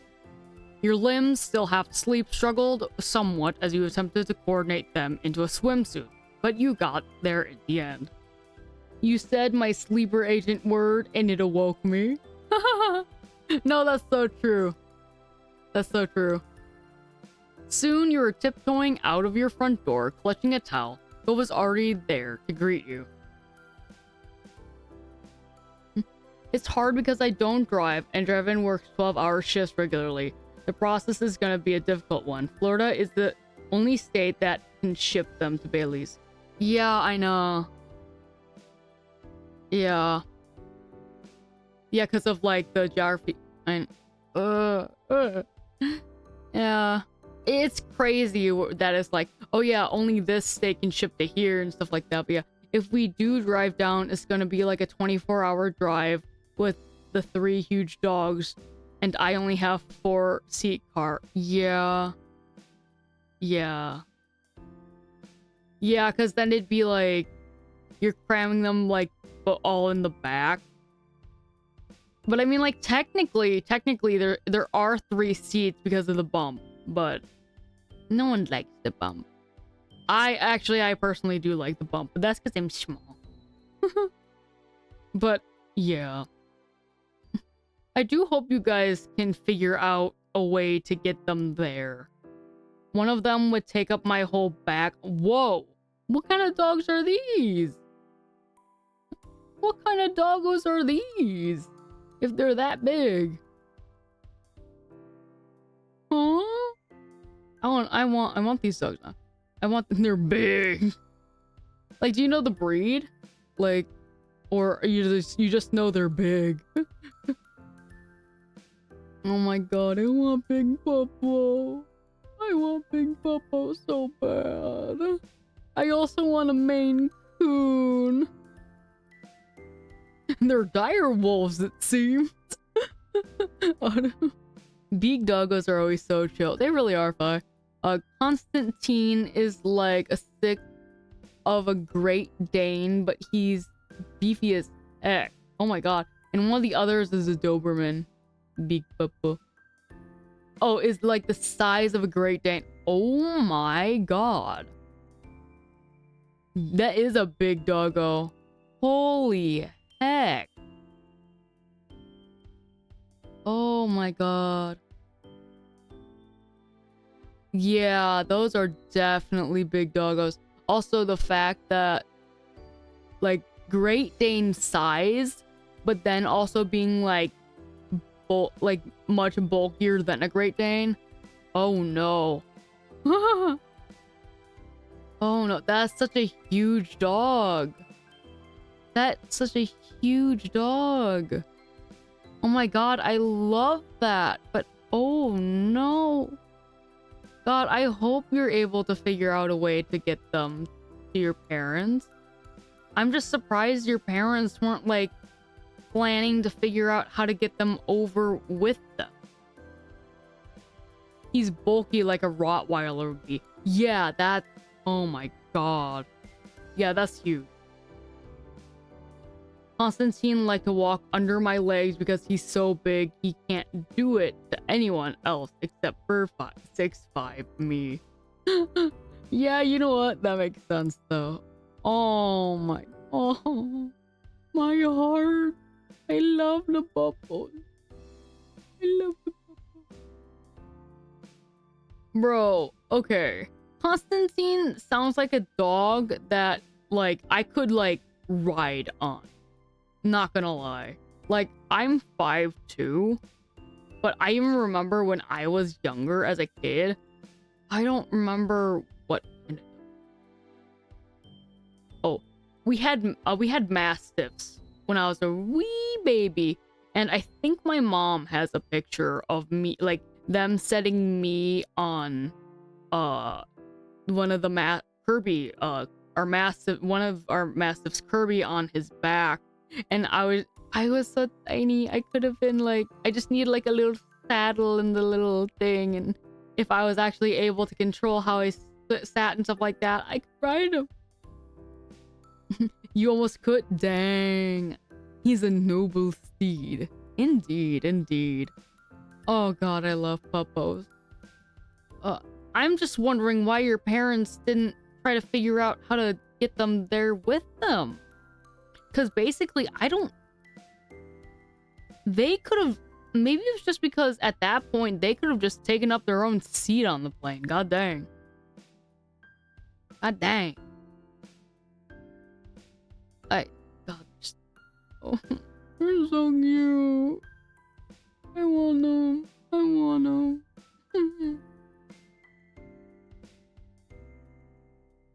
I'm sorry, I'm gushing about dogs. I love them. I just love pets in general, man. But giant dogs, I want to hug them so much. They won't crush under my hugs, and they can crush me, and I would be happy and content about it because they're nice, cuddly, and warm.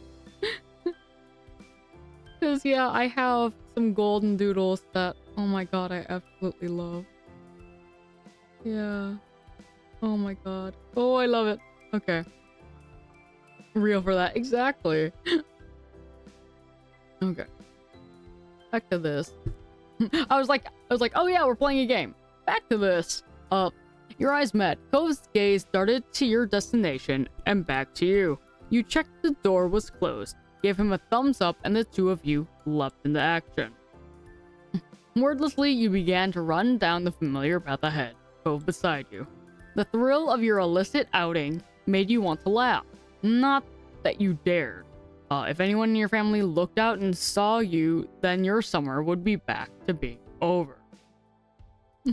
One glance at Cove told you that he was exactly the same, holding back snickers for fear of being heard and caught.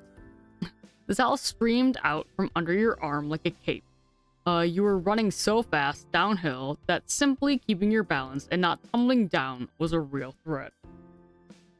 It just wasn't enough of one to make you slow your pace. For every step you took, the beach was a little closer and the day a little brighter. They need to get a space ready for them in Bailey's, and there's a lot of complicated stuff with exact timing on specific shots and all that. Oh, yeah, that's true. Oh my god. I wish transporting dogs for a move wasn't so hard. But yeah. Oh, puppos, I love them so much.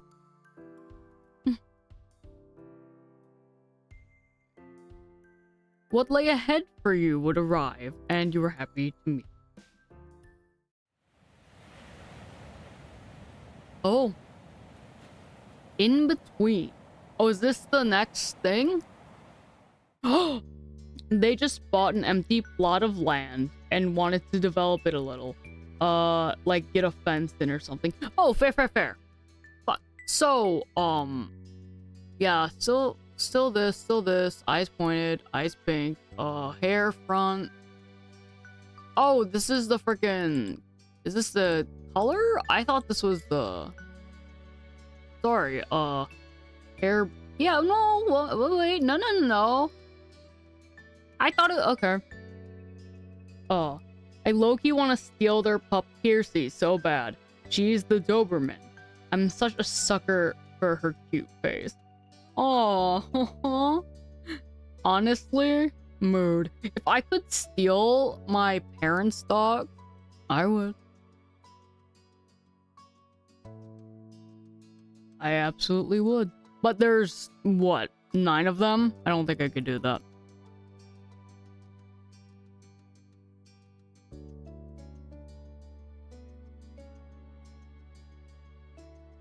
What, can I not change what my hair looks like anymore? Like in the front? Is this just the front that I deal with now?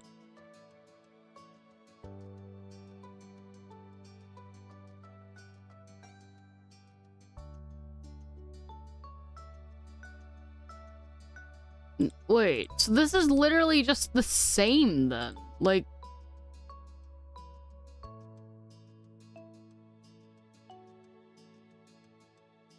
No, I still have that. Hair color, no, black. Still they. Next page.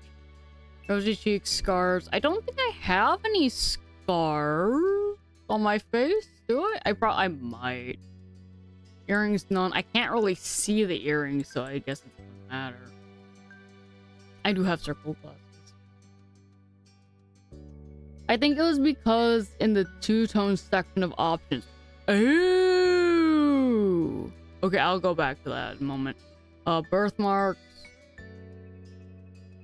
Oh no, I don't have those, might be. This. Acne. I do have acne, but I don't want to add that. Next. Pants. Shirts, yep. Bracelets, and next is watch, hat. Oh, I did have braces, but that should have been the last one. Birthmark, scars, freckles. Yeah. Yeah. This is the, that's the point of where this happened. I did have watches, though, at this point. Change page, ring, none. Headscarf, none. Nail length is long, usually. Nose ring, no. Nail color, plain. Headscarf, none. Ring? I did wear those. Change page. Oh, okay. You were right. You were right. Okay. I didn't realize that. Thank you. Because I was like, technically it worked, but I just wanted to see the other ones, because... Shaved.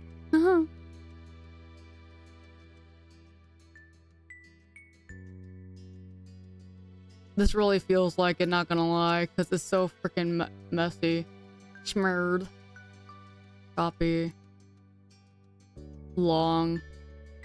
No, yeah, my hair is long at this point.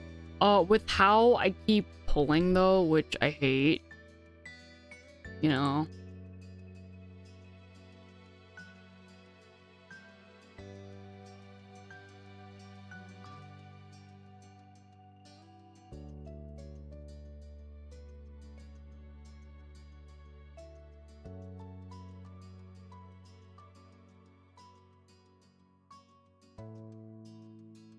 Actually, that kind of works. Okay. Okay, I think that's everything. Okay. Relax. Direct. Nah. Bro, we confessed. I love this man's.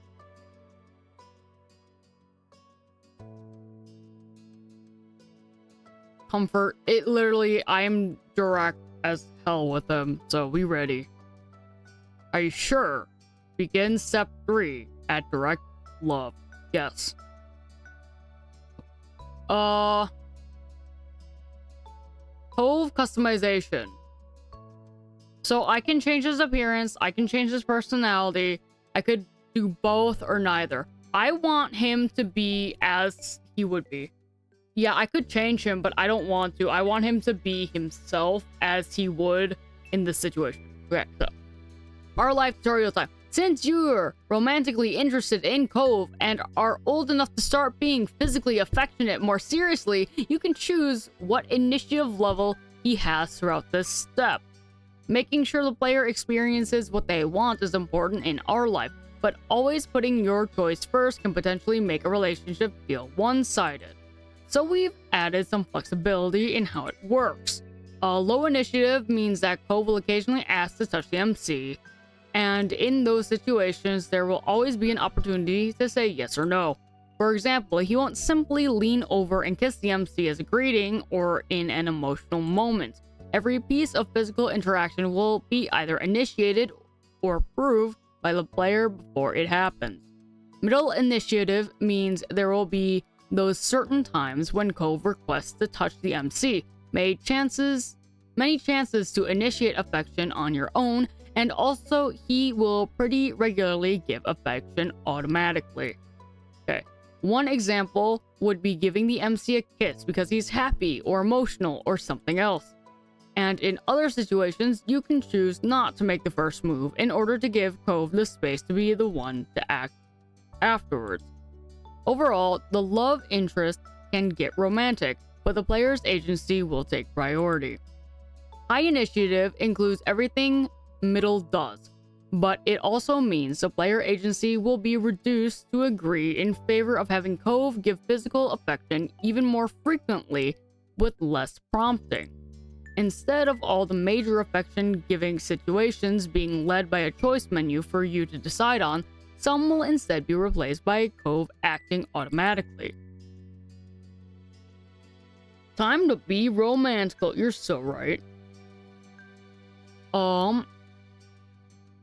Let's see. This level is only recommended if you're very comfortable with physical affection and would prefer to simply see it happen rather than always holding the reins on it. However, this level is mostly relevant if Cove ends up as your official boyfriend at some point.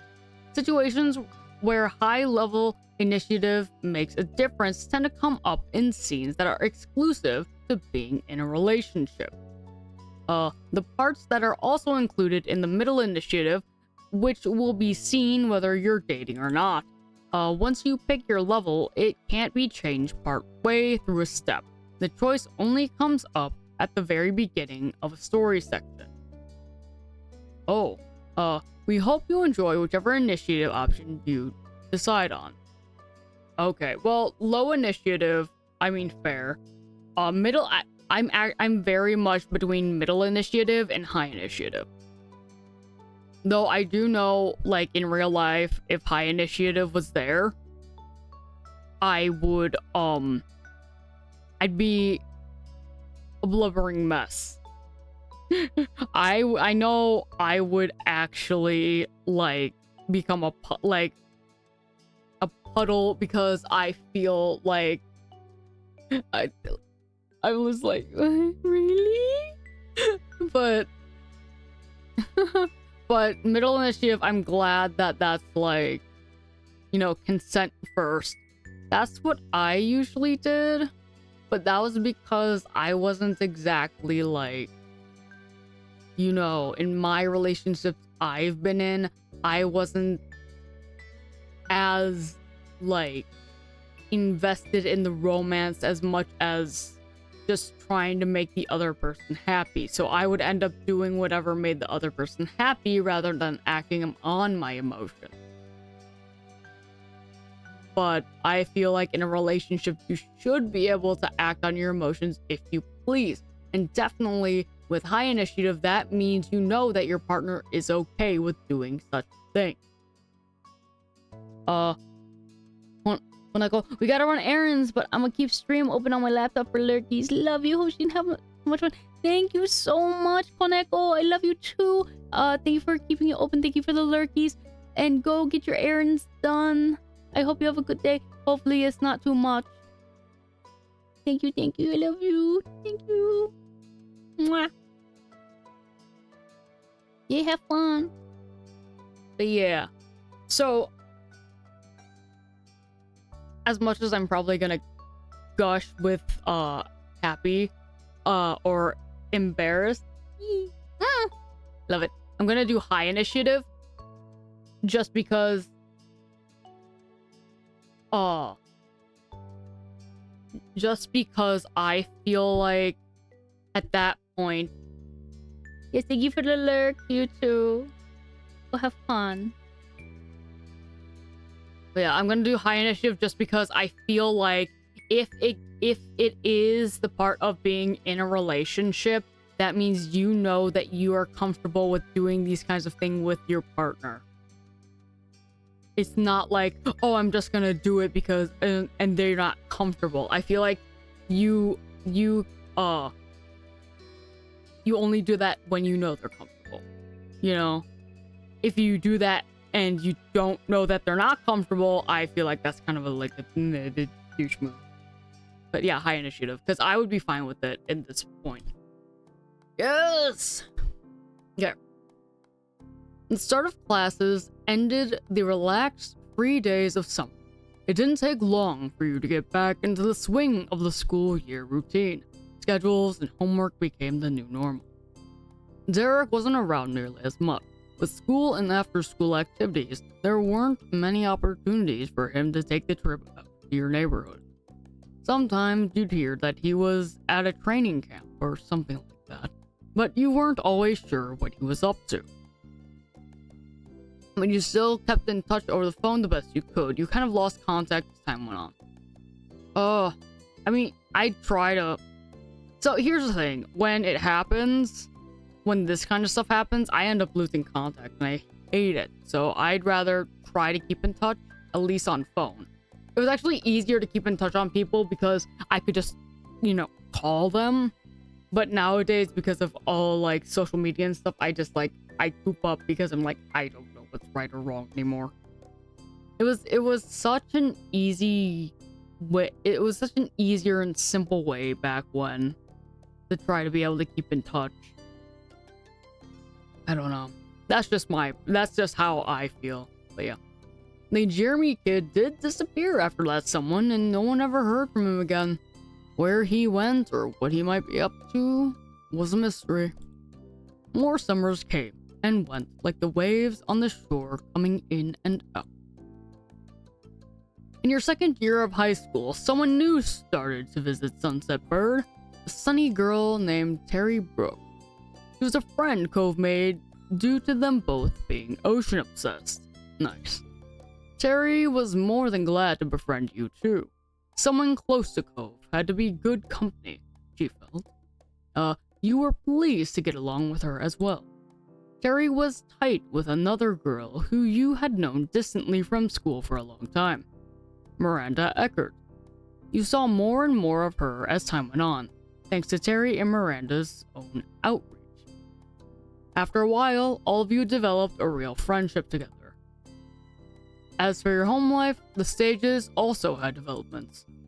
Changing laws and public perception countrywide made it possible for your moms to openly wear their wedding rings without questions. Nice. Though they had a wedding years ago, it was only recently that the union was officially recognized everywhere in the US. That was a good day, to say the least. Elizabeth came into her own and stopped being quite as irritable. She'd no longer worried about perceived childishness as she grew up for real. She didn't even mind being called Lizzie again, although most people use Liz. She eventually graduated high school, moved out to attend college in another state. It was a lot for you to adjust to your older sister being gone. Liz never let you forget her role in your life, though, and kept in touch. Cove's relationship with his family improved over the years. Kira visited several times after that summer, and things became easier between the two. Oh, that's good. He was also closer with his dad than ever before. You knew they talked more, and that helped prevent a lot of friction before it could start. And Cove only continued to open up to his parents and the rest of them. He was so bright, he shone. He would willingly join conversations, make jokes, and put in an effort not to use overly blunt phrasing. Cove's me for real, guys. Cove had shifted from preferring athletics to becoming more seriously studious as his schooling went on. Oh, fair. Oh my god, wait, that literally sounds like me. The frick? Character growth for real. Yeah! Cove's character growth literally sounds like me. The frick? Because I actually, I did sports a lot to just doing studies. Like, at that point, I was like, because I just want to do studies at this point. Just to get through it. Because I wouldn't have time at that point. Things had shifted between you and Cove, but in a way that most couldn't see. After all this time, he wasn't just your neighbor. He wasn't only your friend, or even a guy you were interested in. You were in love with him. You loved Cove. You knew that fact for certain. There was no one else you held those feelings for. It was strange to look back on it all. The future faded into your present, and then it was simply past. Even the most fundamental parts of your life wouldn't last forever. You felt that the most pointedly the day you inevitably graduated high school. It was over, and you would not be going back ever again. From now on, what came next was your choice. You would be directing your own life.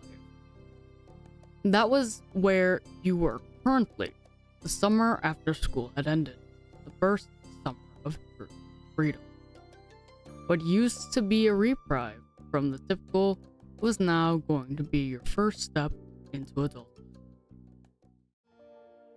Oh my lord, I'm gonna save right there, just cause. Yeah. One fine summer morning, you took in what had become a very special scene. The whole family having a meal together. Oh my god, look at Liz! Look at Liz! Ah! Oh my god, she's so pretty! Girl! Your big sister Liz still hadn't lived at home full-time for a couple of years, but she arrived last week to spend the season here since it was an off semester for her. Yeah, look at her, Queen Slay! Sorry. She wanted to make sure she was in town because you had now also graduated high school, so who knew how much rarer these moments would become in the future. You watched on as Liz laughed good-naturedly over a comment Ma made. Her Elizabeth-only mindset had only been a phase. Nearly any nickname was welcomed at this point in her life. Strangely, even though she'd moved away, you'd lately felt closer to her than you had in a long time. That's how I felt when my bro came back from college. And, yeah. You idly scooped up more of your breakfast and chewed absent-mindedly. You were a vegetarian, you were vegan, you're pescatarian, you're politarian. That's what it's called. You were a picky eater, you ate generally whatever. Pescatarian is like... yeah. And the meal you had reflected that. Your moms were happy to make food that fit your needs, along with dishes for themselves that didn't. Though you often made your own food nowadays. Yeah, mood. But it wasn't only you who had a diet that excluded certain things, as Liz had been vegetarian for a while. Aww. The moms have aged, but they're still so sweet looking. Aww. Conversation had gone on idly, without you fully taking in the words, until your ears were piqued when Ma started on a bit of town gossip. Oh my god, gossip? Mom, give us the tea! Ma, give us the tea! And so that's how I heard the news. Alright. Now stop burying the lady? What? And tell us, what is this so-called news? Ma giggled as she cast a look across the table, satisfied that she had everyone's attention. Well, it turns out the Donalds won't be renting out the condo up the street as per Sunset Bird tradition for the first time in what must be nearly 2 decades. A chorus of gasps and shocked expressions were had all around. After the initial shock, your eyebrows pinched. Ma may consider them by name, but you and Liz always viewed them exclusively as the mean old couple who would yell at anyone under 25 who crossed their paths. Your ma continued on with the story, spreading strawberry jam over a piece of toast as she did so. They've decided not to take big trips anymore. Friends and family will be visiting them at their home. That's nice for them then. Have a good summer, mean grandparents with no grandkids, away from us.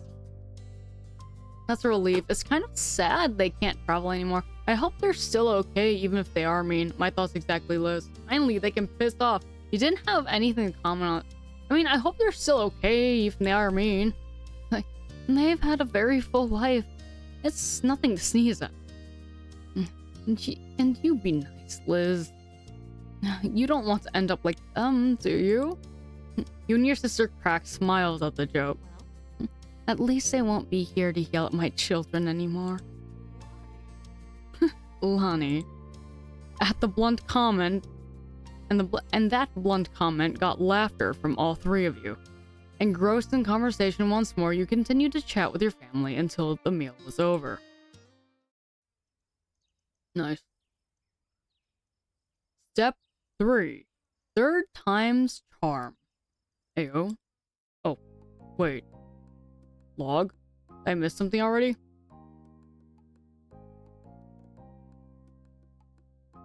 Okay, no, I didn't miss anything. Okay. As it went, once the food was eaten, the cleanup had to be done. Liz took the role of washing the dishes and passed them to you for drying and putting away. You had a set of cups in front of you that needed to go on the top of the cabinet. Uh-oh. It was effortless to do so. You were very tall. The task was pretty straightforward for you. You were tall. You had to stretch, but it was doable. You were at average height. No. It was a struggle to get them up without a stepping stool. You were short. A stepping stool was mandatory for you. You were short. Yeah. That was simply your lot in life. You'd always been vertically challenged.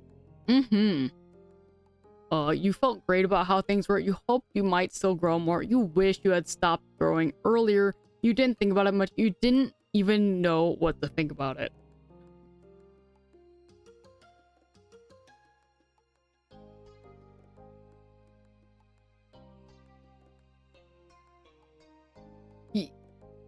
Yeah, I don't think about it much because I'm just like, I just knew that was gonna happen anyway. You used to completely dislike your height, so in some ways, this was an improvement.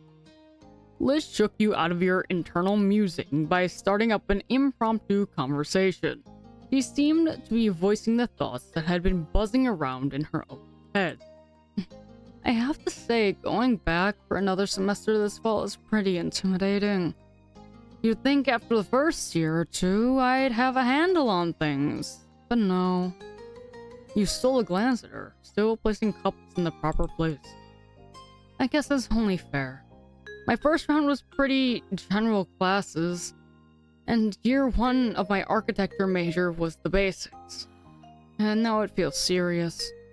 I have to actually know some things. The laugh she gave was flippantly airy, but the way she scrubbed the plates held more force than necessary. I know you can handle it. I think it's really cool you want to be an architect. That does sound hard. You simply shrugged, you merely listened to her venting. Yeah, oh geez, architecture major. Good luck sleeping at all. Oof, yeah. This is really funny because the things I wanted to go into, if I could, it was either going to be civil engineering, mechanical engineering, I don't remember what coding is, but coding, architecture, carpentry, stuff like that. Those are the things I really wanted to go into. I did want to do art, but obviously it's like I would have just done that on the side. But those are the main ones I really wanted to go into until I realized I couldn't, just for certain like hurdles in my life that I can't. But oh my god.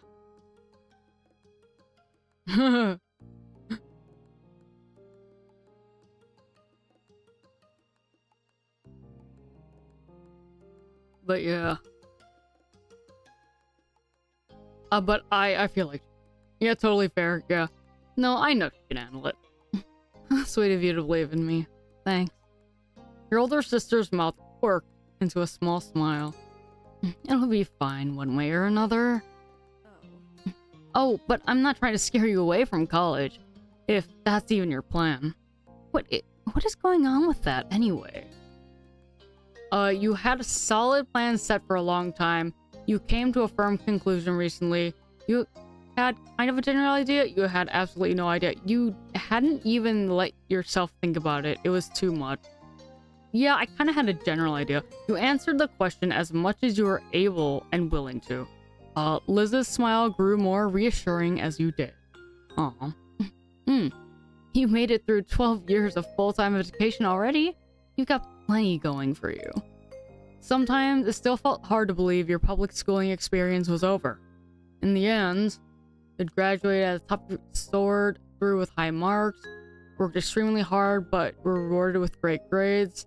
You had been an average graduate, you struggled to reach benchmarks but made it. You didn't try hard but made it regardless. Okay. God. You know what? I have to say this.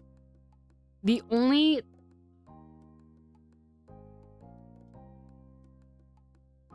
Like, here's the thing.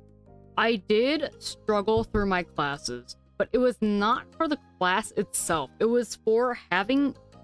Oh, hi, Fonzo, how are you? Hey, hi. What's going on? But, yeah, I didn't struggle with my classes due to, like, the work until it was maybe, like, a little later in schooling. God, trigonometry.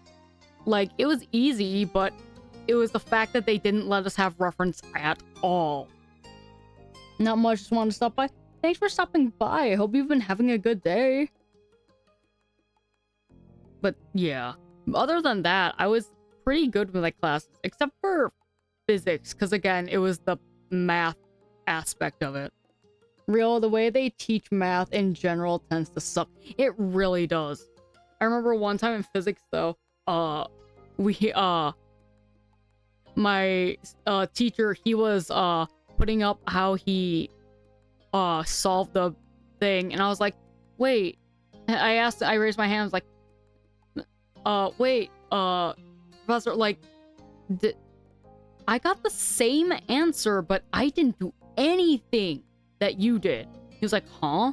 And then, so he came over and looked at my paper and was like, that is not how to get it at all. But, you know, you got the answer at least. And I was like, yay! At least I did that. But, yeah,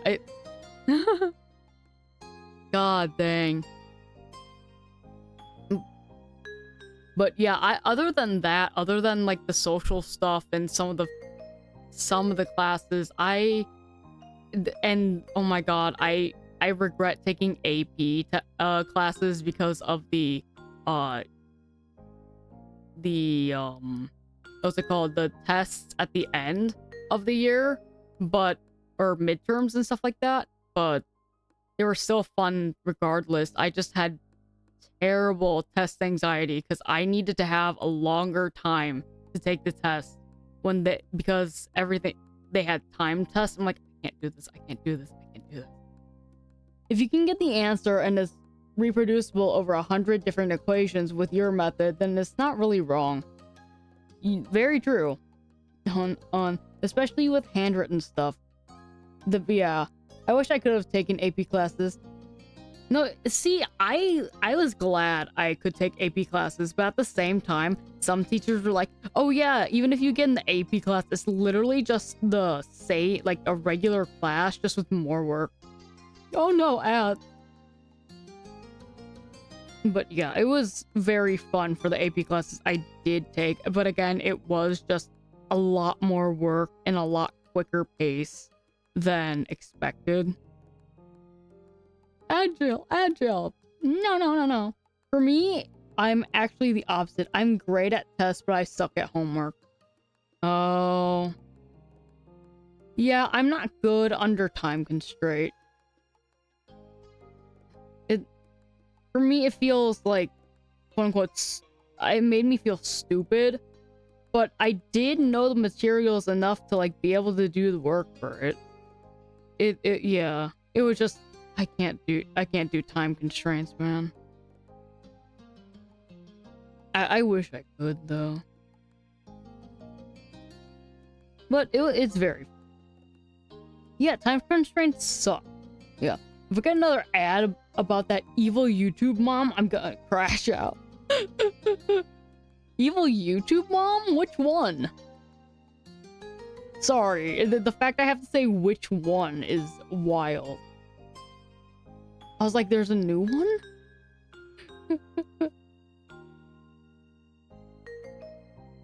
Oh my god. The fact that, like, I have to be like, there's a new one? Because there have been before. I'm just like, oh.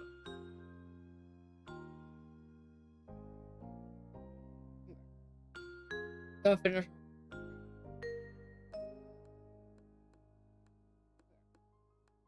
Excuse me. Freedom! Yippee! Freedom! Also, yeah, what evil YouTube mom are you talking about?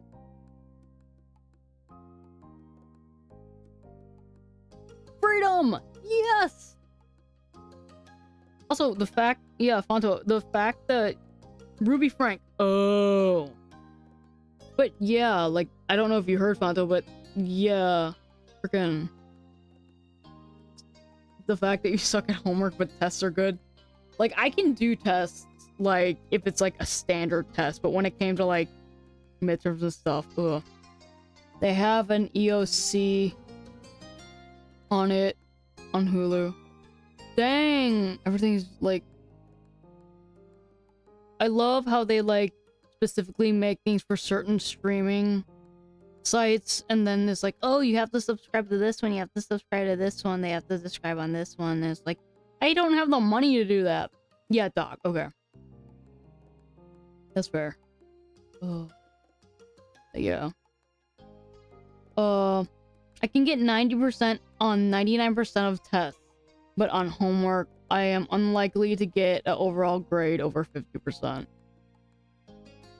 That's actually wild. But here's the thing. At least tests are actually a big part of your grade. So you know what? That's actually pretty good. That's pretty good. I just remember I always was like, because I paid attention, did the work and stuff like that all throughout school. Yeah. I wish it was bigger. I had to pass with B's and C's. Damn, what? Oh, yeah, I suppose that's fair. Cause, yeah. Cause we had like a 60-40% when it came to homework to tests. At least where I was. So. Yeah. Hey, but I mean, at least you knew the stuff. That's what counts, at least in my eyes. It's like, if they just, like... Yeah, tests were only 40% of grades, so I had to use a ton of tricks to survive. Fair and valid. Also, like, freaking... sometimes the homework would ask you things that you didn't even talk about in class. Like, bro. Like, you expect us to, like, answer some of these when you didn't even teach us how to answer them? Like, excuse me? But, yeah. But again, you still survived. That's a good thing. Okay, but yeah, unfortunately, like, with homework, I was just pretty good with it. Oh my god. Thank you for the follow, Ember's Tale. Thank you so much. Welcome to the Pro Dragonist. How are you, hon? Welcome to the Pro Dragonist. You are now a Pro Dragonist. You are, not part of the nest. Yeah, you guys are probably in the nest now. Oh, that's good to hear. That's good to hear. So, hi, I'm, Hoshi Stage. I'm a metal dragon. Please don't mind my, 5+ eyes. They just see everything, everywhere, all the time. I'm actually going through a state now where I'm, like, choosing my pronouns. I prefer he, they, but if you say she, I'm not really gonna mind. It used to be like I don't like it at all, but I don't mind anymore. Not much. What else? When I get my 2.0, I'm gonna actually have my tiger companion Drain, and yeah. You also go by they them? Alright. Okay, got it. Good to know, good to know. What else? See, I'm not good at the whole, like, introduction thing. I say, like, things that I said a lot, but other than that, I'm kind of bad. They, them squad, exactly. Oh, but right now we're playing Our Life, Beginning and Always. We are now on the last step, and we are now out of school. Oh, you love this game? Yeah, I know. I don't have any of the DLC, so right now we're just going through, the initial story with Poe. Also, I find this very sweet. Just like, now we're out of, school, and we're bonding with everyone and stuff like that. It's very nice. Very. Yeah. We just stopped, for a little bit to talk about, like, school and stuff. I should 100% get them. Yes, if I have the money after everything, I will get them. I do plan on getting them because I really want to keep playing this game. Okay.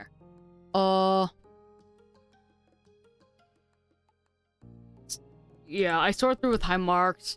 And you're gonna miss it. And you felt satisfied leaving off there, and you wished it could have been gone better, and you were just glad it was truly behind you. School, I did like it for some reasons, but other ones, I'm glad I'm gone. You can't wait for the second game. Yes, I have the second game, wish listed, and I'm definitely gonna play that. I think that's with the girls now, right? This one's with the boys and the other one's with the girls. Because I am looking forward to that. It looks so cute. Yeah, I'm ready. I'm hoping. I wish it could have gone better. Yeah. As well as you had done, you couldn't help feel disappointed it wasn't as best as possible. Liz picked up on the silence her question ended up creating. She decided it was time to make a closing statement on the topic. She's so pretty. She's so pretty. You're a good kid. You're a good kid, Hoshi. Do what's best for you, and we'll be here to back it up. Thanks. You're a good big sister. At that, Liz happily passed the final dish your way. She waved a soapy, soaked hand as a farewell and moved on to her next task for the cleanup job. Nice. Oh, did you know when the second game you'll be able to romance both characters at the same time? Hey yo, they're adding poly. Oh my god, I love that. I love that actually. Bro, they already have so much like representation in this one. The fact that they're adding like polyam 2 in there. Oh my god, that's gonna be amazing. You can only marry one character. Hey, I mean, that's fair. That's fair. But still being able to be poly in general is still amazing. You don't... Technically, you can see it on my model, but right now my eyes are wide because I'm like, I'm happy. That's amazing. But yes. Yay! Also... Oh my god, I forgot I had this! I forgot I had this one. I don't think I did it right. Nope, there's an S on that. There we go. There's my socials. They're all on my card. Yeah, I actually don't remember what's on all of them. Maybe. I know my Twitter, Blue Sky,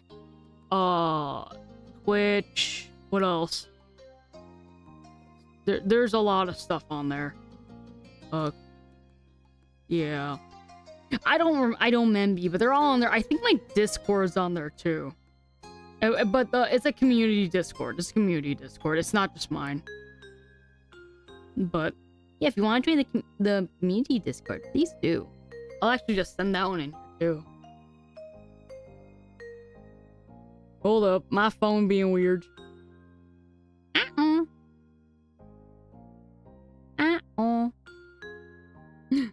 I don't know what's going on. There we go. Okay.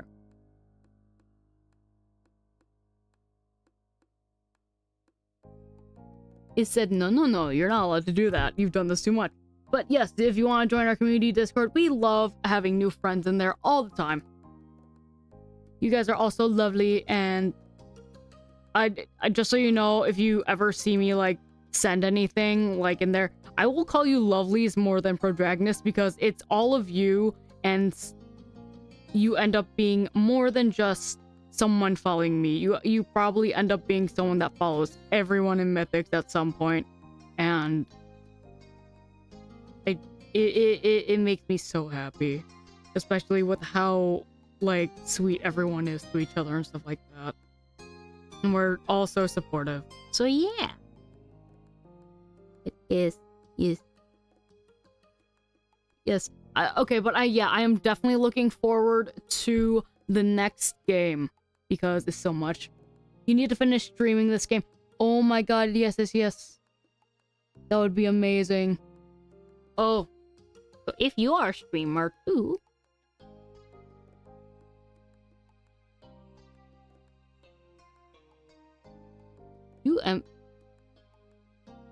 oh my god, you were playing To the Moon? Oh, honey. Oh, crap.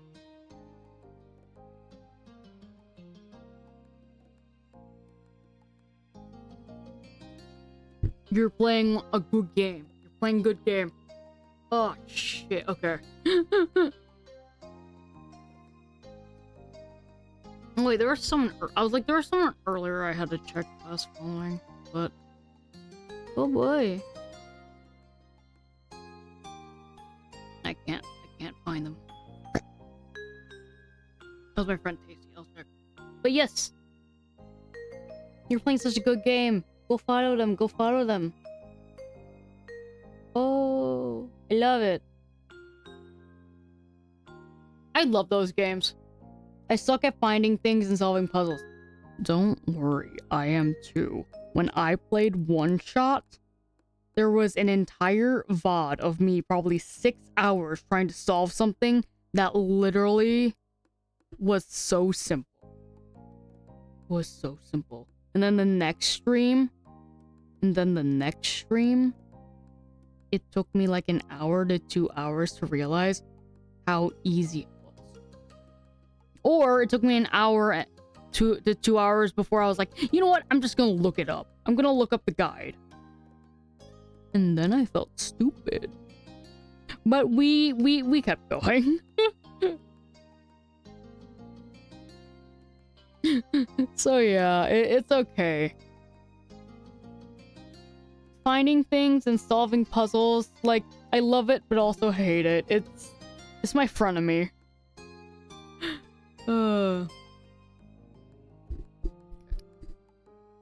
Oh, instead of you waiting to play the DLC, why not we collab since you have them? You have them all? Ooh, definitely, we could do that. Yeah, just, again, if you join the Discord, I can, we can set you up, and then we could either do them in there. We have special, streaming collab, voice chats and stuff like that, if you would like to. Because that sounds really fun. We would just have to plan in advance, because, what's it called? Because I usually have my schedule out for the week, and then I also have to make sure I am planning around my doctor's appointments and stuff like that, because I have so many. But that sounds really fun.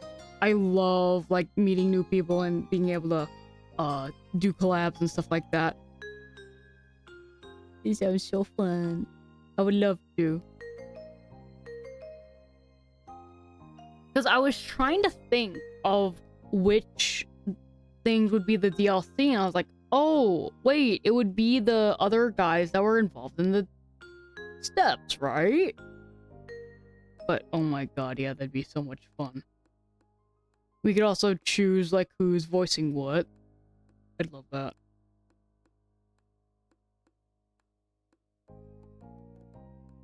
Yeah. Join. Yippee! Yay! Welcome, welcome, welcome. Okay.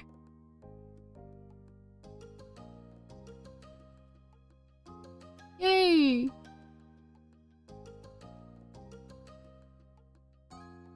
Hi. You Ember.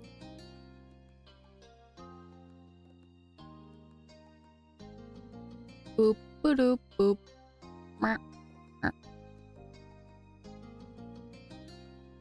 Verify. Roll.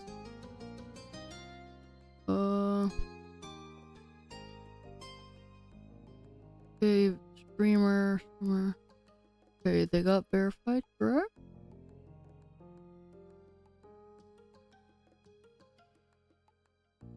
I thought they're verified. Okay, they're verified. Okay. And then once you put your introduction in there, I will verify you. Okay. But welcome! Welcome to the club! We can play the game after you beat it the first round. Yes, yes, yes. I probably won't be beating it just yet, because I have to end streams a little... not soon, but in a bit, because I have to go to the store. But yeah, I realized how long I some of it I have to stream, because other than yapping, I very much like talking about a little bit of the things that they're talking about. So, yee, happy. Speaking of refocusing, You refocused on getting the last pieces back where they belong. You eventually moved on to a new chore, but that was interrupted by the sound of your cell phone. Oh my god, we got cell phones now. Oh, ayo. It was the phone's default ringtone. You used a silly novelty song as a ringtone. You set one of your most beloved songs as your ringtone. The phone was set to just vibrate. I have the wedding DLC and I wish it never ended. There's a wedding DLC. Oh boy. I might get that anyway, to be honest. The phone, okay, but my phone is usually set on vibrate, not gonna lie. And sometimes I hear the vibrate better than the ringtone. Don't know why. Okay. You casually picked it up from the table where you had placed it earlier. The phone was a couple of years old at this point, having been a 16th birthday gift from your parents. Hey yo. They decided which models to get, but you got to pick the color. It was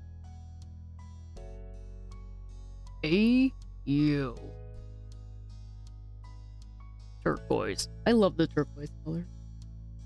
And it was just a phone. You didn't do anything to decorate it. Had a special charm attached to it. I have the wedding DLC and I wish... Oh wait, sorry, I just read that already. What? I thought something popped up, my bad. But yes, a special charm attached to it, which was... It's gotta be the dolphin. Yes, the dolphin keychain Cole bought when we were kids. Of freaking course. You were pleased when you finally had a prominent place to use the gift. Yes. The screen lit up as you gave the little device a swipe with one finger. You were informed by caller ID that it was Lee. You weren't surprised. Yeah, sorry. Despite having busier and busier lives and not living in the same town, you still had a good relationship with your cousin of the same age. Oh yeah, you either picked the dolphin or the crab. I picked the dolphin, one, because I love dolphins, but also two, it seemed that Cove really liked dolphins too. Yeah, especially once the miracle of the both of you having your own phones actually happened. She got hers first though. You know what, that makes sense.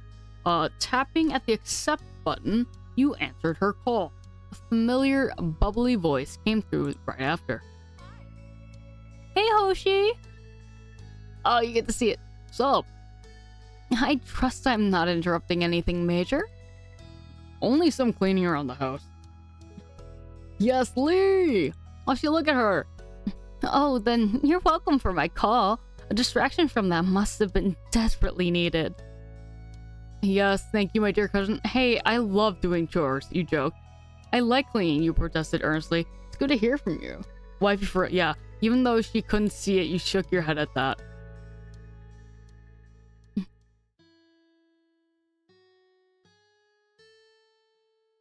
Oh yeah, I just do as good here.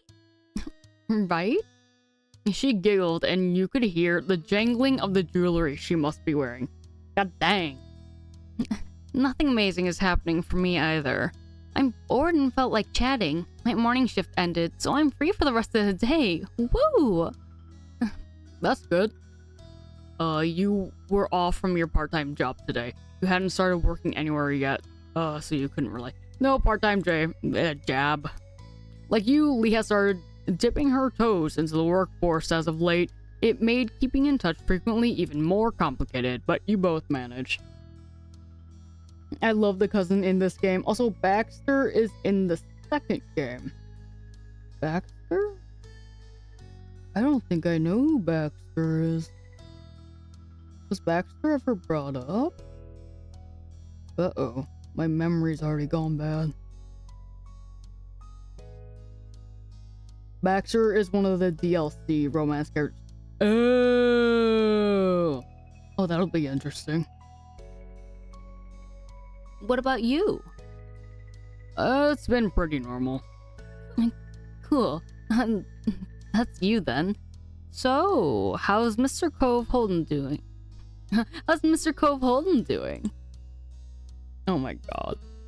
There was a teasing bent to her tone. She was never willing to let up on what was going on between the two of you.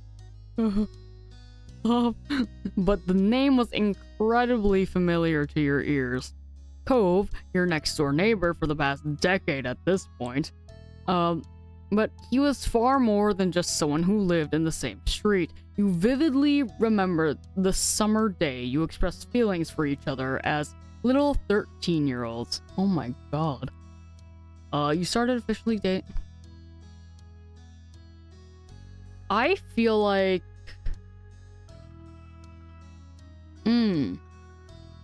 I feel like it would have been only recently because we had to do school and stuff, you know? Because I feel like it just would have made things complicated. As of recently...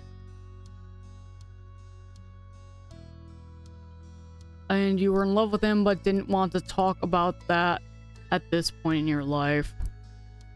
Thing you hadn't but that was one thing you hadn't admitted yet. Are you even surviving without the boy being 10 feet away at all times? Or is everything right in the with the world again and he's back? You're right. No, Lee. He isn't here. Just like he wasn't here yesterday. Or the last time you asked. Or the time before that. Sorry. Oh, my bad.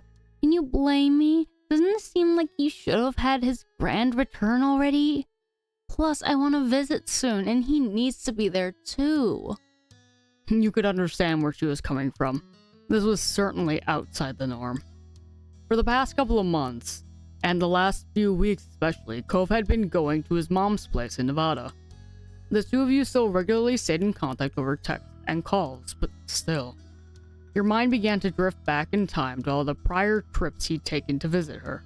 Almost every year, he'd have to go away for a while and then he'd be back. It made you sad and lonely when you never minded it. It was kind of nice to have breaks away from each other. You weren't a fan, but made do. It was just shitty. It upset you. Your younger self worried about him leaving for good. Oh my god, I would have been worried for him leaving for good. That's very true. You sent him letters the entire time he was away. Your moms helped you ship out care packages to him and his mom. You gave him special treasures to take with him before he left.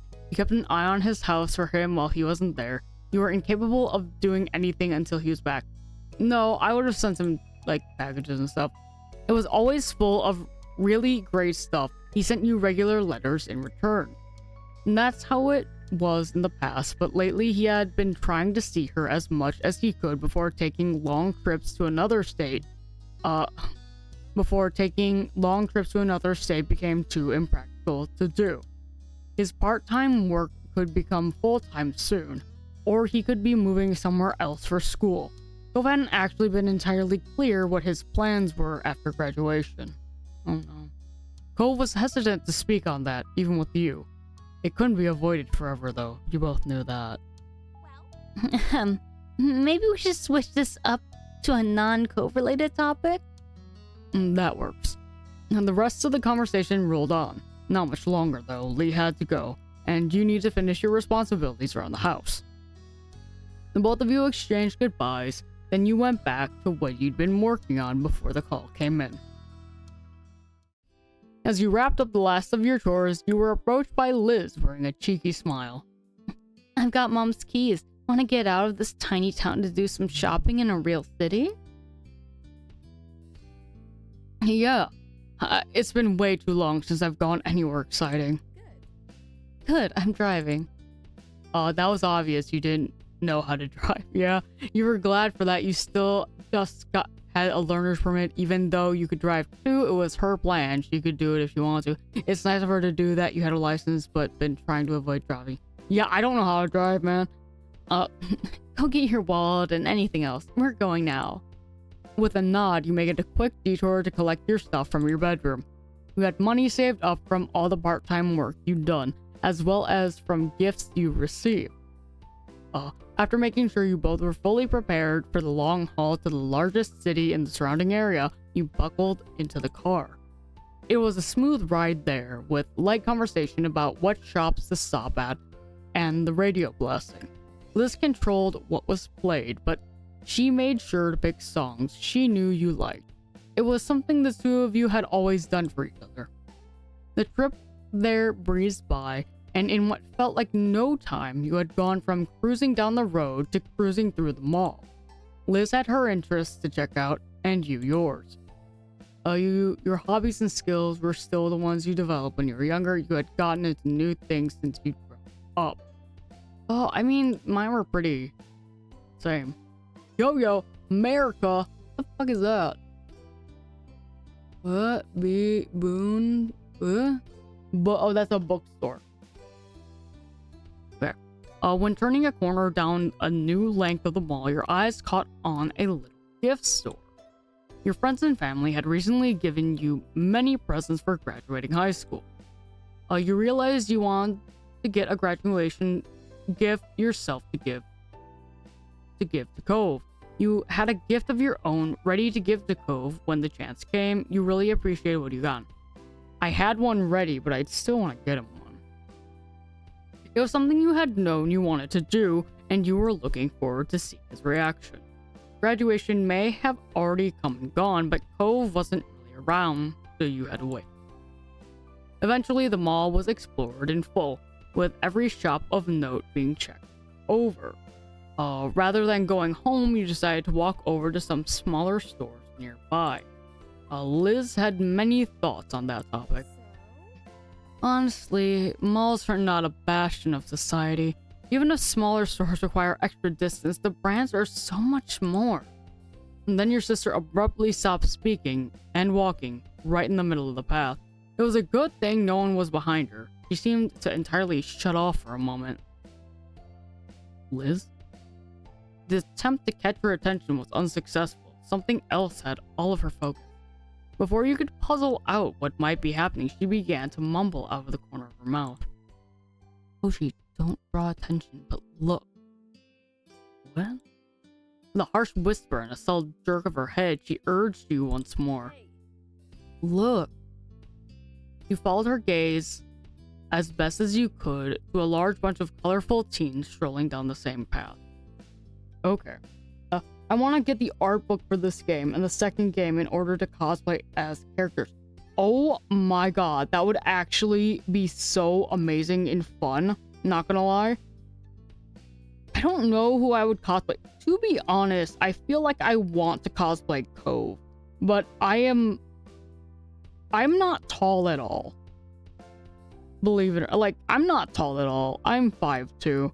I'd be like baby Cove, not gonna lie. But it'd still be really fun. It'd still be really fun. You could be the gender bent of Cove. True! I could be. I'd just be tiny. Hoshi, you cosplay Dotore, what do you mean? Okay, yes, I did cosplay Dotore and he's a fucking tower, you're right. It's okay, short AU Cove, exactly. I mean, that's true, usually I don't let my height, like, define who I cosplay, so. I don't let my, like, height or race usually do that. It's just like, because I just want to do it for fun. So, yeah, I probably do that. Also, getting the art books for stuff like this is really nice. It's one way to support them and also just, you know, realize someone nearly as short, same. Yeah. Just pretty characters. I usually don't cosplay girls that often, but when I do, it's interesting. So gender bending myself to be a female is just interesting. Level 14. Okay. You face back over to your sister with a confused expression and an unspoken question. What were you supposed to be seeing there? Hoshi, doesn't one of them seem familiar? She was practically bouncing at this point, so you looked the group over again. And this time, you saw what she was seeing. But... oh my god. Amongst the collection of strangers was brown hair, gray eyes, and lots of freckles. So I have a question. I'm not going to spoil it, but have you figured out something something about Cove that makes him different from most people.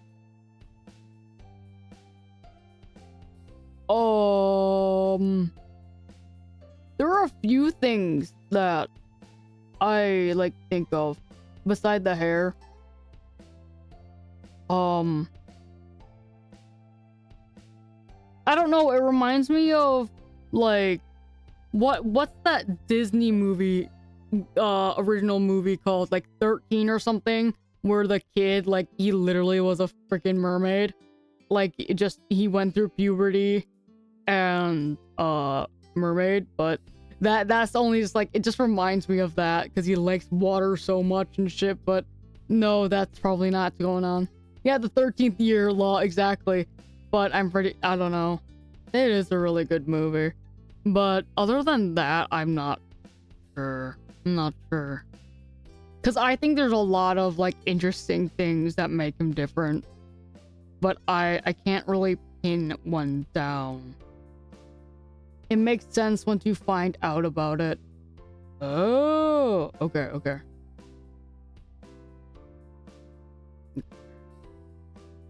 That's Shiloh, our Shiloh, from when we were kids. Yup, that was definitely him. I can't believe it. He's honestly just there. That's hilarious. That's incredible. Oh, but how do we talk to him? We'd have to pull him away from all those other people, and what if I'm wrong? Your mouth opened to reply, but she cut it off with her own answer to the question. The way he behaves and acts the way he does. No, yeah, that's one of the things that I noticed, but, like, I didn't think anything about it because, like, he acts very much like I did when I was a kid. I don't know. I was like, oh no, he's really like, he acts like I do. That's just, I didn't think anything of it, to be honest, but I knew it was definitely made him different from everyone. I've got it. I'll shout the name Shiloh, and then we can act like it wasn't us. If he responds to that, we'll know without a doubt it's him. Hoshi, keep an eye out. See if he looks. Liz, can't you just try talking to him normally? We are not doing that. It's a terrible plan. Why do I have to be the one who watches? Let's try it. Fine, you didn't know how to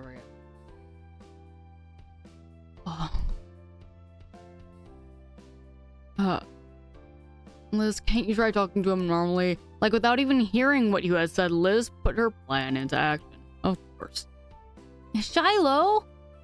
She loudly projected the words across the way and then put on an act of casualness, turning her head away from the scene while brushing at the skirt of her dress. In a supremely awkward moment, you could only stand there as the tension in the area shifted to the two of you thanks to your sister's shout. But of the many startled bystanders who became altered to your presence, one of them was the boy. From a distance, his large eyes met yours. He looked. A wide grin took over Liz's face. She pushed the rim of her sun hat up and away from her face while swishing back around to greet her old friend directly. Because of my dyslexia, I always thought pronouncing his name was Sheldon. No, I thought it was too until I read it. I was like, oh. I was like, oh yeah, it is Shiloh. Hello. Waving, she stepped a bit closer to express her intention to meet without really closing the gap. She wanted him to come to her. Who you presume to be Shiloh looked surprised at the call out. He stole a quick glance at the crowd he was with and hesitantly glanced back your way. He was trying to double check something. Liz remained steadfast with her gaze trained on him, and ultimately he broke away from the rest of them.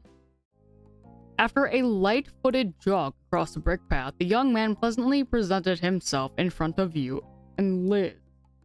Or Liz and you. Hi, I like your hat. Just that simple greeting had Liz giggling. Hi, hello. I'm not sure if you remember this, but I'm Lizzie, and that's Hoshi. We were all friends when we were little kids.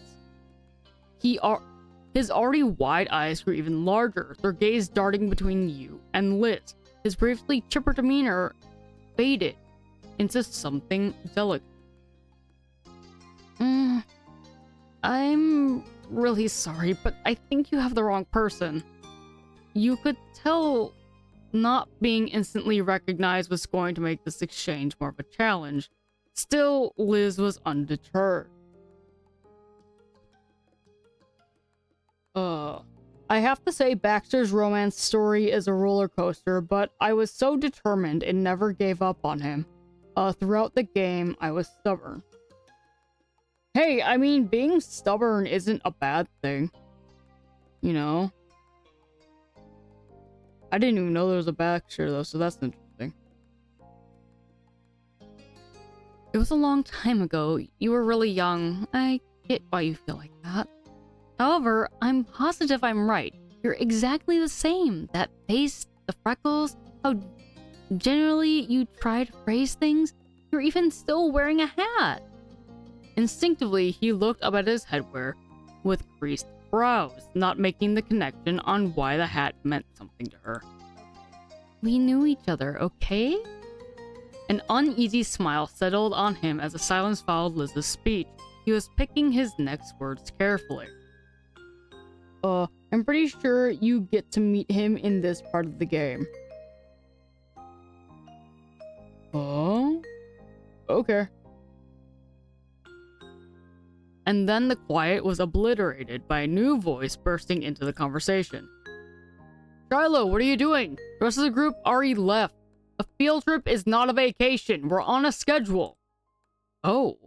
Startled, your head snapped towards the path. A distinctly unhappy individual with piercing magenta eyes, dark brown skin, and a sharp jaw stormed your way.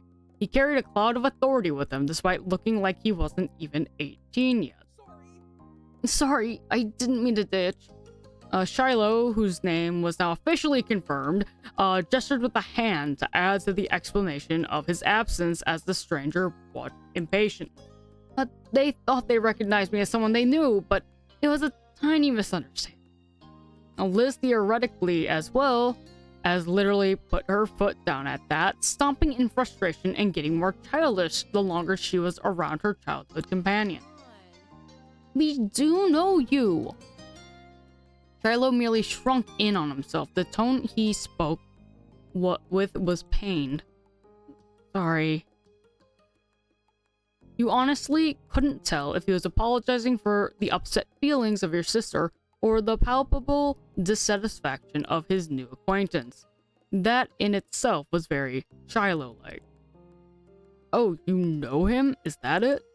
The stranger spoke in a dismissively scoffing tone, as if the word sounded so absurd to him, it was almost amusing. Almost. But the sternness of his demeanor quickly reinstated itself. Well, do you know me? I'll tell you, I'm someone who has been forced against his will to be aware of what's going on in Shiloh's ridiculous personal life for a year. If the two of you had any importance in his general day-to-day existence, it would have come up by now. Don't bother trying to exaggerate any trivial connection you might have. It's not good enough. He's with us, and you'll survive without him. Now stop loitering in the road. It's rude. Oh God. We're the rude ones? The high-strung ranting got an audible gasp from Shiloh, who finally started to speak up again in defense. Right? Nate, that's really mean. It's also true. We're leaving. With that declaration, the unofficially introduced Nate indignantly spun on his heels and walked speedily towards where the group went, completely confident that Shiloh would follow behind. People can sure have bad attitudes, huh? Why can't they just try to get along? It's not hard. Don't worry though, I bet you won't have to deal with him again. And I'm sorry I can't stay to talk to you, but I hope you have a really nice life.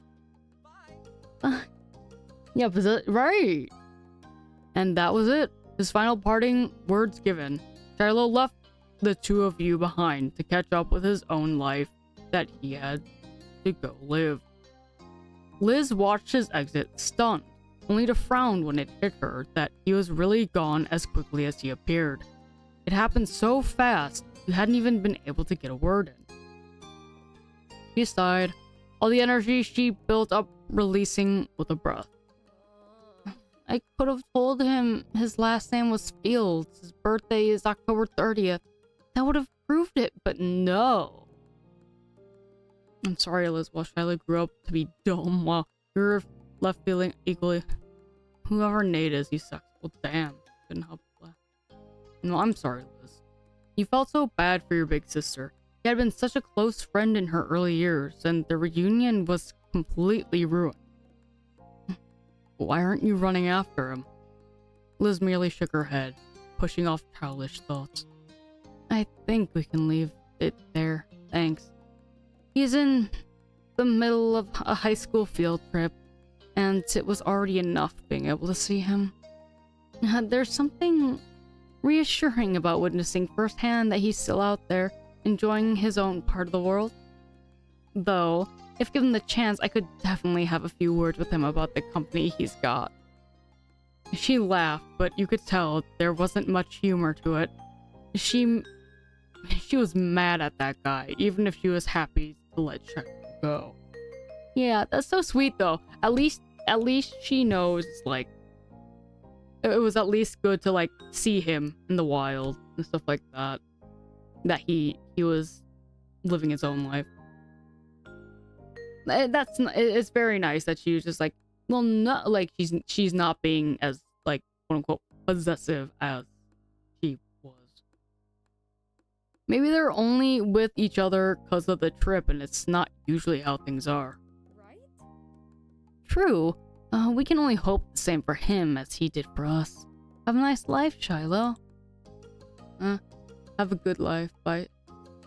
We'll miss you. Good luck out there. You'll need it. Didn't have anything to say. Yeah, have a good life. Liz smiled at you. It had the self-confidence you knew so well from her. Come on, kid. Let's finish our own trip. Yeah. Shiloh, blink twice if you need help. Literally. No matter how either of you really felt about the occurrence. Hold on.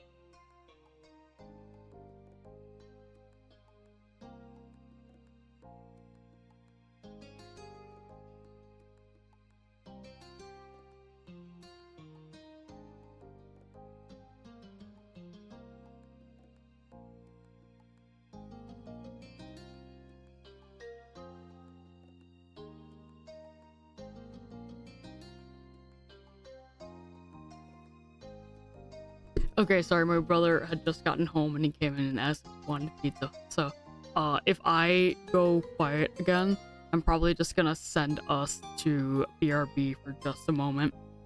So, he's figuring out right now. Okay. My bad. No matter how either of you really felt about the occurrence, it was something you simply had to accept. People you know just disappear and reappear in the most unexpected ways. I'm hoping that's not like with Cove. Please, Cove, my boy. The two of you enjoyed what remained of your outing until it was time to return home. By the time you arrived back, the sun was already beginning to set. It's so pretty, sorry. You arched your back as you stretched your arms toward the ceiling. Well, it had been a good day. It had enough activity to cover an entire week. Liz tried to hide a yawn behind her hands. You weren't the only one feeling worn out. I'll be heading up to your room. I mean, the guest room, since mine stopped being available as soon as I was at the door. Her tone was light. She'd had quite a lot to say on the subject when you'd first taken over her bigger room after she left for college, but there have been many trips back home for her since then. The room hasn't been hers for years. it was more of a running joke now that she continued to bring the topic up to this day. Let go, Liz. I didn't see your name on it. Thank you, Liz. It's a really nice room. Thanks for being so gracious and giving it up. Just wanted to follow in my big sister's shoes. I'm sorry. Oh, wait, hold up, guys. I'm gonna go BRB.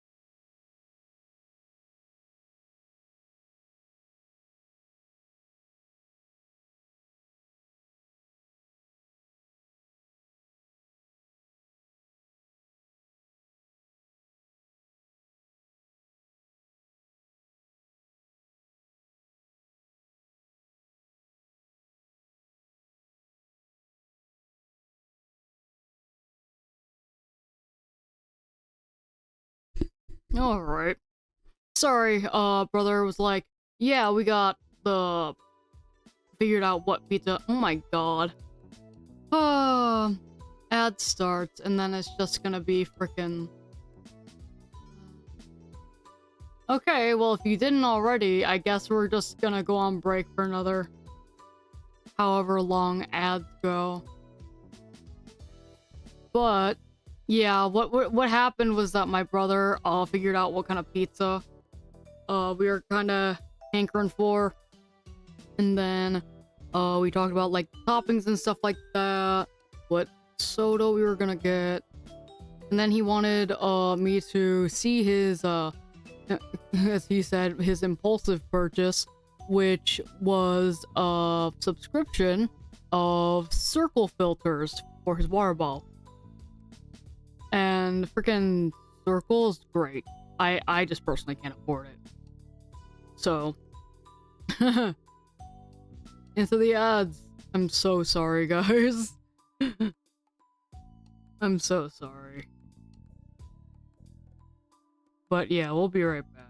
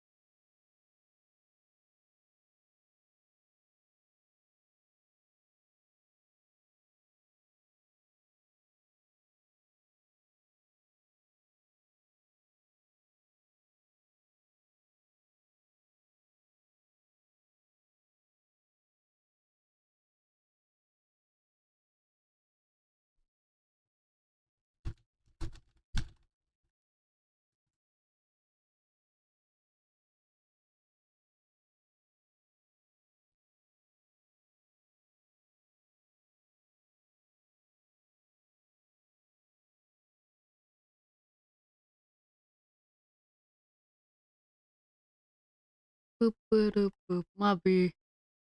I'm just checking stuff right now, and I really should like set alarms for like uh stuff.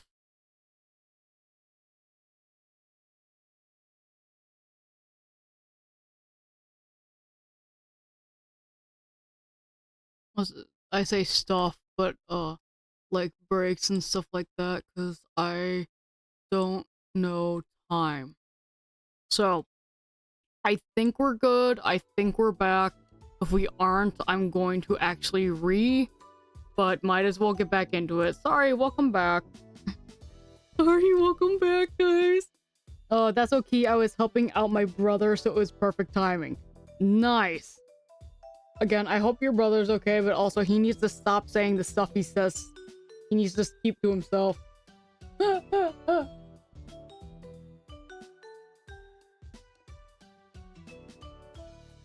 Oh.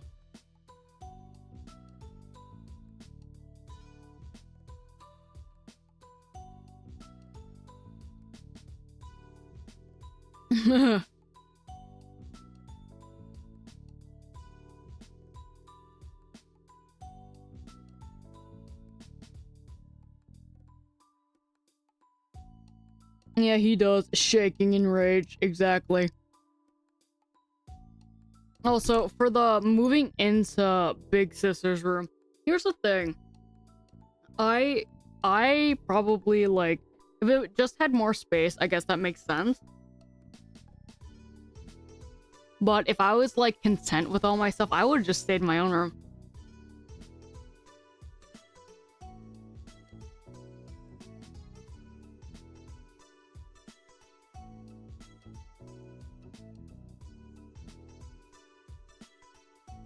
So, I genuinely, though, would say sorry. I'm sorry. Hey, don't actually sound apologetic. That's playing dirty. A small laugh was shared between you and your older sister. You better believe you'll be back in the guest room when you've got your own place, and we're both in town for a visit. We can take turns. Sure, don't count on it. That's alright with me, I don't need it. That's very true, I don't need it. Sweetie, there's such a thing as being too generous. At least you have me to look out for you again. Truth. She flashed her familiar grin, and you couldn't help but feel glad she was back around, even if it was temporary. Very, very. With that, she plodded off to the spare room. You're ready to do the same. Ah.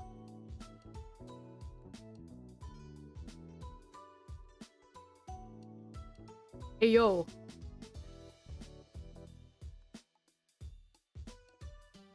Sorry, just reading that right now. I was like, dang. Moving into a new space was your first opportunity to decorate from scratch. Design your room. Hey, yo, what? What? Blue, green. Oh my god. Wait, what? Purple, yellow. Oh, wait. Hold up.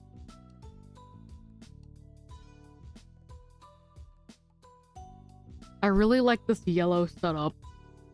Extras.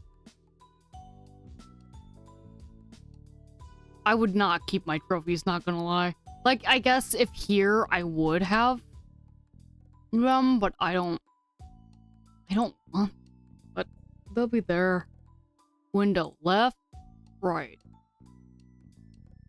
Why is this actually my room? Oh god. Seal! It's Hana! Sorry. The back or the lights? I would love to have the lights, even though I don't have them. Left, right. I would have actually loved to have a telescope. I would love to have a telescope, for real, for real. Also, sports, it's a volleyball. I have to. Okay. I like this. Done. You're really satisfied with the feel of your tiny part of the world. As your thoughts drifted, you tried to bite down another yawn. It was no good. Your bed was now lodged in your mind, and all you could think about was collapsing on it. You trudged up the stairs to your room. Stepping inside, you closed the door behind you, blocking the rest of the house. When you turned back around, you realized you were not alone there. Aww. Comfortably perched on the windowsill was someone very familiar to you. Bro, come. Oh my god. What? When did he get inside? When did he get inside? He just let himself. What? Bro, he needs to stop scaling this house. Not that I mind. Not that I mind. If it's him, I allow. Not he's sitting in Riz. Exactly. Cove Holden. Oh my god. How are you here? Huh? No, that would have... Surprise? His tone was easy and relaxed. It certainly was a surprise. You hadn't expected him to be within the state, never mind your own house. Oh my god. My heart. Oh my god. Oh my god, okay. He hadn't answered how he had suddenly just appeared back in Sunset Bird, though to be fair, you'd been too astounded to actually ask the question. Thankfully, Cove took the hint from your stunned expression and began to explain. So, I got in about 15 minutes ago. No one was home, so I figured I'd come in the usual way. Usual way being the fucking window. The window. A small smile had formed on his face. You were still staring at him, unable to blink in case he disappeared. You could still barely believe that he was really there, mere feet away from you. I left my bags in your backyard. I hope that's alright. Oh my god. That was when you truly understood. Cove had come straight to you upon getting back to town. You were his first port of call, taking precedence above all else. Oh my god. Ah, baby. Even though you hadn't been in when he called, Cove had ensured that he'd see you at the earliest opportunity, rather than allowing his plans to change. You laughed. The realization made you bashful. You shook your head at his antics. You stayed froze, the shock yet to melt away. You walked over to join him. You ran to Cove. Bro, no, I'm running to this man. Get over here. Every second away from him was a moment too long. As you approached, Cove quickly hopped from the windowsill to meet you. You're too crazy. I'm so glad you're here. I missed you. Trouble's back in town. I can't believe my eyes. It's the most amazing man in the world. You didn't need to say anything. Oh no, absolutely. I missed you. Trouble's hair wrapped him in a gentle embrace. You pulled him into a bone-crushing that's mood. You jumped into his arms. You smiled at him. You kissed him. Oh. I'm not one to like go right in for a kiss. He's getting his bone crushed. Oh my god! Cove squeaked as your hug knocked the air out of him. He awkwardly managed to wrap his own arms around your back in return. Oh my god. Then Cove leaned back on his heels, pulling you into the air. The height difference made it trivially easy. You barely needed to lean at all. Right? Oh my... Bro, I'm gonna crash out. Not in like a bad way, but oh my god. Okay. Oh my god, you let out a small noise as your feet kicked the empty air. Grinning affectionately, Cove set you back down. I missed you too. Even if he hadn't said it outright, you would have gotten the message from his body language. Cove was grinning widely, his raised cheeks burying his eyes, which gleamed like hidden gems. But he looked at you as if you were the most exciting treasure of all. Hi Shoji, hello. Oh, just you wait. Step 3 is the experience. Hey yo. Also, hi, how are you? Welcome, welcome.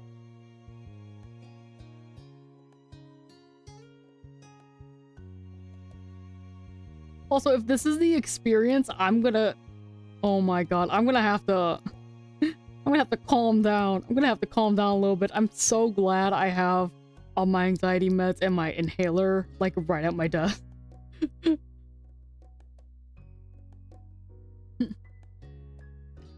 But my heart... Oh my god, this is so cute. Obviously, was the trip any good? Cole's brow creased as he considered your question. Uh-oh, what's going on? He leaned in and kissed you. Oh. After a long moment, he broke the kiss and tilted his face back just enough to speak, but not so much that your forehead stopped touching. Oh, I hated it. Let's never be apart again, okay? He said that absolutely as a joke and an exaggeration, something that wasn't a real request, of course, and yet, despite all of that, it felt real. Get so excited you accidentally give yourself an anxiety attack. It's very much something I would do. Exactly.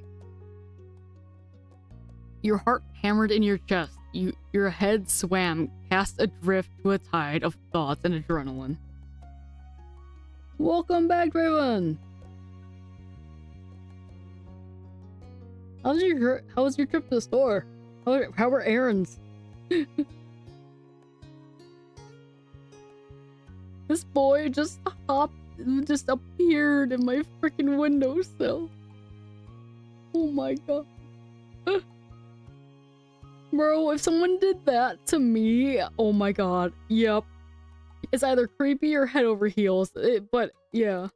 Hi. The first time reading this is something you only get once, and I never met anyone who didn't love it. You know what? Fair and valid. Oh my god. I think it's also because like I feel like I'm a hopeless romantic. Let's be real.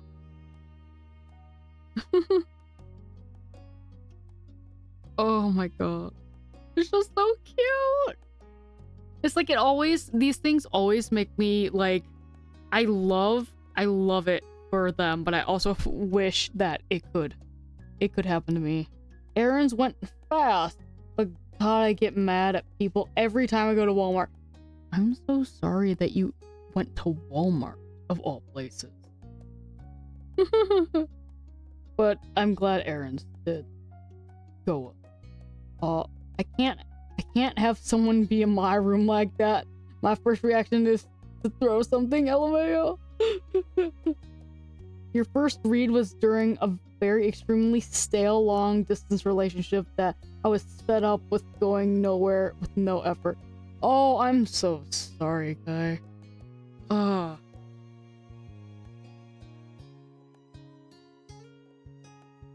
Yeah, that's fair. No money, yeah. The fictional men will never hurt you. That's very true. Well, no, fictional men have actually, like, hurt me. I don't know why. They... Sorry. But no, yeah, sometimes they hurt me. I'm just like, why would you do that? I think it's just because it's like they're all nice and stuff, but then yeah. But then I learned that Cove Holden is the best boy that ever lived on Earth. He is such a sweetie. He's such a sweetie. I fucking can't. I can't.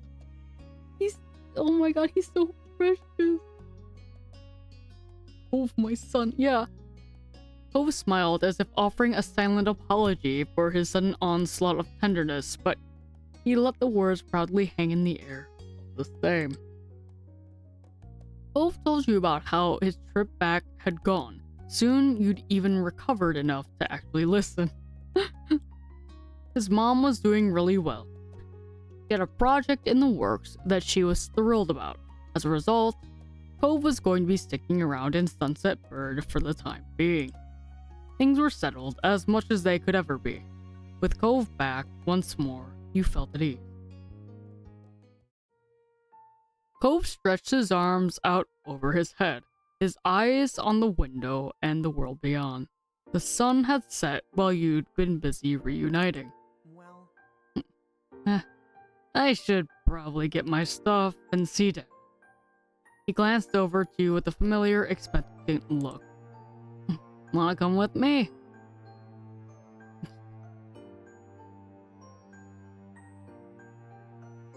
You know I do. Sure, I can go for a little... No, you know I do. Come on. Cool. Cole began to head to your bedroom door. You insist on a big red. Oh my god. I don't insist on that kind of stuff, but that'd be cute. I'll follow after.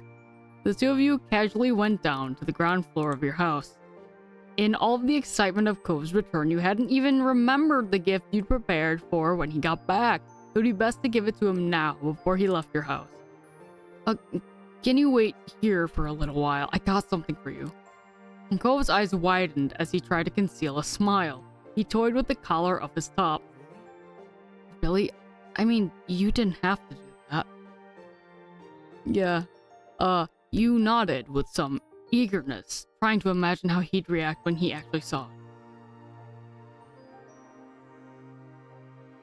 I either bought him something or something hadn't been something. No, I'd make something for him, that's the thing. Most of the time, if I want it to be really special, I make it. Unless it's like, you know, like something in particular, but you know. It was...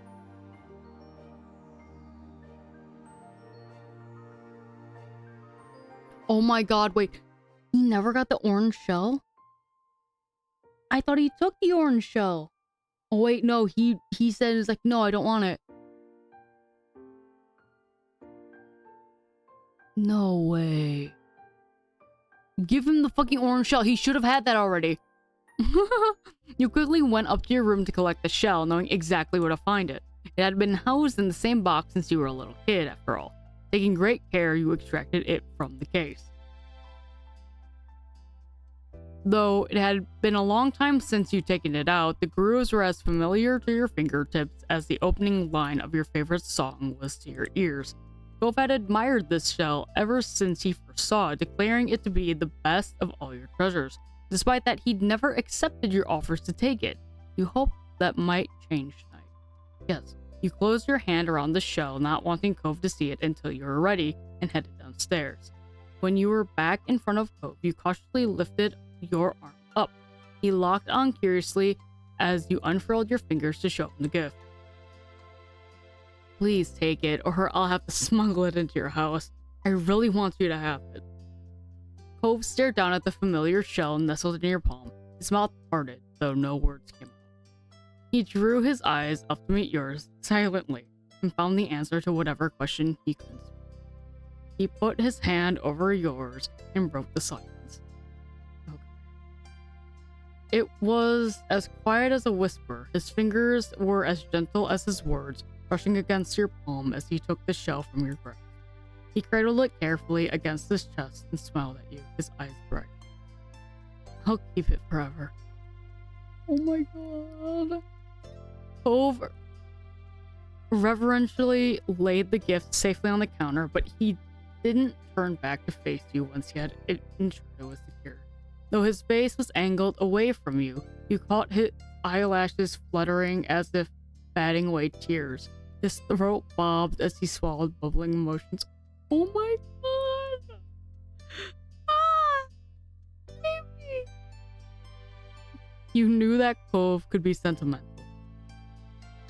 The gift and all the memories and feelings tied up in it seemed to have taken a toll on him.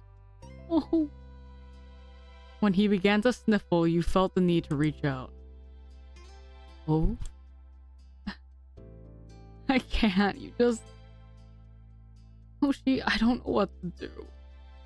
He forcefully scrubbed at his eyes like he was trying to push the tears that threatened to spill back. I know, your heart, my heart. Oh,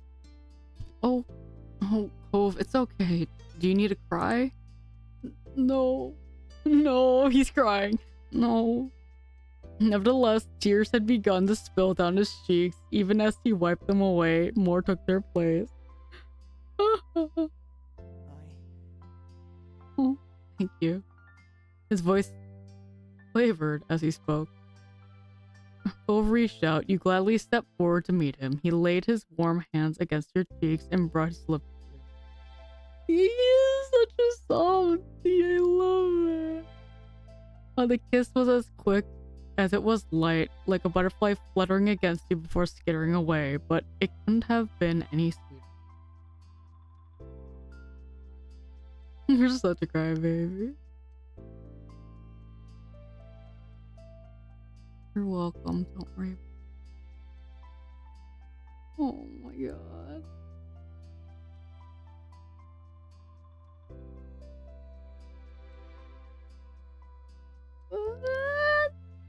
Mm, don't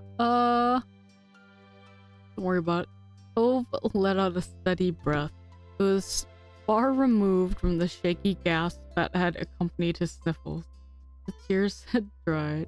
Oh. His eyes were a little red, but open and at peace once again. He smiled, fully recovered from the emotion that had overcome him. You're really, seriously, too nice to me. You smiled back. You have no right to call anyone else too nice. Cove brushed his hand against the pale ghost of a scar on his arm. He was at a loss for what to do now. The clock ticked away, counting the seconds. Silent. Once you'd had a chance to settle your thoughts, you figured you'd tell Cove the intriguing news. I have to tell you, you're never gonna guess who I saw today. You didn't give Cove a chance to reply. There seriously was no way that he'd figure it out. Shiloh! Huh? Shiloh? Cove repeated the name, his expression blank. From when we were kids. Cove pondered for a moment, then snapped his fingers. Oh, he was the freckly boy from that first summer, right? The one who moved. The guy was named Shiloh and he looked just like Shiloh from back then, even wearing a hat still. But he had no idea who I was and ran off somewhere. Cove frowned. That's, I don't know. Too bad I missed it, though you knew him better than I did. That was definitely true. Not only had Cove known Shiloh for a shorter period of time, but he and Shiloh had never quite gotten along. Not that they were enemies either, just kids who were only ever together because of other people they both knew. I wonder what Shiloh's up to these days. I don't have an idea. He didn't say much. Oh. Oh. That was everything you had on the news item, so you moved on to the next big update. Also, you know the mean old neighbors? The ones who would always yell at us? He cringed, recalling those particular memories of back in the day. Was not pleasant, even for someone as nostalgic as him. Yeah. They're not coming. They didn't rent the condo this summer. Cove's jaw dropped. You didn't blame him. The elderly couple had been an institution for as far back as you could remember, long predating Cove's arrival. Even now as a teenager, you found your neck prickling as you walked by their condo, half expecting a scolding for breathing the wrong way in the vicinity of their vacation home. It was strange to think of that coming to an end. Oh. Cove blinked, clearly struggling with the idea in the same way you had. I didn't see that coming. People being gone, people coming back. It feels like I've missed a lot. This has been a busy summer already. Well, you haven't missed the fireflies. They haven't shown up yet. Well, that's something. We better not get left behind. There's still stuff to do. You nodded. The two of you headed out and traced the most familiar path you'd ever walk. The trip across the road over to Coates' house. It seemed that no sooner had the night begun that it was already at an end, and the dawn of a new day was soon upon you. The next morning, your belly was full of breakfast, and you were in a pleasant mood. You hoped the rest of the day followed suit. Later, you were meeting up with your friends, Cove, Miranda, and Terry, to go to town. It was all on short notice, but that was because everyone was just so excited that Cove was finally back home. Having a nice daydream? You blinked, pushing all your thoughts away and returning to reality. Your mom was watching you with a teasing smile. So, what's on the agenda today? I'm meeting up with some people. Well, I hope you and your friends have fun.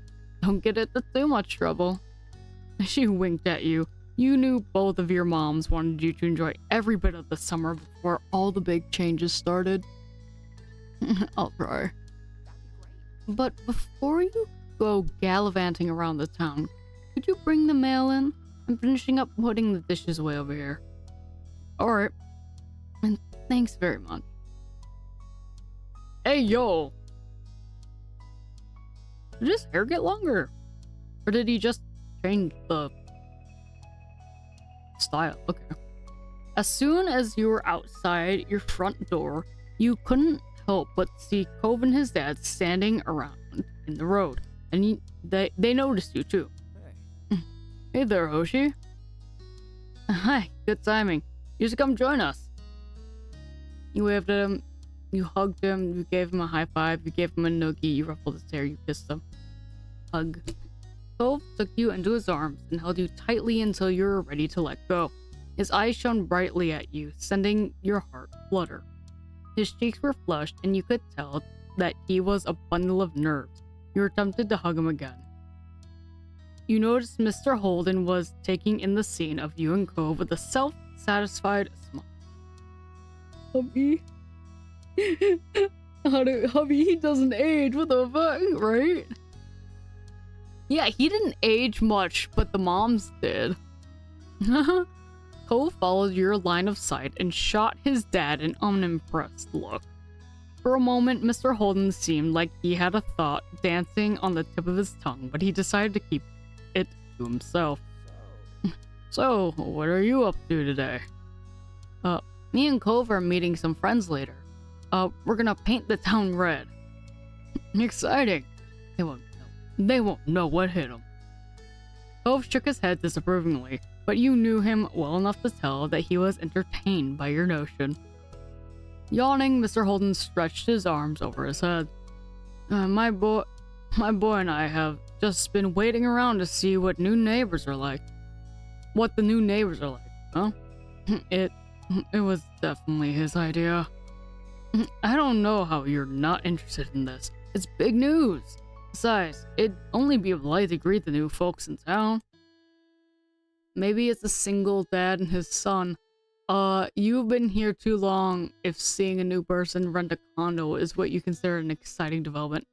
Yes, I'm dying to see the newcomers. Your response was just a shrug. I don't want to meet them. Well, anyone has to be better than the last tenant.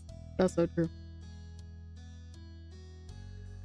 Griffin, I just read fictional men will never hurt you, and my time with dramatical murder says otherwise. I will never forget. Sorry, that's such an old topic. No, that's completely fine, but it really is funny. Yeah, no, fictional men can hurt you. They absolutely can, and they will. It just happens. It just fucking happens.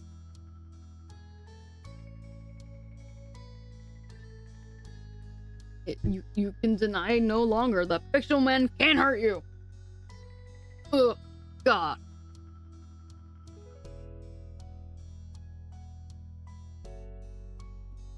But yeah, you've been here too long if seeing a new person rent a condo is what you consider exciting. For several moments, Mr. Holden was unable to answer. He was laughing and slightly shaking his head. You might be on something. The moral of the story, choose your fictional men wisely. Oh my god. Cove put a reassuring hand on his dad's shoulder. Don't worry about it. You can still make the most of your life before it's too late. Oh my god, Cove! What? How old do you think I am? I'm not that old. Okay, maybe. Mr. Holden took one more glance at the currently vacant building and sighed dramatically. When he turned back to you and Cove, his whole body seemed deflated.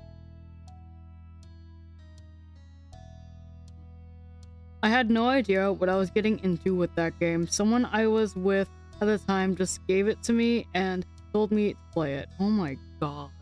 That's quite a surprise. Honestly. That's quite the surprise. Wild. It's like you're with them and they're like, hey, play this. Bro, imagine.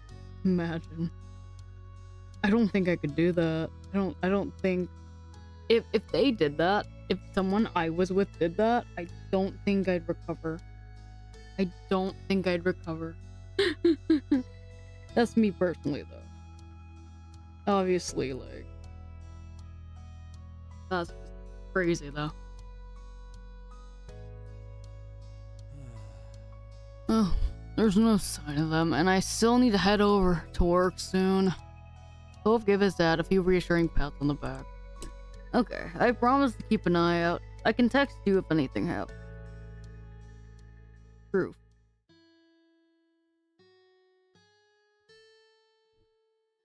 Really? Of course. Of course. Well, I mean, only until I have to meet up with Terry and Miranda. Would that still work? With a wide grin breaking out on his face, Mr. Holden looked absolutely thrilled to have his nosiness enabled. First the gambling enabling, and now the nosiness enabling. And that works. He moved, firmly placed both hands on Co's shoulders, fixing his child with a firm stare. Son, you're my true ally in this world. I'll collect my mans, I'm sorry. Okay, Mr. Holden stood up straighter, letting Cove go. He looked reinvigorated. Okay, with that settled, I'll go make some money. That's always been the one thing I do best. I am really wondering what Cove's dad does for a living. Mr. Holden headed off to the garage with a big wave goodbye. Cove smiled the whole time you both watched his dad leave. You're really like Mr. Holden. Mr. Holden was one of your favorite people? Cool. Cove's dad was kind of a bother. You have mixed feelings. Nah, for real, what's his job? Hold up. Okay, so I'm gonna wait for that for a second. I'm going to go get food. We be back. Go get food if you need it. Go get the Wawas. Go get food. We be back soon.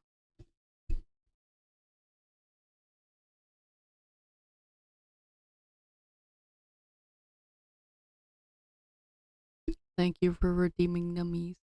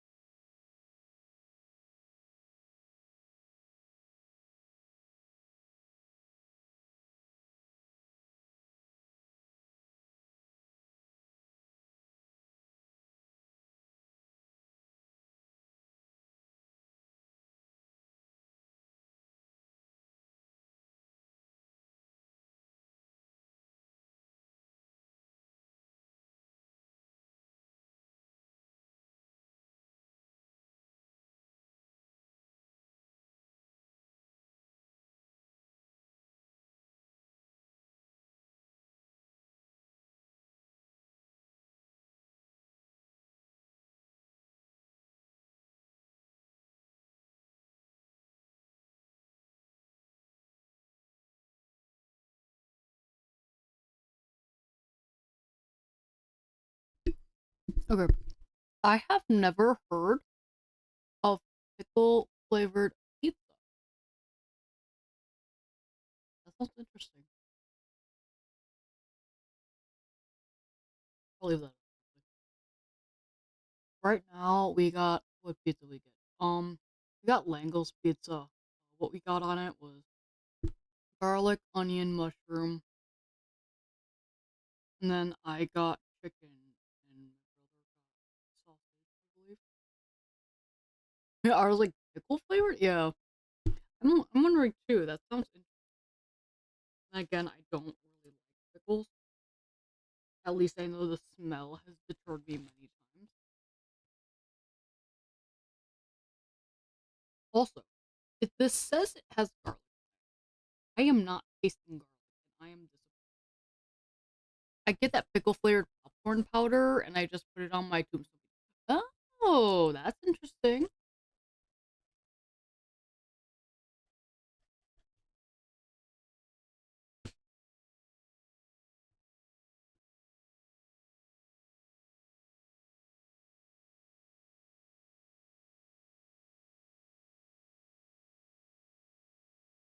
Yay. Yeah, so Adu can attest that I don't eat often, if at all. Because, like,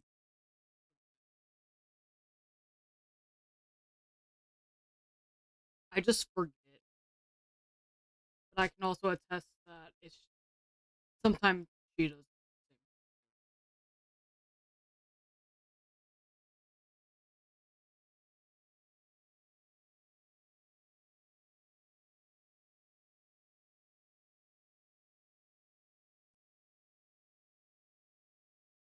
You're gonna lurk while eating and watching cartoons. That's completely fine. Thank you for the lurk, Driven.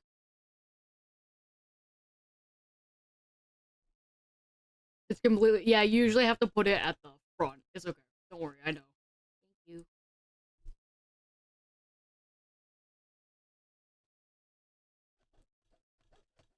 You can hear this, but oh my god, why is it so hard to cut the red part? I just want my pizza, damn it.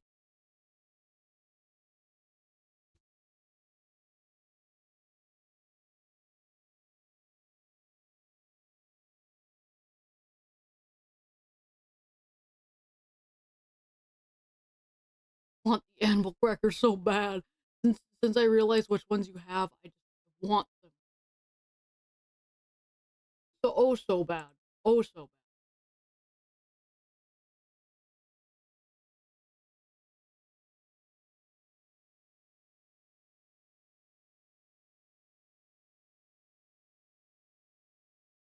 Those animal crackers.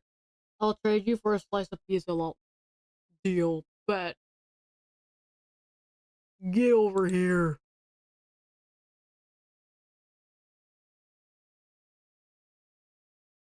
Get over here. I probably didn't translate well because I'm kind of like far from my oopsie.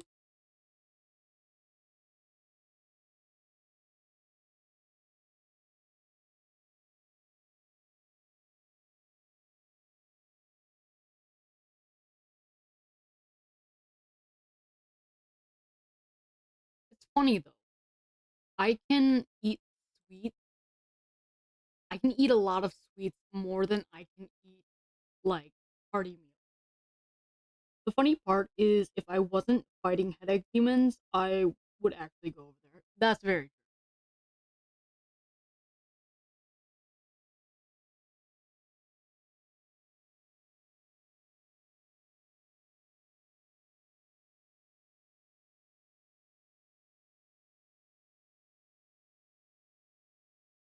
Yeah, because no, that's completely understandable.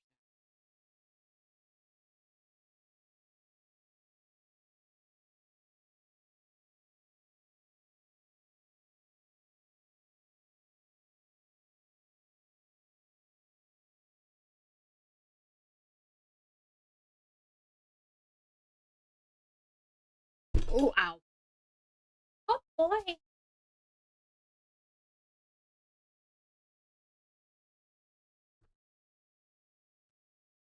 Also, are you gonna like? I want to know how many of you would find it. How many of you are gonna fucking what's it called? Are gonna crucify me for using a fork and knife for eating pizza?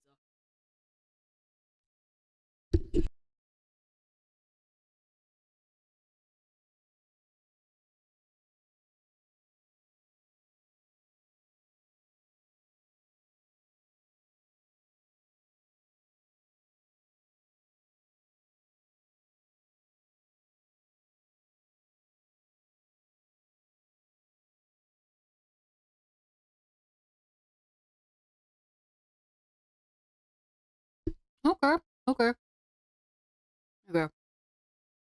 I'm glad I'm not like the only one because I know some people in my life that's like I tell them that I eat pizza with a fork and knife. I'm like, no, that's you can't judge me anyway. Your number one book BF eats cookies with a fork and knife. Oh, oh no.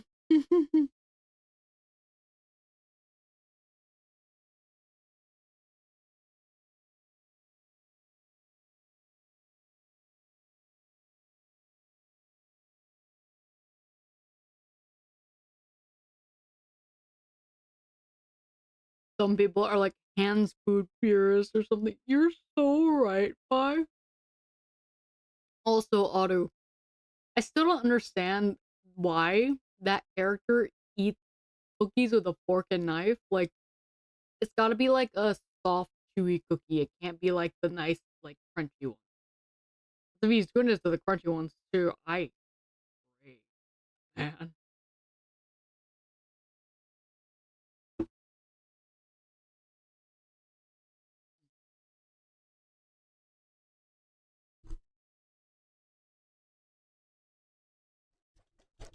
Oh god. Trying to cut this is not fun. Hello.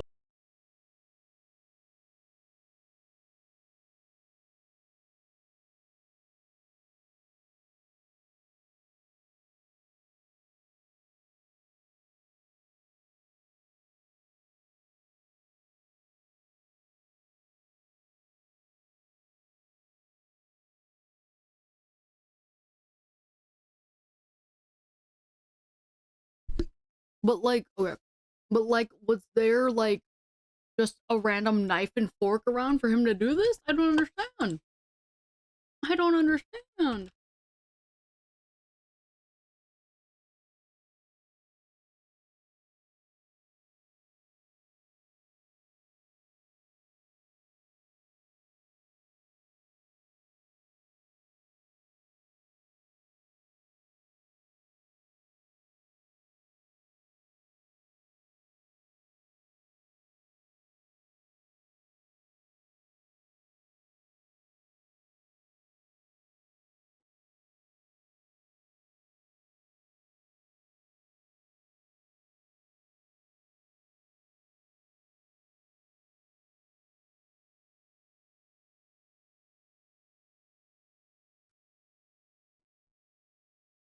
Basically, MC brought him a cookie, and he was eating as he was eating there.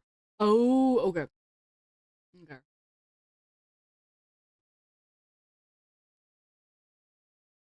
I was about to say, I was like, where did he get the knife and fork and plate and stuff for? Like, huh?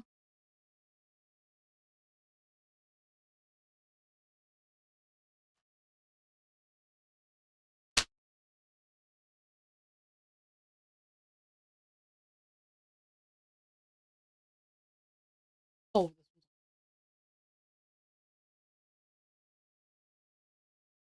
that's kind of that's funny. Not gonna lie, bro. Just imagine, like, oh, you got a cookie, and then all of a sudden it's just like, yeah, thanks. Puts it on the plate. All of a sudden, just um, eating it like that, like fair, fair and balanced. I'm not saying it's like that's like effed up. I'm just saying it's like that's interesting.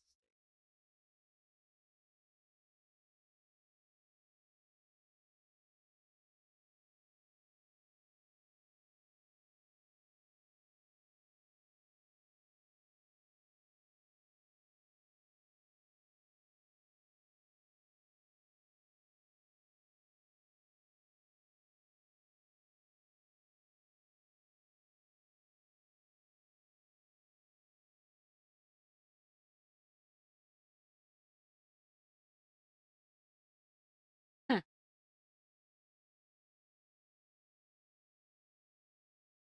the world's a strange place.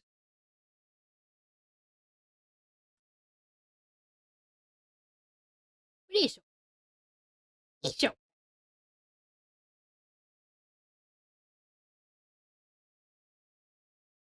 I couldn't be MC. I would laugh at him so hard. You know what? Fair and valid. I wonder what exactly would happen for me because I feel like I would maybe laugh, but I also would be like, "Hun, you good?"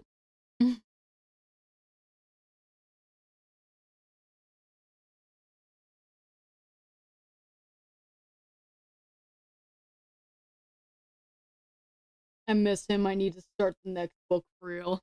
Fair and valid. Get him back in your life.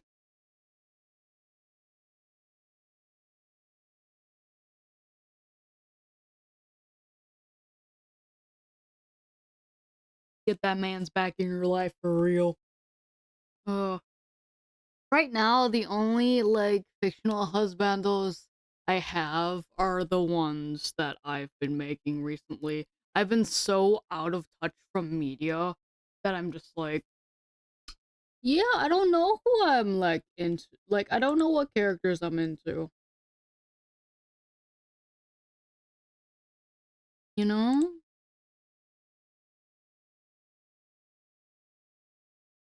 I would laugh because everyone's afraid of him and he seems so intelligent and poised, and seeing him eat a cookie with a fork and knife would set me for. Yeah, I can see it. I could see it. No, because literally, like, you know,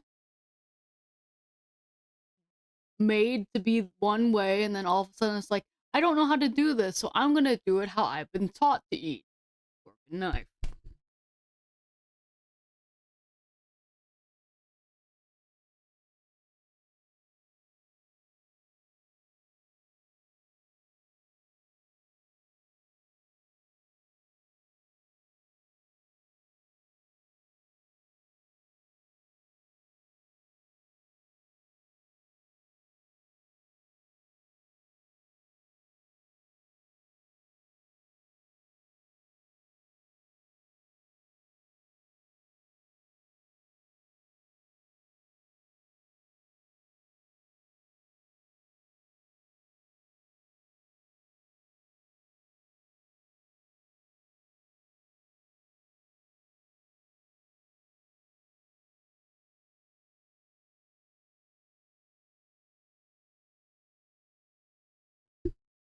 He's the character I cried over because he never had a birthday party before.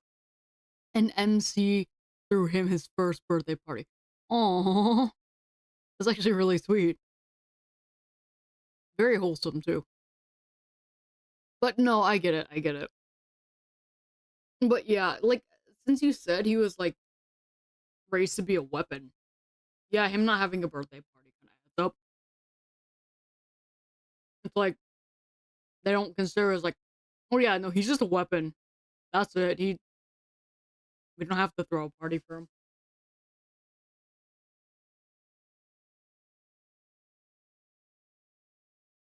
That's very nice. Wait, what book is this again?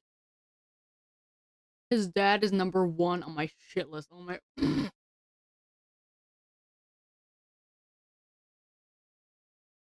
Fair and valid.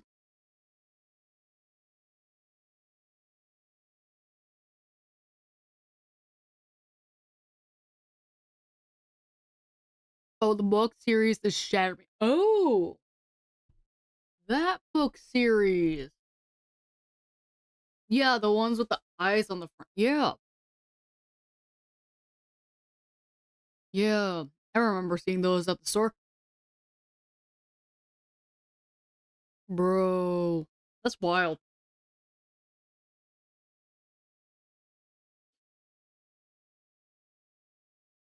Oh, hon, I also like I was like pondering stuff about Geiger.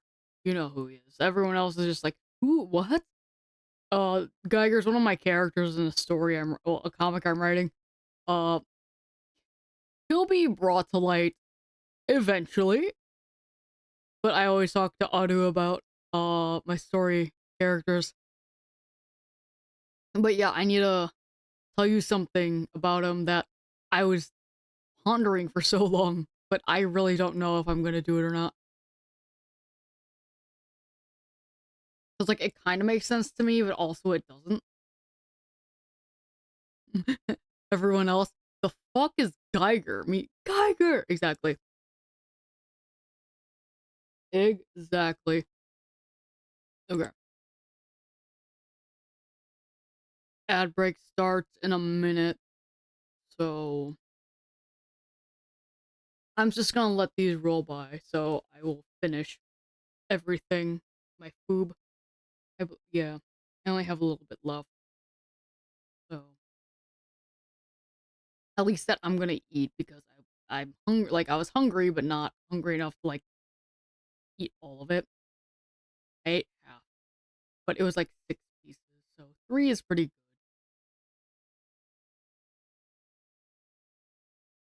But I'm looking at the time. I'm looking outside, but I am probably going to do the rest of whatever's going on here, and then once it gets to the things, we're gonna go raid someone. Yee.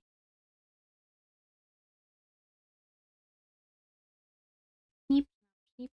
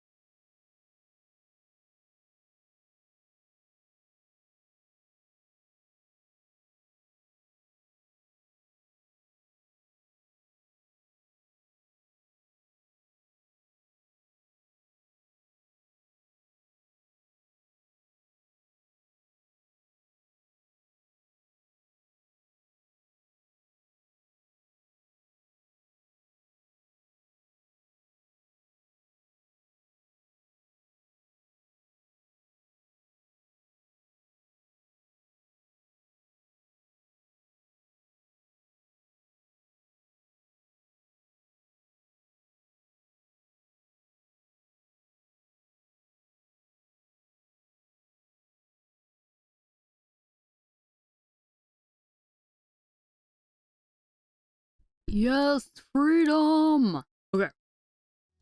Welcome back, welcome back, welcome back. I am hoping everyone's back. Welcome back. Also, yee. Food. I am so surprised, like. Who's nice? Who's nice? Also, the fact that you got the evil YouTube mom doc again is really funny for some reason. Okay. But we shall now get back to Cove. We shall now get back to Cove. But yeah. Mr. Holden is a really good guy. Oh no, I don't. Yeah, there you go. He always tried his best and was honestly just great. As soon as he was out of sight, Cove sighed lightly. Are you okay? I do like how Cove has kind of like a soft-spoken voice. It's very sweet. Yeah, just not looking forward to waiting. Guess I'll be hanging around the street a while.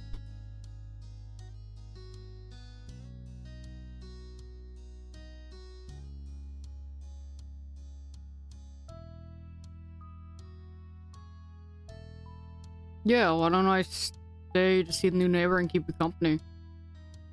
Fighting the Twitch ad algorithm for real, yeah.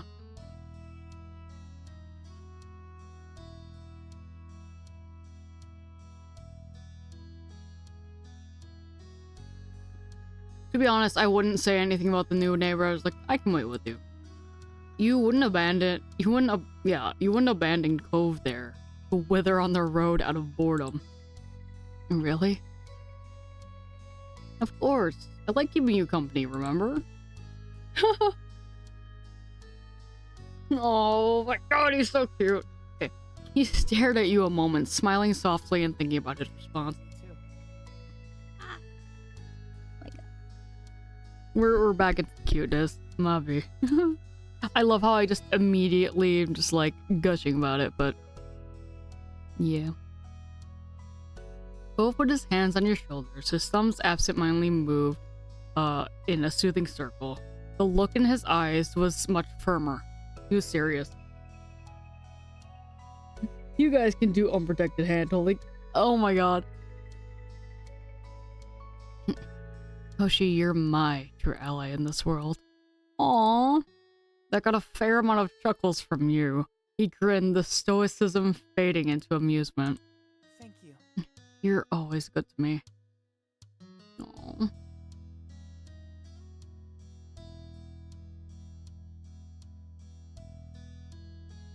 Literally, I can't help myself but to, like, be nice. Okay. Yeah, myself. Yeah, well, good then. I don't know what I would do without you. Aw. The smile on his face reached his eyes and made you feel electric.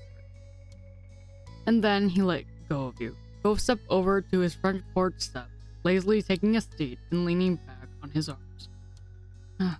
Her watch begins. Nodding in agreement, you joined Cove on the front porch step. You both sat there in a comfortable familiarity as you settled in for the waiting game on the new tenants. The neighborhood was quiet, and you sighed contentedly, closing your eyes and feeling the light breeze.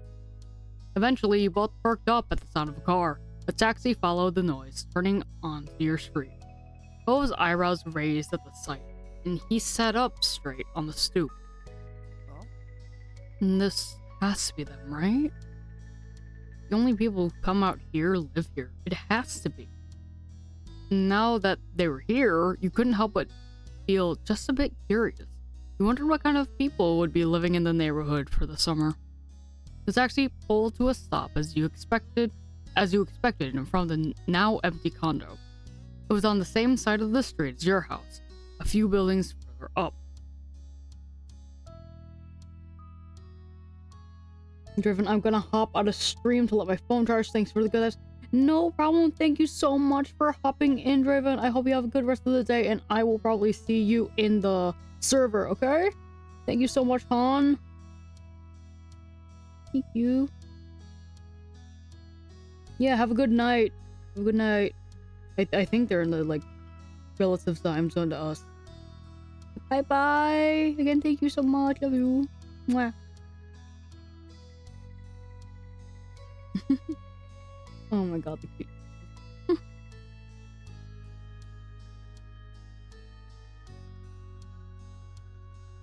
Eee. Oh my god, the fact that they stayed that long too. I love it. I love them. Without getting to his feet, Cove tried leaning and tilting his head to get a view of the passenger door as it opened. The single occupant exited the cab. Huh? You could feel what Cove was in that moment. After the last renters, this new visitor was definitely not exactly what you'd expect. Who the fuck is this smug-looking guy? Ah! It was a young man. Had to be close to your own age. He was dressed fully in an eclectic black, white, and gray outfit. Even his side-swooping hair matched the scheme. The fact got eyes on it. Bro, is this Welcome to Night Vale? Sorry. The only other pop of color was from something that couldn't easily be fashioned into submission. A pair of dark brown eyes, which you caught when he looked over at his audience. Bro is monochromatic. Let's go. Yeah. The frick? This is actually really interesting. What? Hello, folks. Who might you be? We're the neighbors. The smile already prominent on his face curled further. It was cocky, but you didn't get the impression it meant something at first. Hallelujah. You and Cove shared a familiar look with one another, bewildered even further. The color-coordinated man left it there. However, with a firm click, he shut the door of his ride. Then he turned his back to you to retrieve a large, unsurprisingly black suitcase out of the trunk. Continuing with his own business, he strolled forward and lightly tapped on the driver's side window with his knuckles, asking for them to roll it down. When it opened, he leaned down and rested his arm on the edge. You assumed he was thanking the driver for getting him there, considering he slipped them a tip during the brief chat. They shook hands, and then he pushed himself up and away from the taxi with both arms, giving the driver room to leave. The taxi pulled away, rolling carefully down the road and out of sight around a corner. The new renter had officially arrived. He left his suitcase on the ground, out of the way of the street, and sauntered over your way with the confidence of someone who had been invited to join. Cove finally stood up to greet this person. You followed suit. Excellent. What? I'm Baxter Ward. It's excellent to meet you, neighbors. Oh, Lord.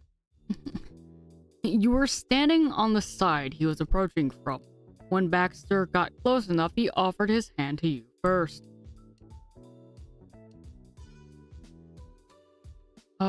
Yeah, sure. You gotta do the firm handshake when meeting someone. Come on.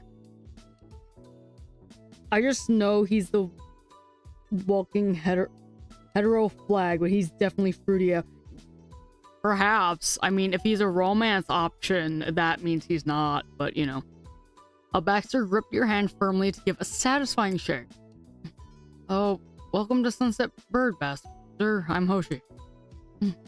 Hey, Hoshi. I am quite keen on getting to know you better this summer. We could be good friends. From your other side, Cove made a sudden sputtering noise. Uh-oh. Uh-oh. And you are? He lifted his hand out to Cove next. Cove shook his hand, still eyeing Baxter carefully. I'm Cove. Baxter's whole demeanor lit up for unknown reasons.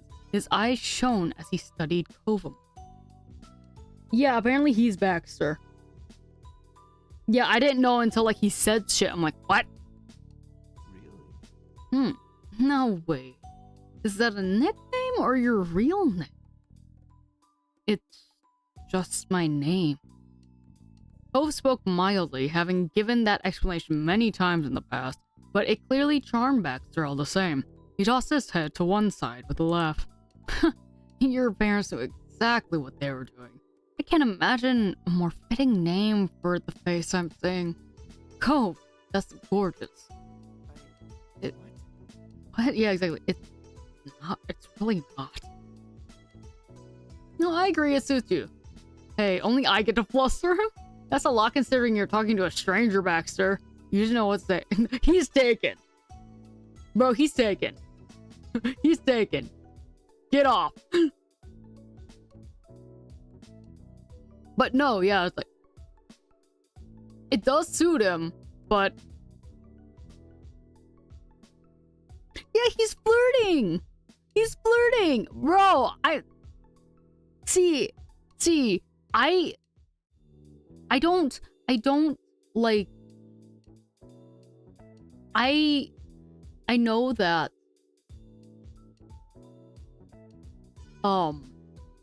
If I'm with my significant other, if I was with my significant other and I personally saw someone flirting with them or them trying to flirt with someone, I am going to be possessive.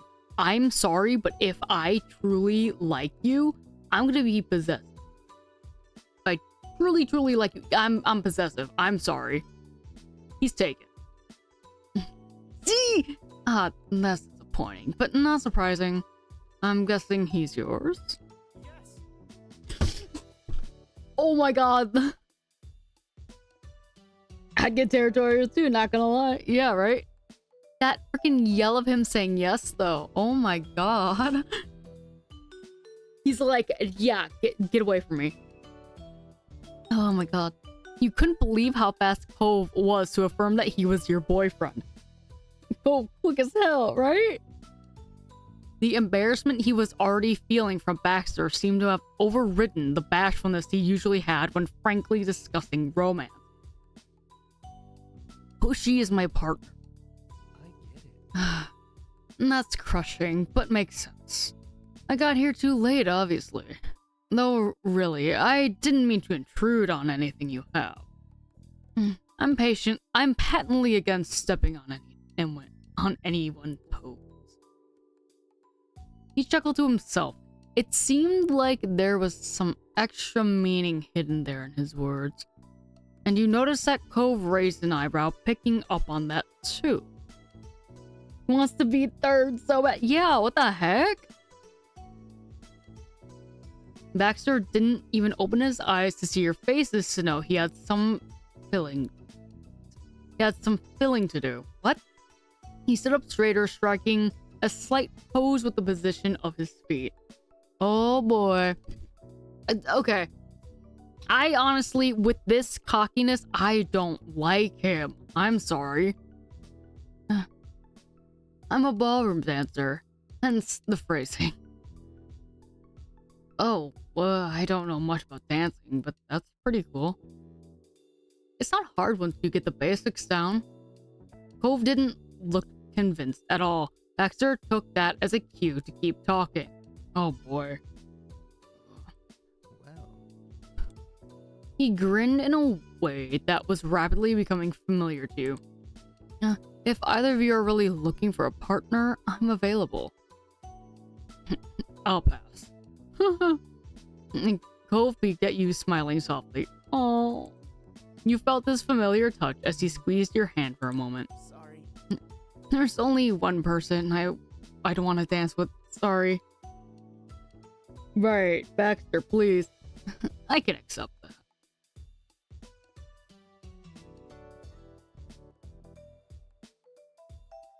No, literally, nope. Cove is the guy I dance with. Nope. You're not. No. I wouldn't do that. I don't care if you're actually a dancer. I can do it myself. I know ballroom dancing just fine. Baxter smiled and nodded understandingly, letting the subject go. After that, there was a lull in conversation, and Cove attempted to fill it. So. What made you decide on Sunset Bird? Oh, yes. Well, my parents rented a condo, so I had a place to stay while I'm off for a semester from college and not living in the dorms. There was a playful glint in Baxter's eyes as he continued. I'm gonna fight this. Ideally, they wanted to send me somewhere that wasn't too exciting, but luckily for me, they picked the wrong street, considering the two of you live here. Baxter then preemptively lifted his hands up in front of his chest, giving the gesture for meaning no harm. It's nice not to be the only one my age around the neighborhood for an entire summer, nothing more. That was a story you had heard before, the same one as when Lonely Cove and his dad moved in all those years ago. Cove wasn't relating still. You could have phrased it like that in the first place. I don't feel the need to keep words of praise to myself, but they're not romantic come-ons. I see that you two are very much a committed pair. I'd like to be friends if we can, but that's all. It's okay. It doesn't bother me. I'd appreciate it if you didn't do that with me. I'm finding you probably annoy a lot of people. Yeah, I'd appreciate it if you didn't do that with me. Yeah. He has Riz, but it's too strong. He has Riz, but it feels like arrogant Riz. And that makes me angry. I'll keep it in check. I'm glad we're working. Shifting his weight to his other foot, Baxter tried to move forward. So, which condo is yours? How long have you been living together? Huh? Oh, no. Cove sputtered again, and unintentionally, a laugh escaped you. We're both your neighbors, but we live in different houses with our parents. As if second nature, the two of you pointed to your homes, the buildings directly across the street from each other. Baxter's eyebrows raised at that. Your neighbors who are dating? Who started dating? What a couple of lovebirds. You're the backbone of romantic society. Honestly, I hope you never break up. If you can make it work, there might be a chance for the rest of us. You knew Cove well enough to tell there was a little bit of amusement in his expression, but he sighed in exasperation. After that, you had no doubts about his claims of being complimentary. You shook your head at it. Too much again. Kind of. Well, if either of you are free, I'd be thrilled to hang out this summer, but we can save the schedule talk later. I should get my things inside. Give a small nod of the head and flash you both a dazzling smile. Goodbye. Goodbye for today. Bye. Cove gave a small wave as well. Bye. Baxter then turned on his heels and strolled back to his suitcase, picking it up and bringing it to his condo. You and Cove were silent as Baxter unlocked the door and disappeared inside the house. With him completely out of the scene, Cove let out a long breath. Well, I don't know how I'm gonna explain that guy to my dad. You burst into a fit of laughter trying to imagine the conversation. Extrovert meets two introverts element. Exactly. At least the job is done. We saw the new neighbor, and now we can go meet up with Terry and Miranda. Yeah, we should get going. You gave Baxter's condo one last glance over your shoulder. You were looking forward to seeing more of him. No, you thought he was charming. No, you were not into... Yeah, you weren't sure how to feel. You thought he gave a pretty bad first impression.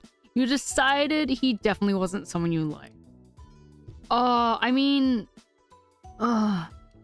don't want to just rule him out as being bad.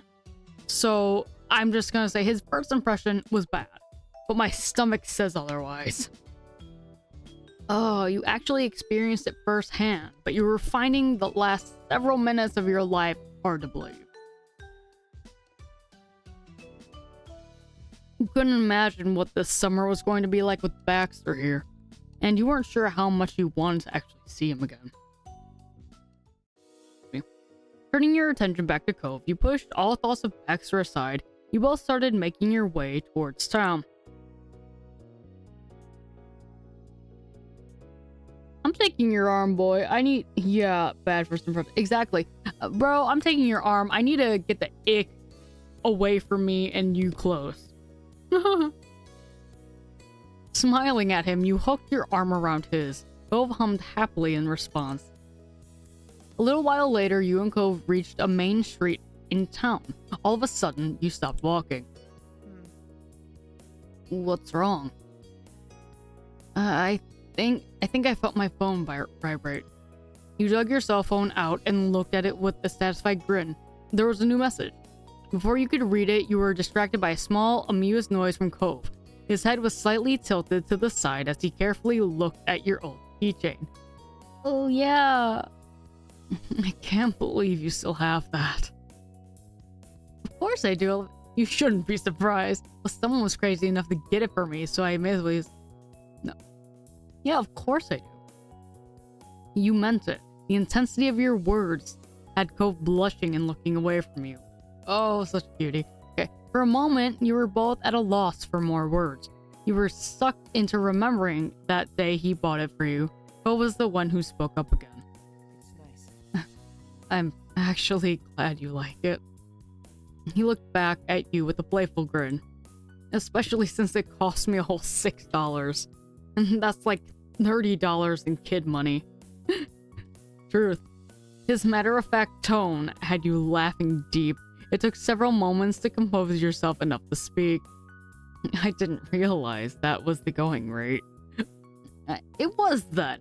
Probably be more. So you're trying to say that you were a big spender? In kid money? Yes. I was definitely a high roller, remember? That had you both bursting into fits. Smiling, you refocused on the task at hand. You knew that... You opened the new text from Miranda, and all you saw was, I can see you. Oh my god. Bro. Not those kinds of friends. It's like, I can see you. Immediately from where you stood, you started swiveling your head around. You couldn't spot Miranda anywhere, but she did send you more messages. Oh my god. I saw you holding Cove's arm. Scandalous. Where are you? Come on. Really, Randy? Randy? Oh. Oh, I respond. Where are you? Message was sent, and you were back to looking around, scanning for any sign of Moon and familiar faces, but they were still invisible. Cove looked at you carefully, raising an eyebrow. Miranda's me for... Yeah, right? Miranda, come on out. You sighed at the ridiculous new person laughter at her aunt. You sent your own joking text. You grabbed onto Cove again, wanting to show Miranda how scandalous you could be. I'd sigh. You weren't sure what Miranda had planned next. Cove looked at you puzzled, raising an eyebrow. What's happening? Before you could even begin explaining anything to Cove, you both snapped your attention to the yelling from across the street. And there you saw Miranda and Terry coming out from behind the backside wall of the grocery store. They both started waving widely to draw even more attention to themselves. Oh my god. Cove took a step in their direction. Grinning, he put his hands around his mouth to better project his message across the street. Hey! Laughing and arm in arm, the girls stopped only to look both ways and then rushed across the empty street. Oh my god, look at them, they're so cute. Okay, Otto, you know how you said Miranda is you for real, for real? Look at her design. Like, tell me that's not you. Tell me that's not you. Change your mind and mine. Damn it. Oh, it got dark so fast. OMG, Miranda literally looks like me with... Exactly. I keep forgetting that this part happens differently if you have the Baxter DLC. Oh, really? That's interesting.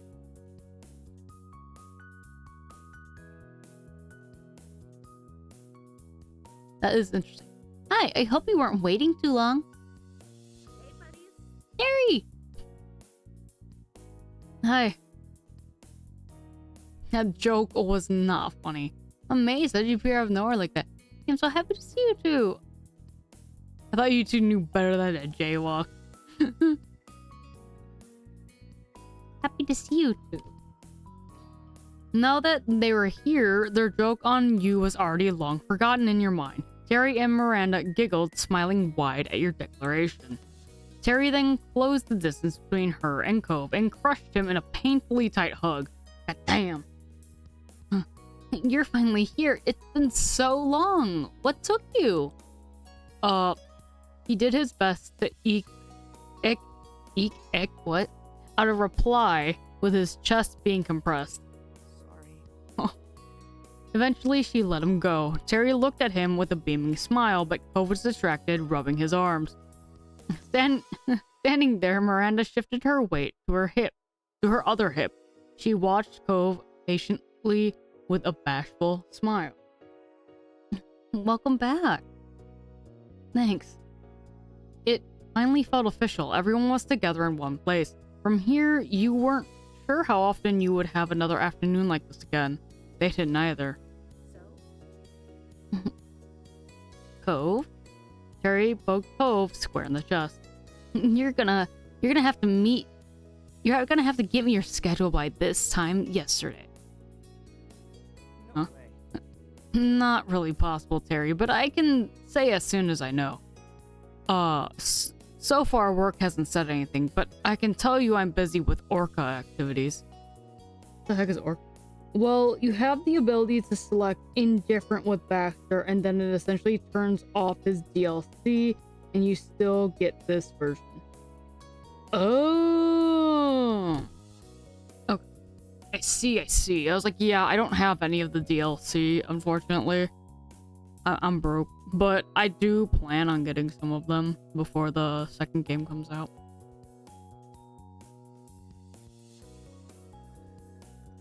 Yeah. Oh, it explains Orca. Thank Christ. Okay. When Cove wasn't at his part-time job or pursuing his academic interests, he volunteered for the Ocean Restoration California affiliation. Orca. Oh god. Sorry. The group focused on cleaning up beaches and removing pollution from the ocean. Cove always loved the sea. It didn't surprise you one bit when he started getting involved with the group.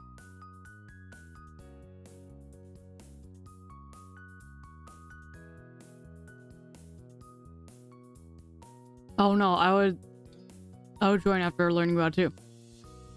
Their big Smash event for the year is coming right up, isn't it?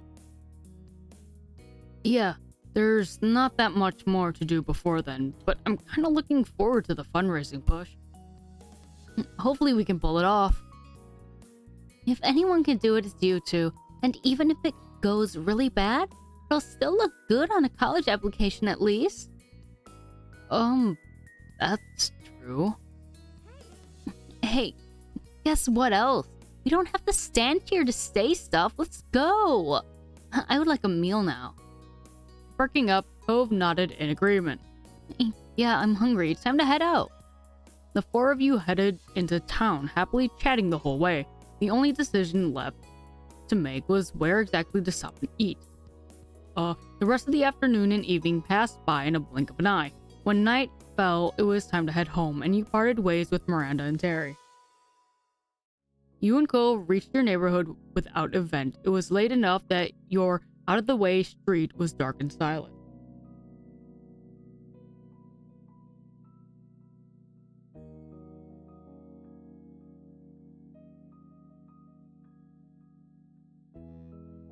Bro, I'm trying to remember what ambled mean. Hold up.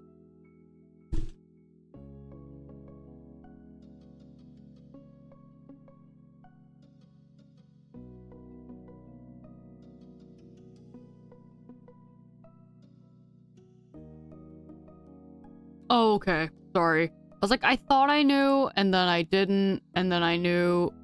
Yeah, piggyback ride, right?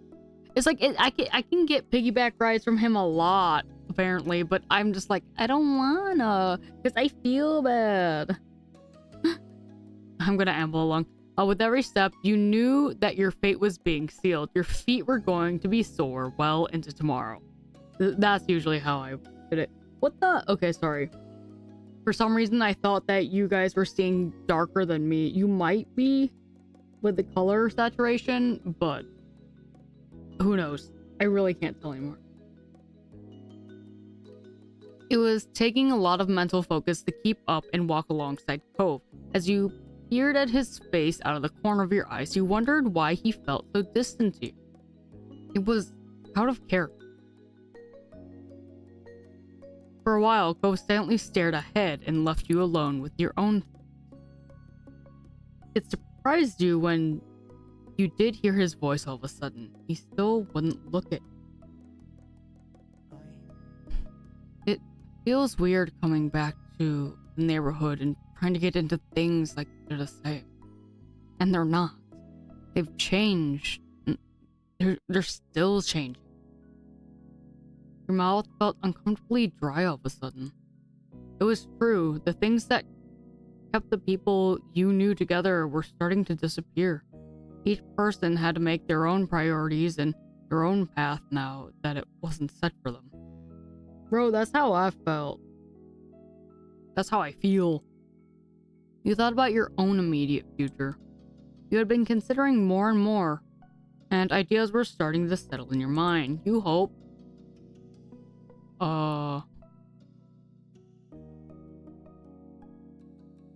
work part-time and go to school part-time,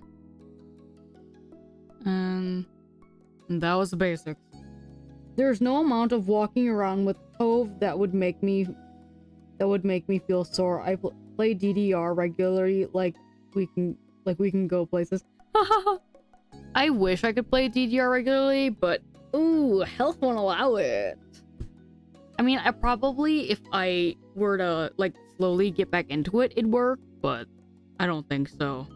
Cause ooh, my body doesn't like it. It hurts. And not just like saying like, oh, sore muscle, like sore muscles, it happens, but like, and not even like bad joints, it's just asthma and other health conditions, unfortunately. But yeah. For your career, you thought you'd find a company to work at, work online, do contract work, start your own business. Work online. Perhaps start own business, and that was all. For your education, you thought you'd attend a community college, a public university, private school, join a trade school, take online classes.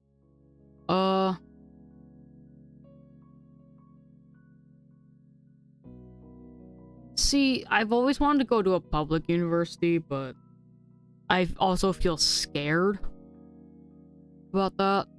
I've never once really felt comfy about that kind of stuff.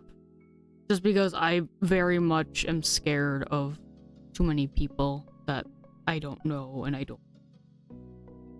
So, I mean, a community college probably, because, you know, yeah, that or a trade school. And for that, you wanted to stay local, go to a different part of the state, go out of state, go abroad, travel around to different places. Oh boy. I want to go to different parts, but again, that's scary. Like, I know it'd probably be good for me, but I'd probably stay local. It'd all be happening so soon. You'd already applied to schools and jobs. You already applied to schools. You already applied to jobs. You'd started to prepare for what was coming. You hadn't begun. Okay. Yeah, I'd probably already have. And you'd be open about your situation and everyone knew. And you only spoken about this with family and those you were close to, like Cove. You kept all of this to yourself, and Cove was the only person. No, I probably spoken with family and Cove. Now you wondered what Cove had in mind. You'd heard him consider some things for his future, but it was never anything that would have counted as a real plan. Making it back home, you both stopped in the middle of the street. Cove sighed. Cove looked at the ground for a moment. His mouth trembled, trying to settle on the right words to say. So, are you still thinking about going to school and stuff in Sunset Bird? Yeah, you remembered. Cove closed his eyes and nodded while he composed his thoughts. He looked at you when he lifted his head. I mean, I decided on some. Well, kind of. He smiled slightly and rubbed his arm, and then his expression grew more serious. I'm not gonna decide on a school or career. Not this summer. I'm gonna stay here, at least in Sunset Bird. I'll probably move out of my dad's place. I'll keep working my job, keep doing my volunteer stuff, and everything else. I don't know.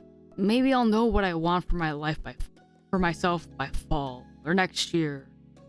Or maybe I'll never have a plan. Life will continue on with whatever's happening. Bro, that's how I am, Cove. Cove is me for real, but I'm not gonna crush myself trying to have everything figured out by a timeline that someone else has set. Just can't do it. Yeah, Cove took a break.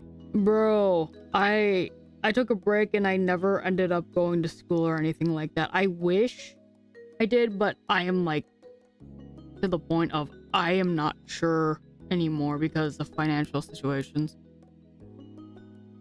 His brow furrowed and his tone was tense. It was clear how much expectations were weighing on him. I guess it'll be me and you, right here for a while longer. His eyes were glossy. You weren't going to be separated, and that meant a very great deal to him. Your plan sounds very you nodded understandingly. You were glad the two of you would be in Sunset Bird together. Somehow, I'm not surprised things have turned like. No.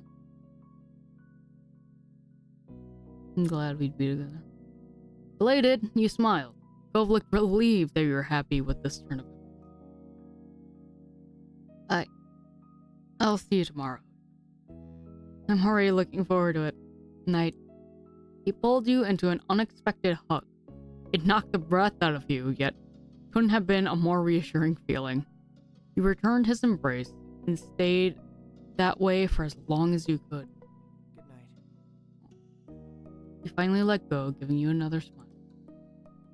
Then Cove started walking away, but you remained there, frozen in the middle of the street. You watched him and wondered, how many more times will he be able to say that? He'll see you tomorrow. You hope for countless more times. Finally, you turned towards your own house. You vowed to yourself that you would make the most of every moment you had this summer. Oh, whoa. Okay. Hang, errands, talk, charity, drive. Okay. Save. Yes, we only have the one save slot. I know I should be probably doing it more, but yeah, no. Okay. I'm a little... Woo!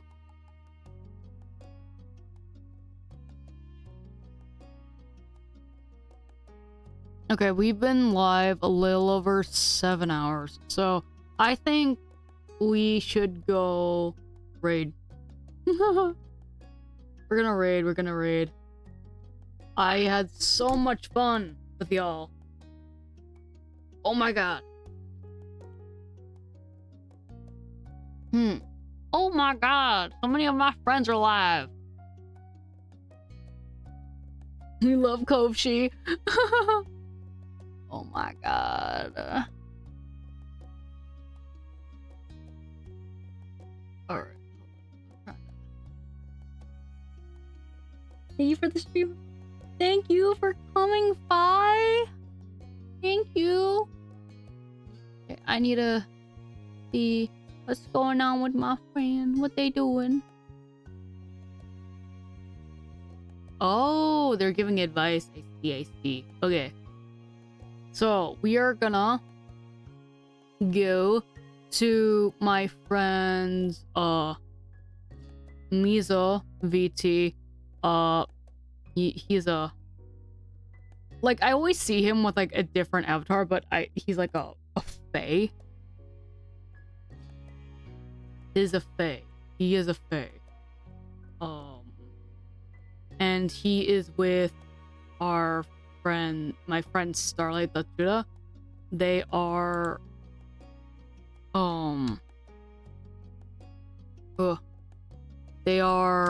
giving advice. Yeah.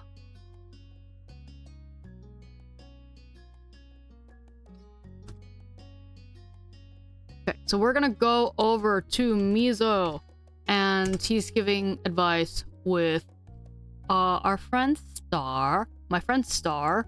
They are lovely people. I would love for you to go. My name is Demortimus as Asphalt. Yeah. But yeah. I again thank you all for coming. This was so much fun. I learned quite a bit about this game too. With some of you that came in, and that was very nice. And it was very nice just to like go through as much of it as we did and have our lovely talks. And again, thank you for the love and support that you give me. Now we're gonna go send that over to Mizo and Star. I love you guys. Bye-bye. Bye-bye. Love you. Whee!